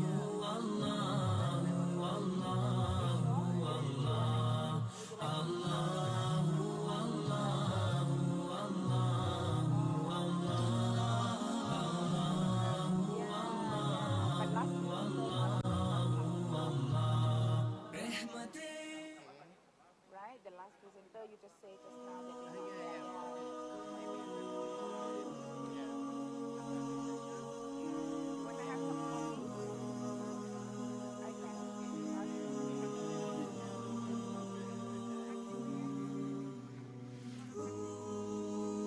I praise Allah for sending me you, my love. You found your home and stay with me, and I'm here with you. Now let me let you know you've opened my heart. I was always thinking that love was wrong, but everything was changed when you came along. Oh, and there's a couple of words I wanna say. For the rest of my life, I'll be with you. I'll stay by your side, honest and true to the end of my time. I'll be loving you for the rest of my life, through days and nights. I'll thank Allah for opening my eyes, now and forever. I'll be there for you. I know it deep in my السلام عليكم ورحمة الله وبركاته. I feel so blessed when I think of you, and I ask السلام Allah عليكم. to bless all we do. You're my wife and my friend and my strength, and I pray we're together in Jannah. And now I found myself, I feel so strong. Yes, everything was changed when you came along. Oh, and there's a couple of words I wanna say.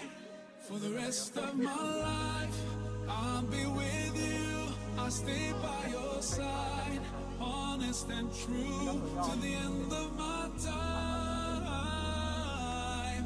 I'll be loving you for the rest of my life, through days and nights. I'll thank Allah for opening my eyes, now and forever.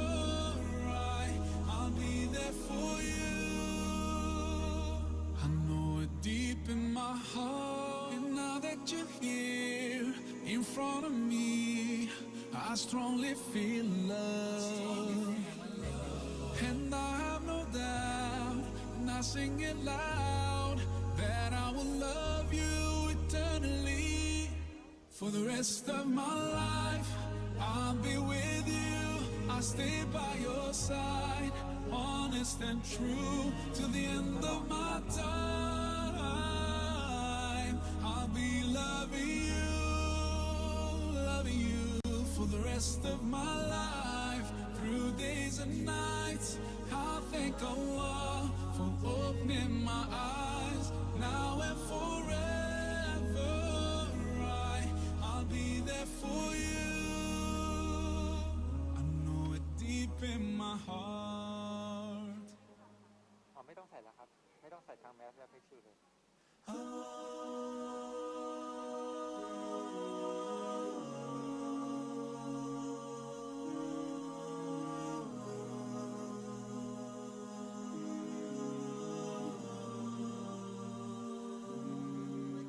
ماذا نقول أم حزننا جلب البكاء لصحبة أهل المحبة والإخاء عاشوا على هدي النبي يرجون رحمن السماء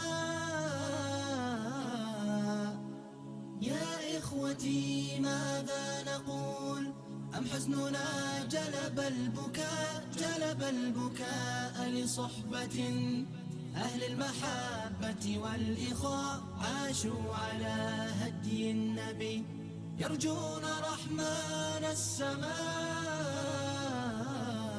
يرجون جنة ربهم يوم القيامة والجزاء يوم رهيب قاتل في لحظة حق اللقاء ترى وجوها كالحات ترى وجوها ناعمات يا إخوتي ماذا نقول أم حزننا جلب البكاء لصحبة أهل المحبة والإخاء عاشوا على هدي النبي يرجون رحمن السماء يا رب إنا مذنبون يا رب إنا مشفقون يا رب إنا راغبون في جنة فوق السماء في جنة الخلد التي رفع الرسول لها اللواء يا إخوتي ماذا نقول أم حزننا جلب البكاء لصحبة أهل المحبة والإخاء عاشوا على هدي النبي يرجون رحمن السماء ترى وجوها ناظرات فوق المنابر في السماء فإذا سألت فإنهم قوم لباسهم الوفاء يدعون في الليل البهيم يا ربنا اقبل ذا الدعاء الله أكبر يا رجال الله أكبر ماضياه الله أكبر وفدها دمي وروحي وماليا الله أكبر راية تمضي وتخفق عاليا يا إخوتي ماذا نقول أم حزننا جلب البكاء لصحبة أهل المحبة والإخاء عاشوا على هدي النبي يرجون رحمن السماء يا إخوتي ماذا نقول أم حزننا جلب البكاء لصحبة أهل المحبة والإخاء عاشوا على هدي النبي فلسطين فلسطين فلسطين فلسطين فلسطين فلسطين فلسطين فلسطين فلسطين فلسطين فلسطين فلسطين فلسطين Palestine, Palestine, oh Palestine, on your land Allah plays great signs. Though the world sees your scars and hears your cries, Allah is your God and you will survive. On that blessed night our prophets journey, when all prophets arrived there miraculously. In the mosque Al-Aqsa Allah chose thee. You're blessed that your land was touched by defeat. Philistine, Philistine, Philistine, Philistine, Philistine, Philistine, Philistine, Philistine, Philistine, Philistine, Philistine, Philistine, Philistine, Philistine. A history so great have we forgot? All faiths lived together in peace, did they not? Together they lived for the sake of God. A time you were held much sacred at heart. When I look to the people around me today, there's freedom of speech, yet they are afraid. It saddens my heart that it's this way. Can't we stand for justice? I feel ashamed. Philistine, Philistine, Philistine, Philistine, Philistine, Philistine, Philistine, Philistine, Philistine, Philistine, Philistine, Philistine, Philistine, Philistine. We convey your oppressed ones wherever you are.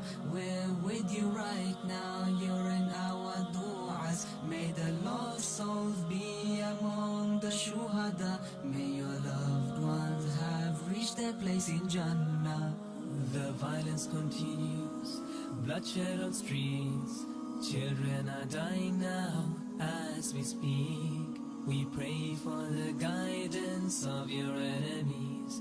We pray for your homeland, you will be free. Philistine, Philistine, Philistine, Philistine, Philistine, Philistine, Philistine, Philistine, Philistine, Philistine, Philistine, Philistine, Philistine, Philistine, Philistine, Philistine, Philistine, Philistine, Philistine, Philistine.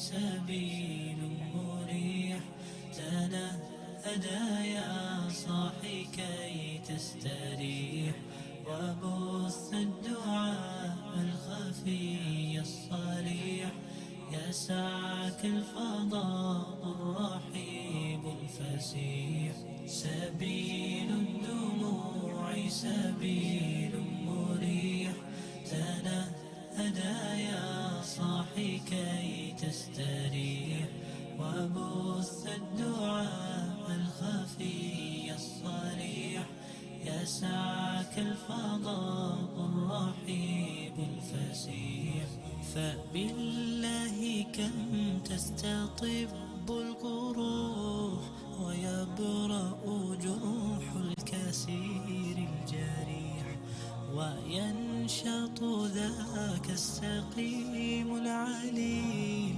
وقد كان بالسقم دهرا طريق تقال العثار العظام به ويغدو الهوى ككبش ذبيح بذكر الإله تطيب الحياة صبيح تسر أسارير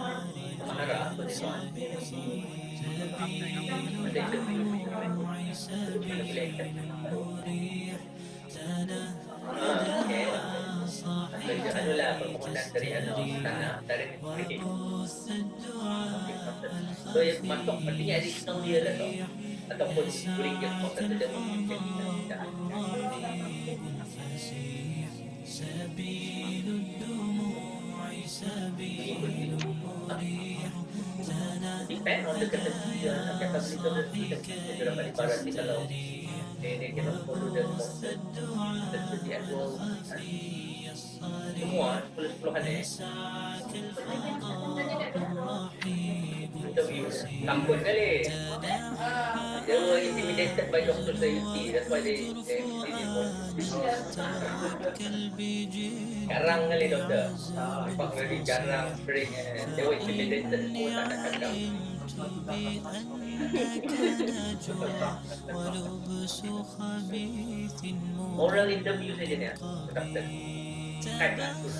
ترترجل بصوت وخيل فما لك في الأرض درب صحيح إلى الله عدنا وبالله نذنا ليطوى زمان بائس شحيح ليطوى زمان بائس شحيح سبيل الدموع سبيل مريح تنهدى يا صاحي كي تستريح وبث الدعاء الخفي الصريح يسعك الفضاء الرحيب الفسيح سبيل الدموع سبيل مريح تنهدى يا صاحي كي تستريح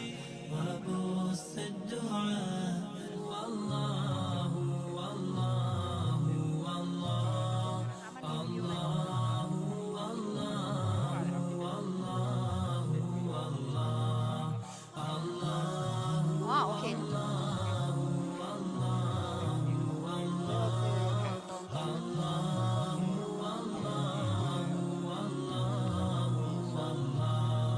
As I look to nature's beauty, dazzled am I, knowing everything calls on you, the Lord Most High.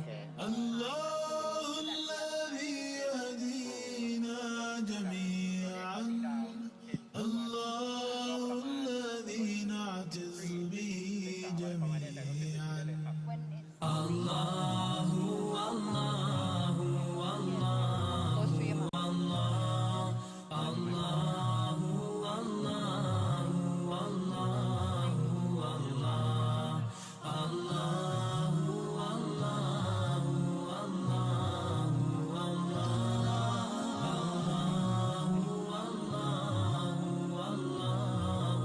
الله तेरी चावर करता है तू बरकतों से दामन भरता है तू Wer ist der Mächtigste und der Barmherzigste? Wer hört unsere Gebete und schickt uns die Hilfe? Allahu, Allahu, Allahu, Allah, Allahu, Allahu, Allahu, Allah, Allahu, Allahu,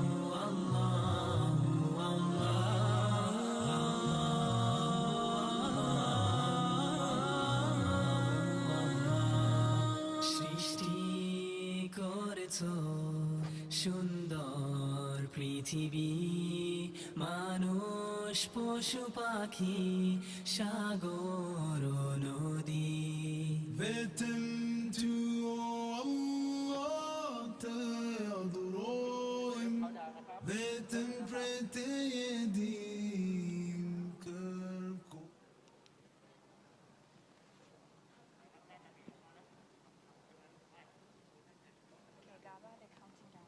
الله سبحانك ربي سبحانك سبحانك ما أعظم شانك سبحانك ربي سبحانك سبحانك ما Assalamualaikum warahmatullahi ta'ala wabarakatuh.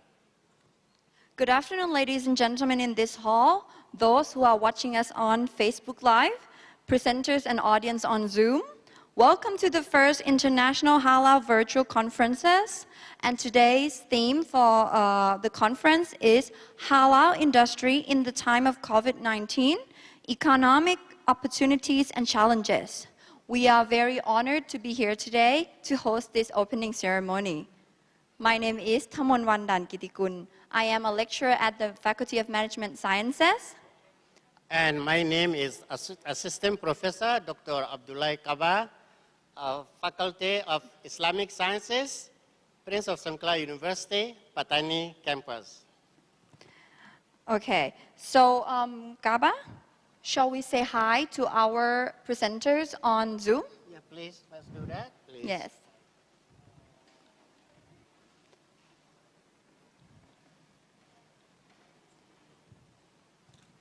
Okay, I'm wondering if they are all still here with us. Hello, sir. Hello. Welcome. Welcome. Are you nervous? We are very nervous. Okay. I would like to know whether you can, the audio, everything is okay? You can hear us? Yeah, we can hear you. Very good. Thank you very much. All right. Okay, Dr. Subui. Okay, if you can hear us, then shall we proceed to the next part of the Yes, opening please. ceremony? Yes, please. Okay. Shall we introduce the two videos? Yes, please. All We have two video presentations today, and the first one will be by Halal, by the organizer, the Halal Institute, branch of Shankla University, and the second one will be the supporter, Halal Convention and Exhibition Bureau, TCIP. Thank you very much, and we hope you will enjoy the video. Thank you very, very much.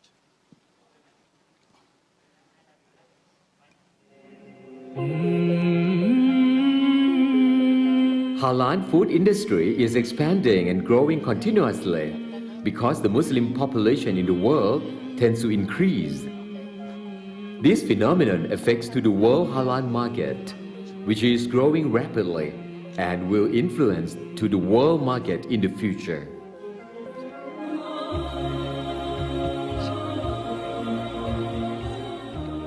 Halal is needed by every Muslim's life, even different race and language, as well as covering all aspects of the life, whether consumption, tourism, logistics, and medical service.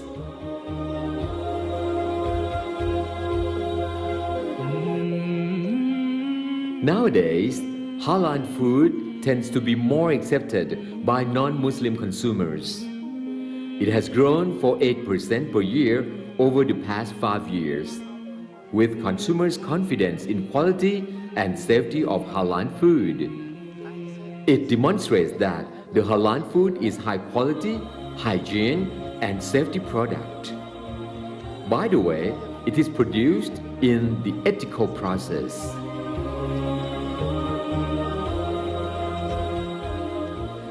Halal Institute, Prince of Songkla University, is a department of university, has the mission to facilitating research and academic service about halal in production and inspection to push production of products and services for entrepreneurs in southernmost of Thailand, which are mostly Muslims who produce quality products and services according to Islam.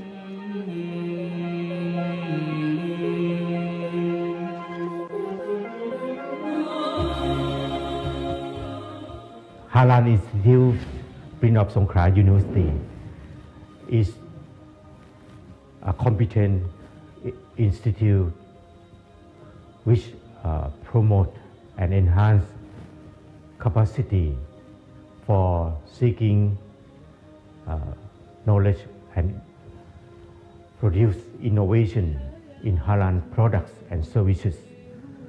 And we hope that by working together with our partners and by collaborating with private sector and government sector, I believe that Halal Institute, Prince of Songkla University, will play an important role to mobilize those who are involved in halal production and service with international standard for halal that will strengthen the competitiveness of halal industry in Thailand. So please come and working together with Halal Institute, Prince of Songkla University, that will benefit people not only in southern Thailand but for the whole country, and as well as for our global mission to working together with international standard with partner nations, especially in Southeast Asia and in Middle East.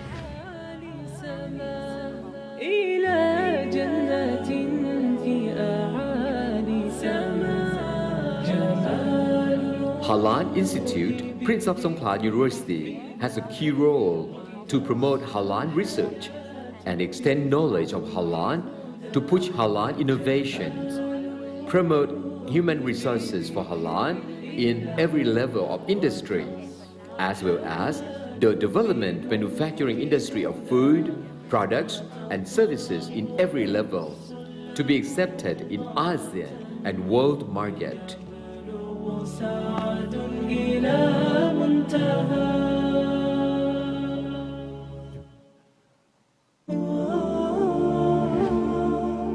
The mission of Halal Institute, Prince of Songkla University, is to enhance halal research and innovation, including co-developing the halal certification and conducting the halal management course in Thailand. Therefore, we focus on the human resource development in the halal industries. Halal Institute has provided the course for those who is interested in being the halal inspectors. Moreover, there are many short courses to improve the skill of halal food production, such as food processing course, packaging course, and so on. We also focus on small and medium enterprise, SME, and community enterprises that we develop them to make their halal products can export in halal world market. In terms of research and innovation, we have collaboration with other faculties in Prince of Songkla universities, such as Faculty of Islamic Sciences, Faculty of Science and Technology, Faculty of Agro-Industry, and other related faculties, to creating the potential research and innovation that can transfer the technology to our society. In addition, we also have worked with other government and private agencies, including halal network around the world, that we enhancing the popular our Thai halal brand and standards by halal production process, improvement and halal laboratory testing service. Finally, we strongly believe that Halal Institute will become the base of halal knowledge center and a key player in the halal industrial development. This will improve the quality of life of Muslim and non-Muslim and achieve the sustainable economy. The mission is to develop halal human resource to enter the halal product and service industry, to promote research and innovation to transfer technology in halal for entrepreneurs and those interested to increase competitiveness and sustainable development.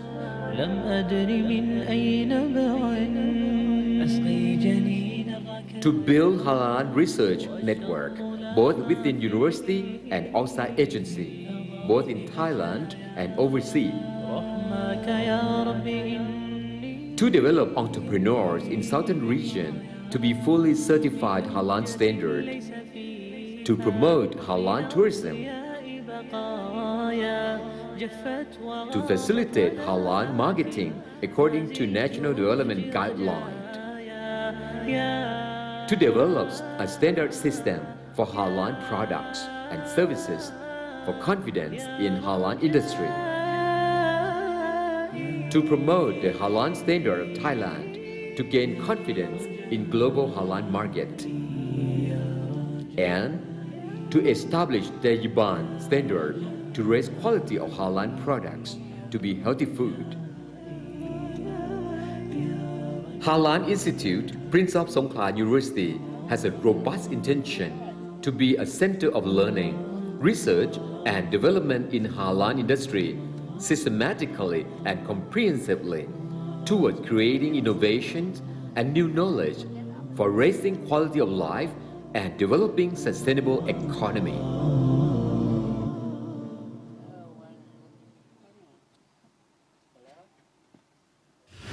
In Thailand, we are loading.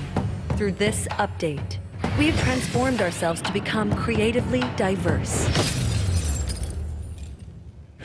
innovative,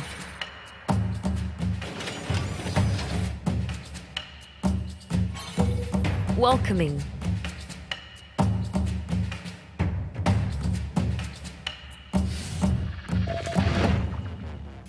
while offering new experiences.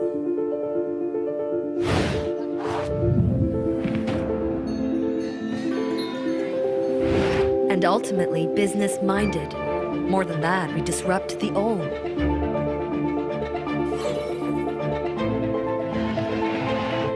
We draw up a new way of doing business, where work and play go hand in hand. We look forward to work together. Where success and new experiences are the norm, where business is redefined. with T-Seb as your collaborator, partner, co-creator,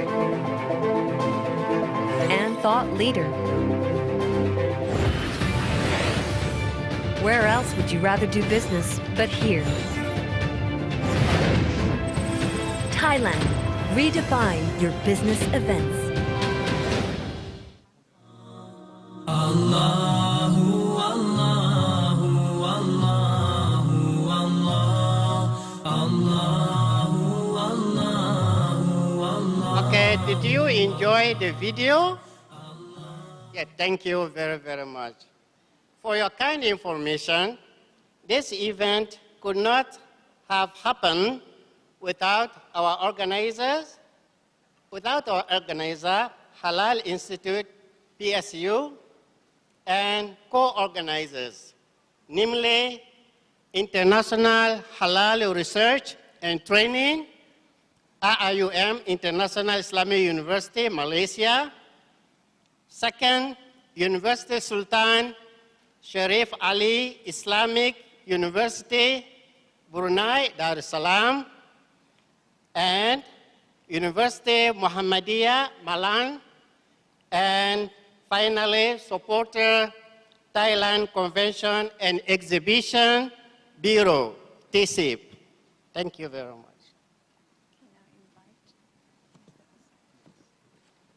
Now I would like to invite to the stage Mr. Hussein Samo for Quran recitation. Mr. Hussein Samo is the winner of the first place in the third Toronto International Quran Competition 2019 in Canada. فليتفضل مشكورا.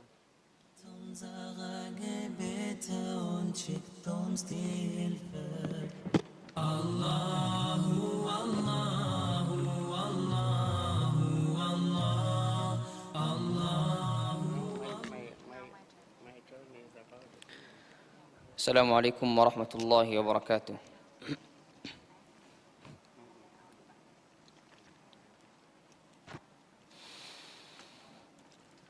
أعوذ بالله من الشيطان الرجيم. بسم الله الرحمن الرحيم.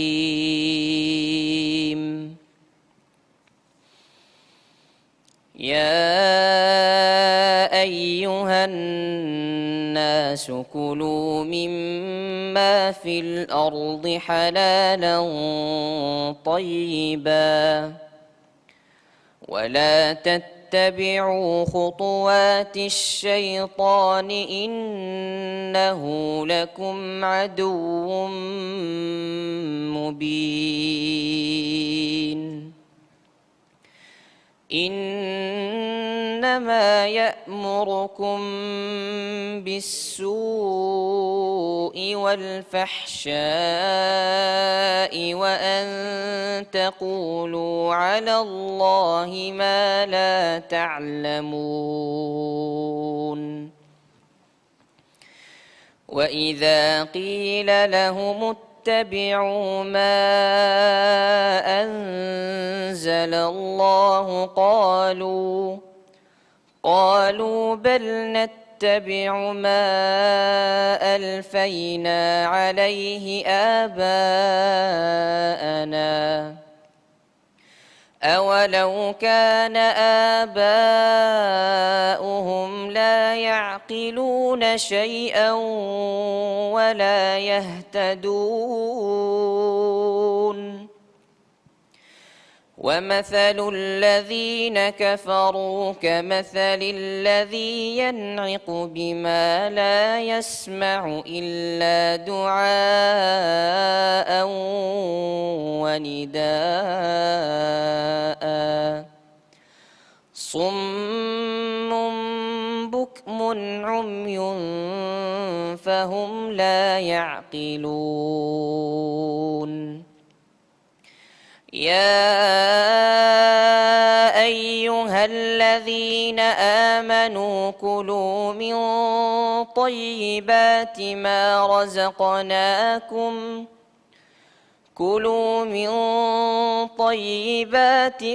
رزقناكم واشكروا لله إن كنتم إياه تعبدون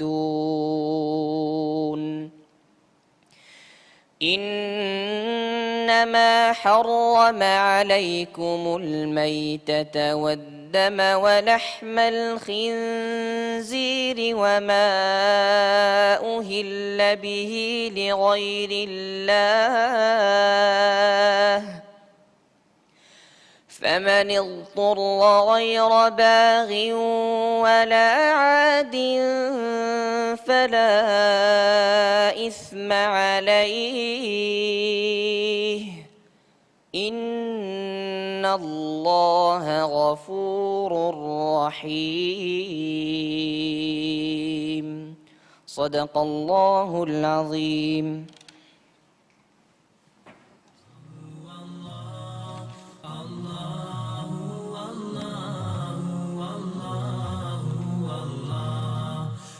Thank you, Mr.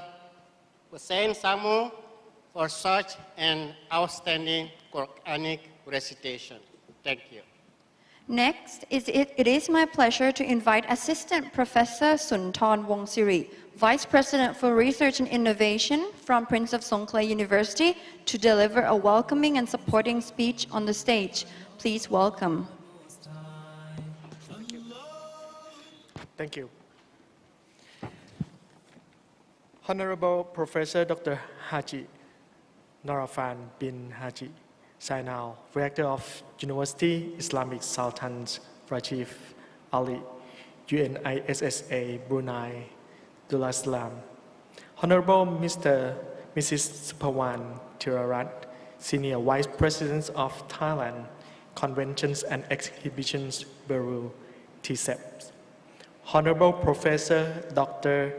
Hamzah Muhammad Salhal, Dean International Institute for Halal Research and Training, INHART, International Islamic University Malaysia, IIUM.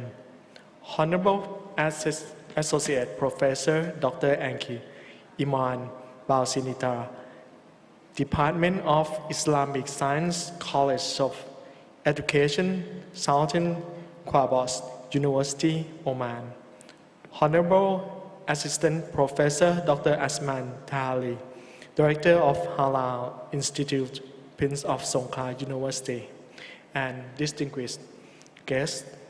I'm Assistant Professor Sunthorn Wongsiri, MD, Vice President for Research and Innovation, Prince of Songkla University. On behalf of Prince of Songkla University, I'm extremely honored to welcome especially all our distinguished guests mentioned above, and all to respect participants to the International Halal Virtual Conference 2020 in the theme of Halal industry, in the theme of COVID-19, economic opportunities and challenge. Please permit me to proudly draw your kind attestations to the fact that Prince of Songkla University is the first university in the southern regions of Thailand.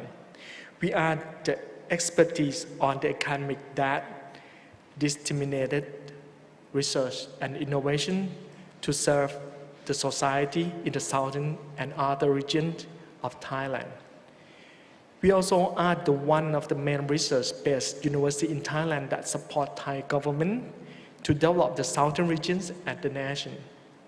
Halal Institute, Prince of Songkla University, is the one of the institutes established for supporting various academic fields to conduct research and innovation of halal product and service. We support the academic and technology to drive all community enterprise to large-scale halal industrial level. Our Halal Institute serves halal product. halal service analysis in the laboratory to ensure the excellent quality of halal product to customer. We hope that our work will motivate investment and export number of halal product and service in Thailand and achieve the sustainable economic, social, and environmental development to southern part of Thailand.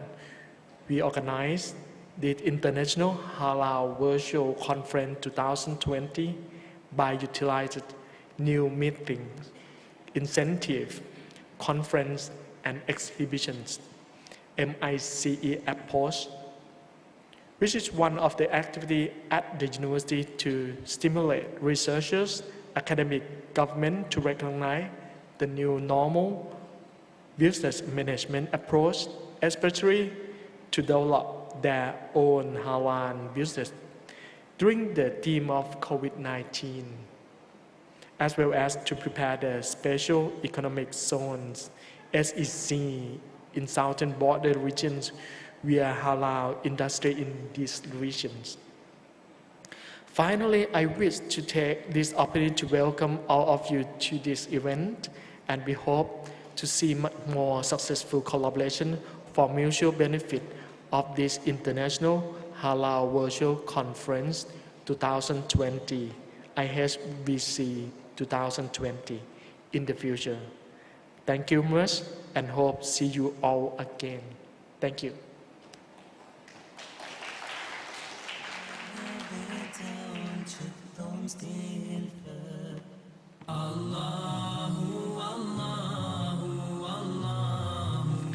Thank you, Assistant Professor Sunthorn Wongsiri, for the welcoming speech. For his reporting remark, would like to invite Assistant Professor Dr. Asman Tali. Dr. Asman Tali is the Director of Halal Institute, branch of Songkhla University. فليتفضل مشكورا.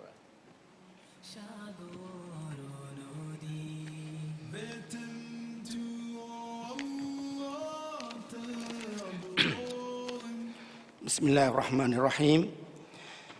السلام عليكم ورحمة الله وبركاته.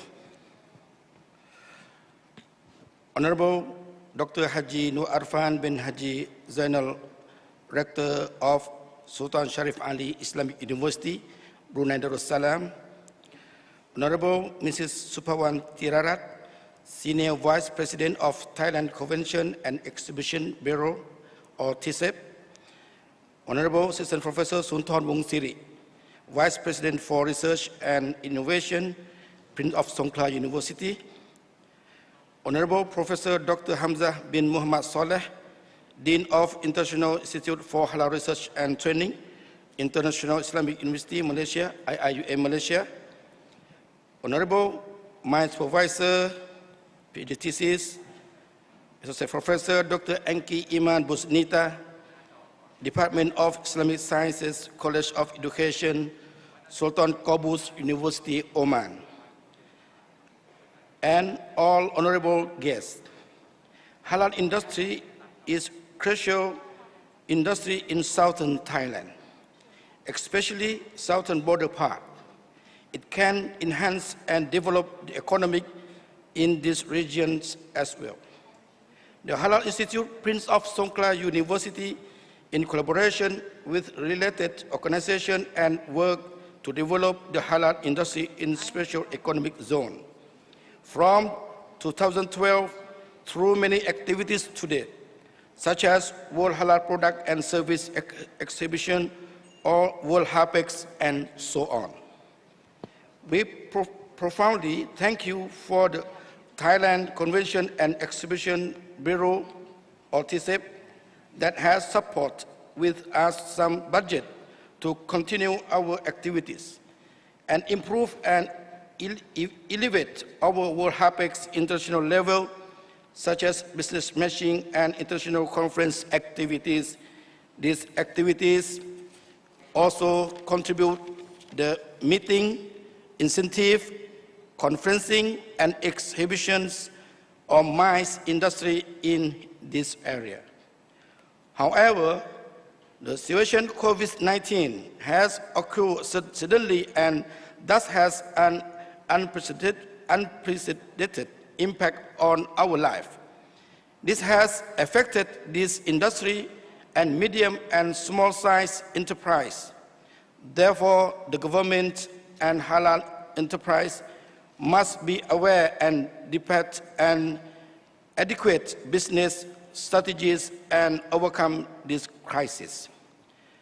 Halal Institute Prince of Songkla University, in collaboration with Thailand Convention and Exhibition Bureau, along with the International Halal Institute in Indonesia, Malaysia, Thailand, Growth Triangle IMT-GT. Regions has been concerned about the COVID-19 crisis, which affects the halal entrepreneur is in both national and international level. Therefore, it is necessary to carry out the available activities through new means approach such as online, seminar, and conference to keep on moving and activities that develop the halal industry in this area. There are many participants from 14 countries around the world that interested and join this virtual conference. Most of the papers are from ASEAN, such as Indonesia, Malaysia, Thailand, and Brunei Darussalam, which are 31 papers, and also from Middle East, such as Saudi Arabia, Kuwait, Oman, Bahrain, and Palestine, 17 papers. There are 3 papers from Africa, Libya, Algeria, Liberia, and Nigeria, and 1 of our invited paper from Ukraine. Total of papers are 52 papers. Using Arabic language, 33 papers. English language, 14 papers, and Bahasa Melayu, 5 papers respectively. This conference has the objective as follows.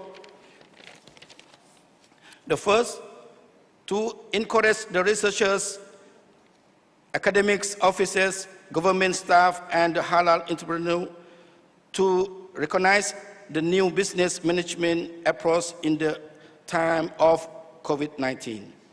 Secondly, to exchange the research and academic information that will support the halal industrial development via research and innovation in the time of COVID-19. And finally, to enhance and encourage the special economic zone of the southern border through the halal industrial development by using a new MICE approach. Finally, I would like to take this opportunity to thank you all of making this event very successful. Thank you very much. Assalamualaikum warahmatullahi wabarakatuh.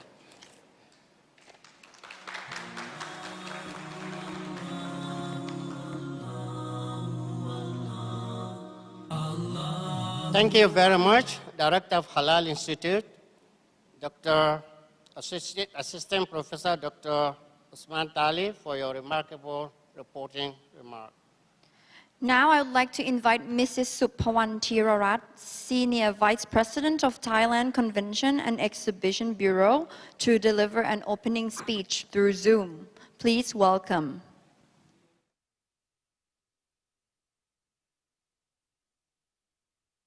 Rafan bin Haji Sainan, Rector of University Islam Sultan Sharif Ali, UNISSA, Honorable Assistant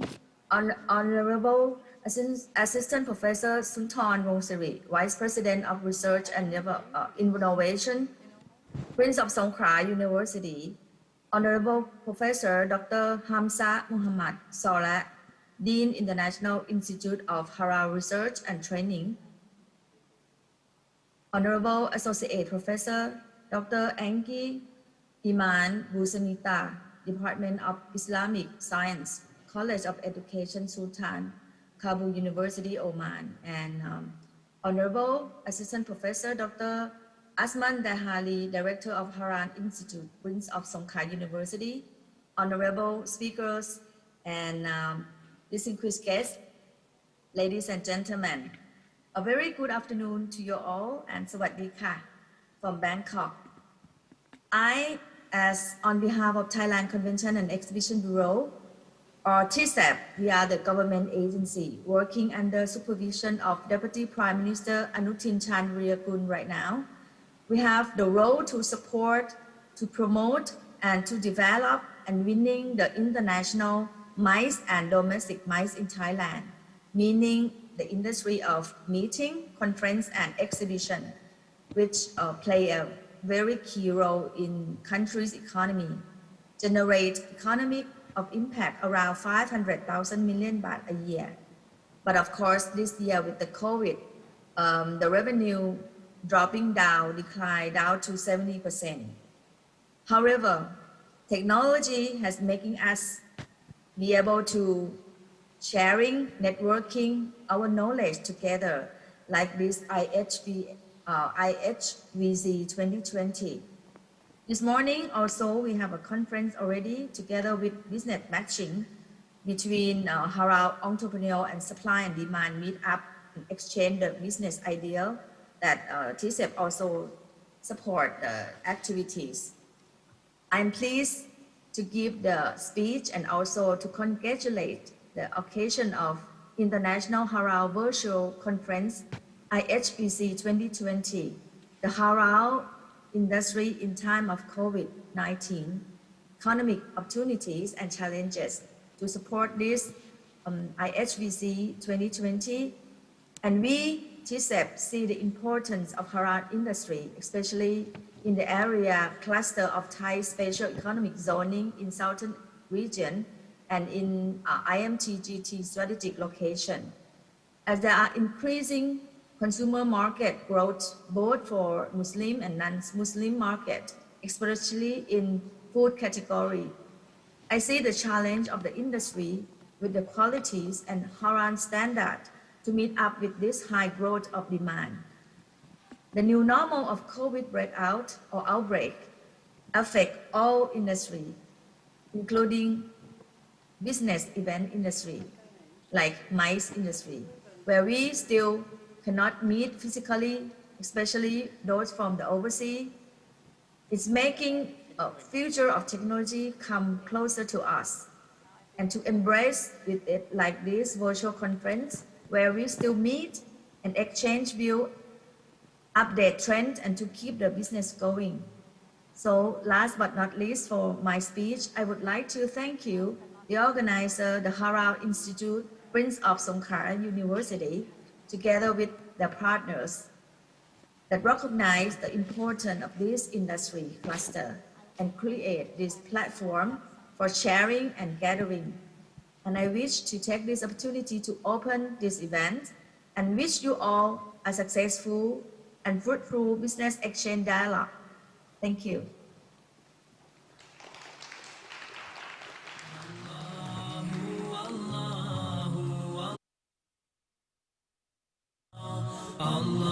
Okay.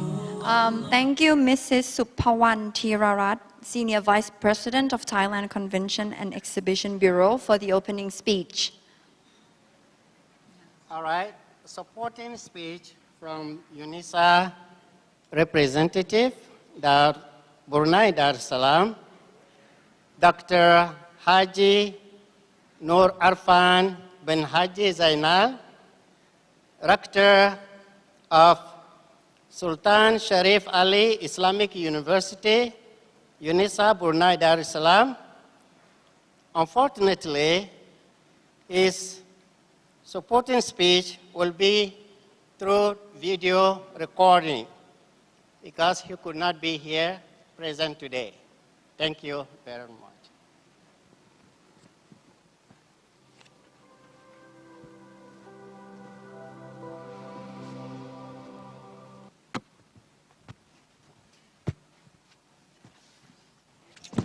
بسم الله الرحمن الرحيم الحمد لله رب العالمين وبه نستعين على أمور الدنيا والدين والصلاة والسلام على أشرف الأنبياء والمرسلين سيدنا محمد وعلى آله وصحبه أجمعين وبعد. Respected chairpersons of the organizing committee, respected speakers, and to all participants, Assalamu alaikum wa rahmatullahi wa barakatuh, and very good morning to you. A very warm welcome to all of our distinguished speakers and honorable participants to the first Halal International Virtual Conference, HIVC 2020. We are very grateful to Allah Almighty for His blessing and giving all of us the opportunity to be here this morning through Zoom Meet. Let me first give my greatest appreciation to the host of this conference, Prince of Songkla University, for inviting UNISA as its co-organizer, as well as myself to deliver a welcoming speech for today's event. It is also a great honor for me to join this virtual conference with international speakers who will be sharing their valuable knowledge specifically on today's conference theme, Halal Industry in the time of COVID-19, economic opportunities and challenges. It is my earnest hope that the ideas shared at this conference will advance the development of the halal industry to the next level. Ladies and gentlemen, we have seen the coronavirus, COVID-19, affecting all aspects of society and all dimensions of sustainable development. This pandemic has sent shockwaves across the globe in the record time. It will also significantly impact the global economic, political, and socio-cultural systems, and the COVID-19 outbreak is likely to cause bankruptcy or economic downturn for many industries. Amongst the reasons is that the people have changed their consumption patterns, increasing the demand for takeout, and they spend more time in their homes. These changes cause many challenges where some businesses are struggling while the other businesses are thriving. However, as we move forward with the new normal and trends, a number of digital-based businesses has increased, such as those related to online food delivery and online shopping to accommodate the new pattern of consumption. The halal food market size is expected to potentially grow by USD 624 billion during 2020 to 2024. The report also provides the market impact and new opportunities created due to the COVID-19 pandemic. In Brunei Darussalam, COVID-19 has directly changed the pattern of demand from the global market to the demand of the local market. This is the biggest wisdom where the opportunities open for small and medium local entrepreneurs to grow their businesses to profit from the demands of local people due to increasing demand. These increasing demands can be attributed to lower competition from imported products due to disruption in food importation and retail supply chain caused by restriction and closure of factories across the region. This gives opportunities for halal local brands to develop brand loyalty and increasing trust on the safety and quality of halal local products. On the bright side, the COVID-19 pandemic also offers great opportunities for companies to create remarkable innovations.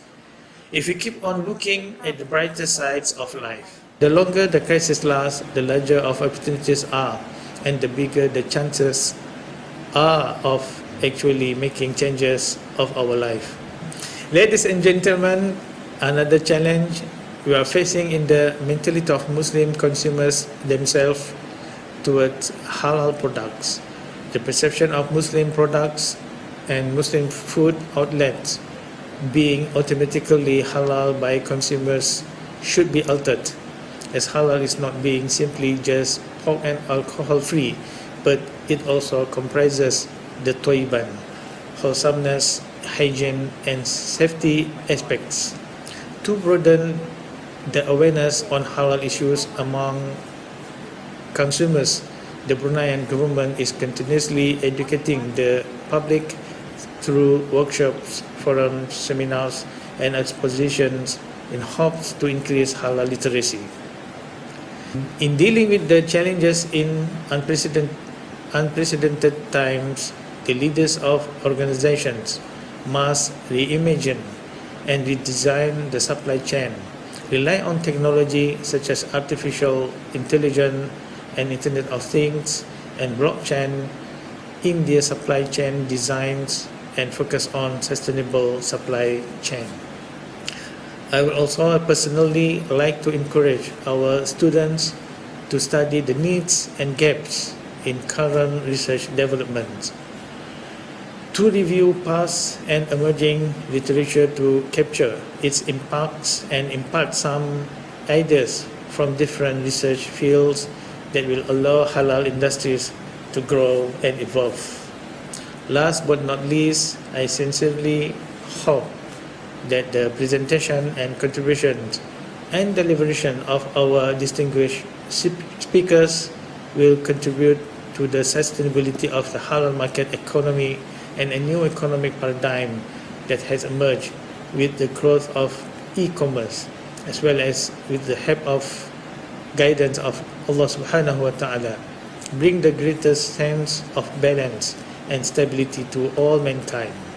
Finally, I would like to take this opportunity once again to thank the organizers for inviting me to deliver this speech, and I pray for Allah's grace and blessing for a productive and successful conference.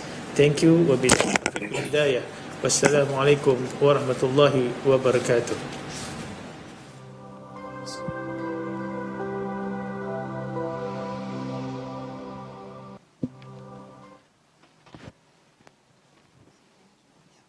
Thank you, Rector, for your video recorded speech. Next, I'd like to invite Professor Dr. Hamza Mohammed Saleh, Dean of International Institute for Halal Research and Training, or INHART, International Islamic University, Malaysia, to present the supporting speech through Zoom. Please welcome. Thank you, MCs. Let me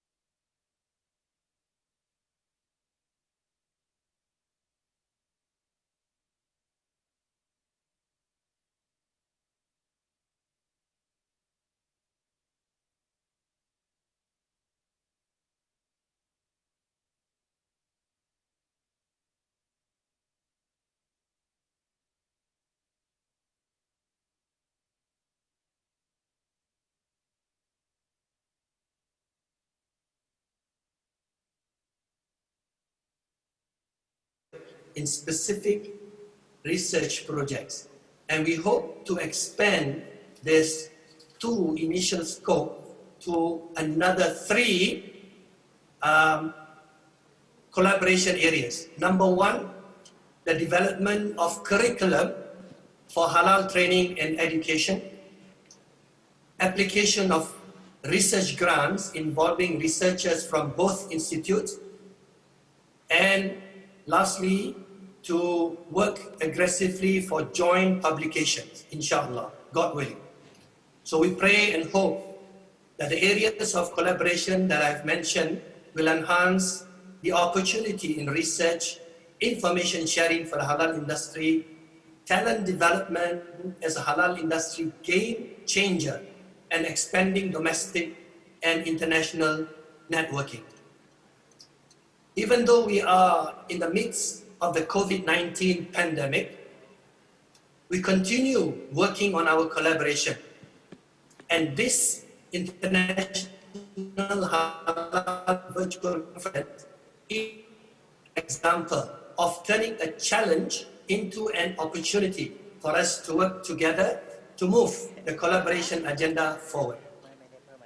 It is hoped that all those who join this virtual conference, keynote and invited speakers, paper presenters, and participants will come on top of the current challenges in the COVID-19 situation, and together help in expanding the global halal business through research and innovation that will propel the industry to another level and become sustainable.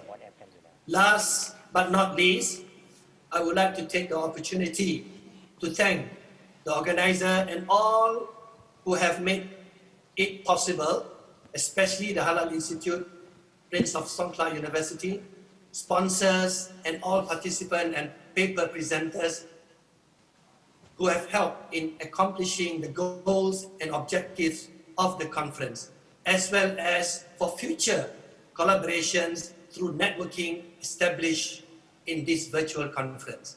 Thank you, and I wish and I pray to God Almighty that all of you will have a good and fruitful conference. Assalamu alaikum wa rahmatullahi wa barakatuh.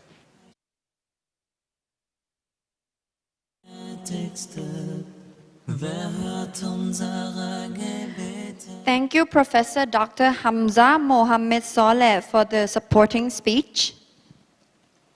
We now come to keynote speech titled The Halal Industry and COVID-19, Opportunities and Challenges, to be delivered via Zoom by Associate Professor Dr. Angki Iman Buzinita, Department of Islamic Sciences, College of Education, Sultan Qaboos University, Oman. Faddal.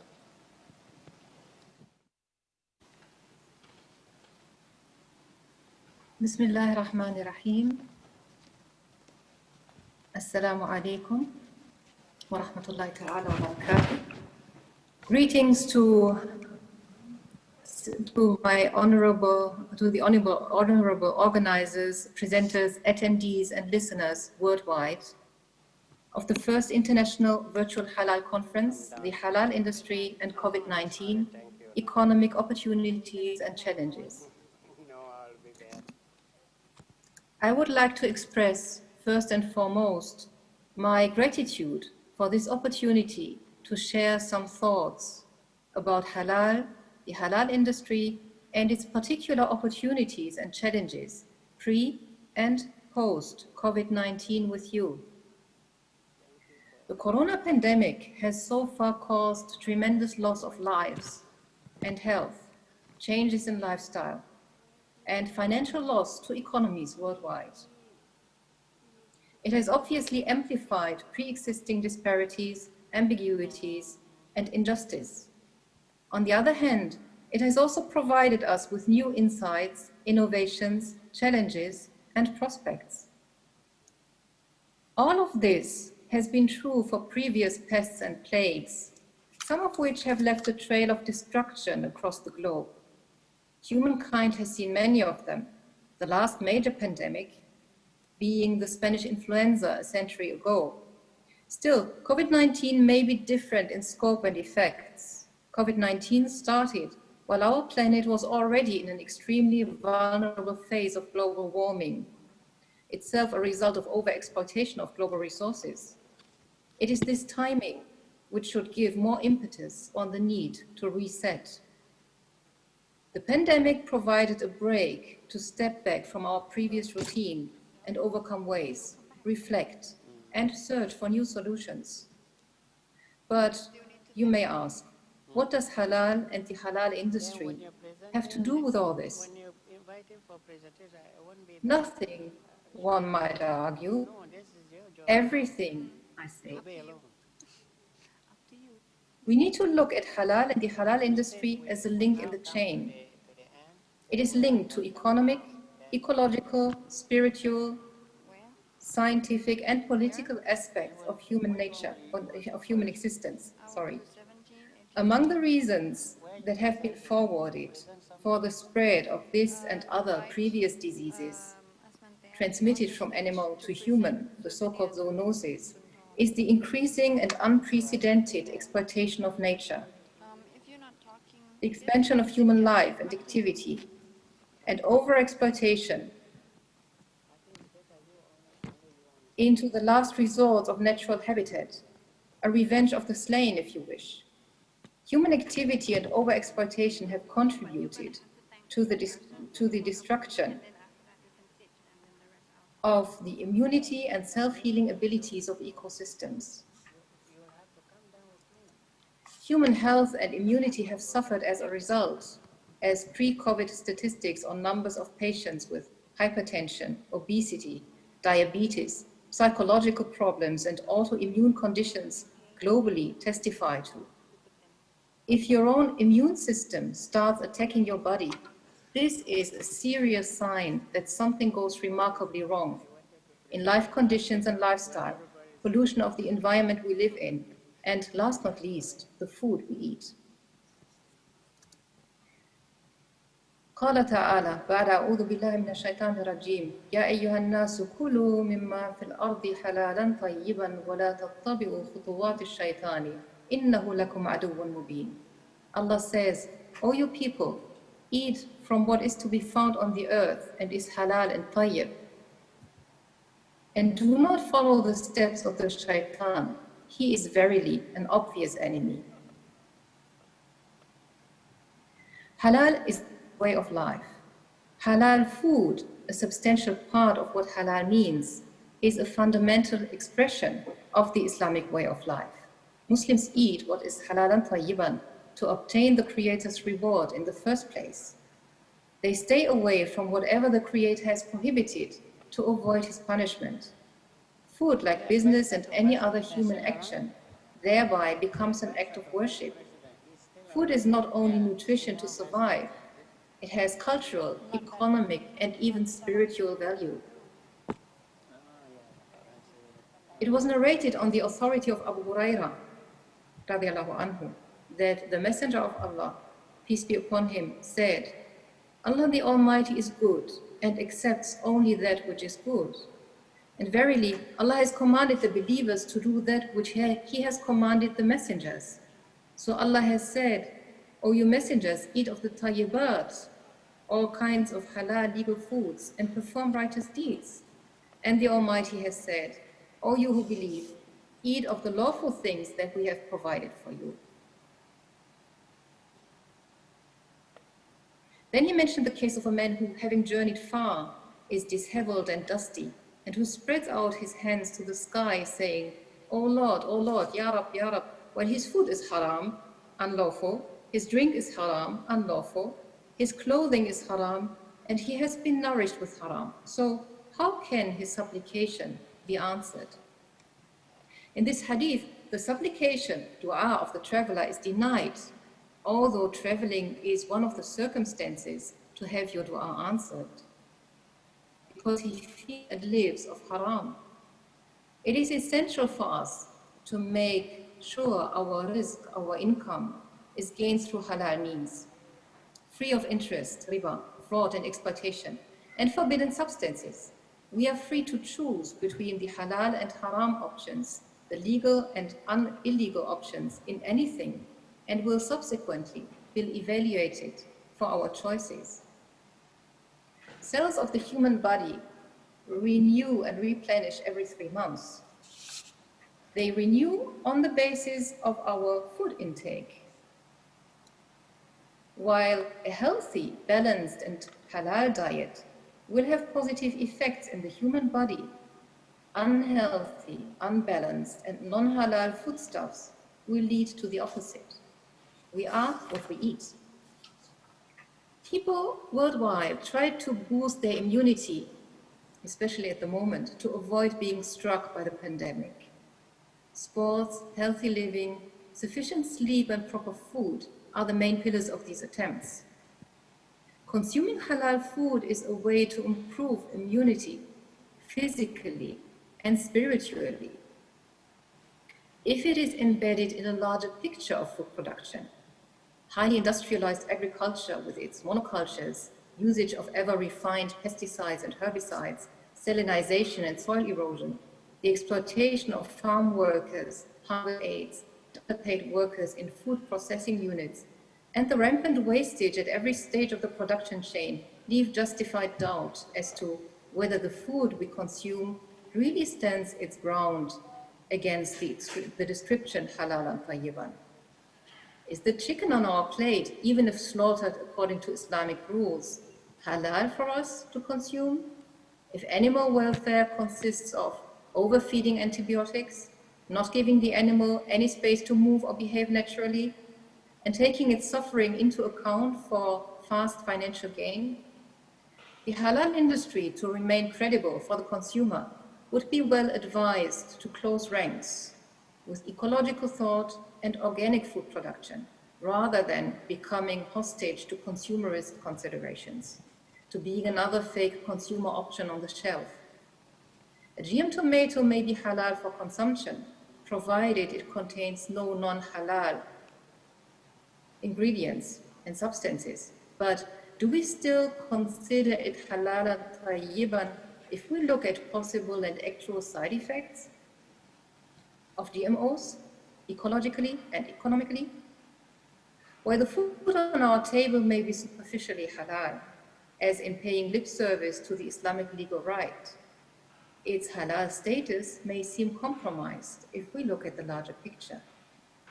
Having said this, the halal industry should not accept the status of a provider of mere halal labels for economic benefit, but rather acknowledge the more holistic meaning of halal and tayyiban, where every step in production should follow Islamic guidelines. This involves questions of land ownership, of financing, of agriculture, of paying zakat on harvest and livestock, of giving any workers involved their fair due, and institutional supervision. The original rule for generations of scholars used to be that any food in Islamic countries is halal. As a result of globalization and large-scale import of highly processed foodstuffs, a rising number of Muslim consumers look doubtfully at the merchandise on shelves and in supermarket fridges. It is timely to provide evidence. It is timely to provide evidence-based security here. And the halal industry may be a tool to realize this. Muslim consumers naturally strive to consume halal food and increasingly search for it in the marketplace, be they in majority Muslim or non-Muslim countries. Nevertheless, halal certification is not met with unanimous credibility due to different standards in certification and sometimes lack of supervision. The halal industry is well advised in not confining itself to mere technologically oriented thought. While it is definitely important to research methods to detect porcine DNA in foodstuffs, the technology alone does not solve our dilemmas if other steps in the production process are not being observed. The higher objectives of Islam, maqasid al-Sharia, and principles of fiqh, of Islamic law, have too often been treated like malleable Play-Doh to force the halal label on dubious procedures. The usage of the principle of istihala, for instance, to declare porcine gelatine as halal, instead of questioning its rationale, may serve as one example. The objectives of the protection of religion, life, intellect, offspring, and wealth are met by a holistic implementation of Islamic legal rules. They will not be realized by attempting to advertise the halalness of a certain product with dubious means. Economic opportunities of the halal industry are immense, given that 1/4 approximately of the global population follow the Deen of Islam, the religion of Islam, worldwide. Halal food is in high demand, as is the medication, the detergent, the cosmetic, and the clothes. It is our Islamic responsibility to make sure that the food on our tables is halal and tayyib. COVID-19 should have given us the final nudge and also the self-esteem and consciousness as Muslims that a focus on halal and tayyib food holistically can have a major impact on individual and global health, animal welfare, and fair economic transactions. Thinking in terms of opportunities and challenges, the biggest challenge for the post-COVID halal industry is that it runs along capitalist paradigms in complicity. Its biggest opportunity is that it breaks with these paradigms. It is my hope that this conference will provide an opportunity in showing sustainable ways to the halal industry to provide the necessary means and ways to the halal way of life for the benefit of Muslims and non-Muslims alike.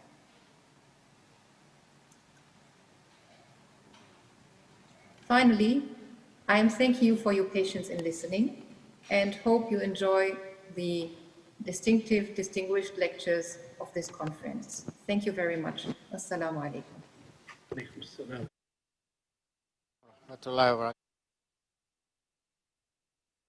Associate Professor, for the keynote speech and all the guidance contained in it.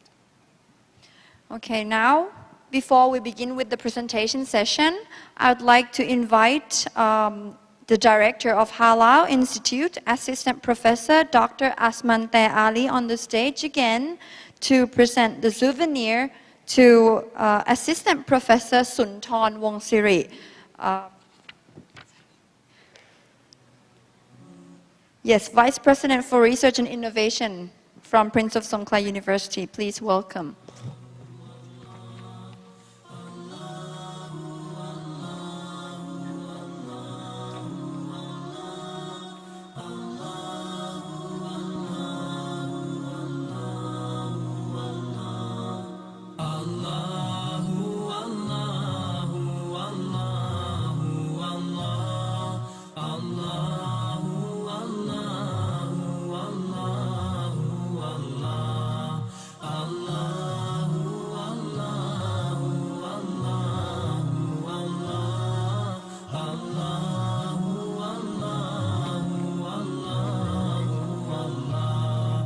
As I look to nature's beauty, dazzled am I, knowing everything. Okay, could you please remain on the stage for the photo session, more photo.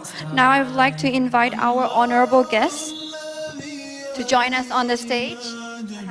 Assistant Professor Sunthorn Wongsiri is already here. Lieutenant Surakampon Adunyalat, Assistant Professor Dr. Supatra Davison, Assistant Professor Dr. Asmante Ali, who is already here, Associate Professor Dr. Santat Wichianchod, Assistant Professor Dr. Ali Samo, Associate Professor Dr. Nimit Warakun. Yes, please proceed to the stage for a group photo. And also honorable guests on the second row, please. Welcome. Proceed to the stage. बरकतों से दामन भरता है तू Wer ist der Mächtigste und der Barmherzigste? Wer hört unsere Gebete und schickt uns die Hilfe? Allahu, Allahu, Allahu, Allah, Allahu, Allahu, Allahu, Allah, Allahu,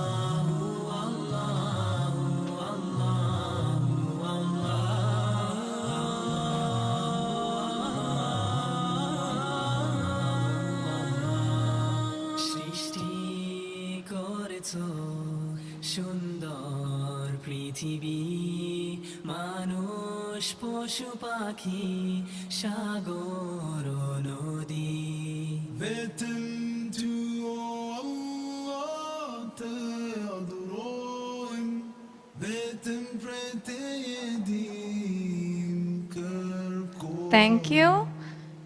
Allahu, Allahu, Allahu, Allah, Allahu, Allahu, Allahu,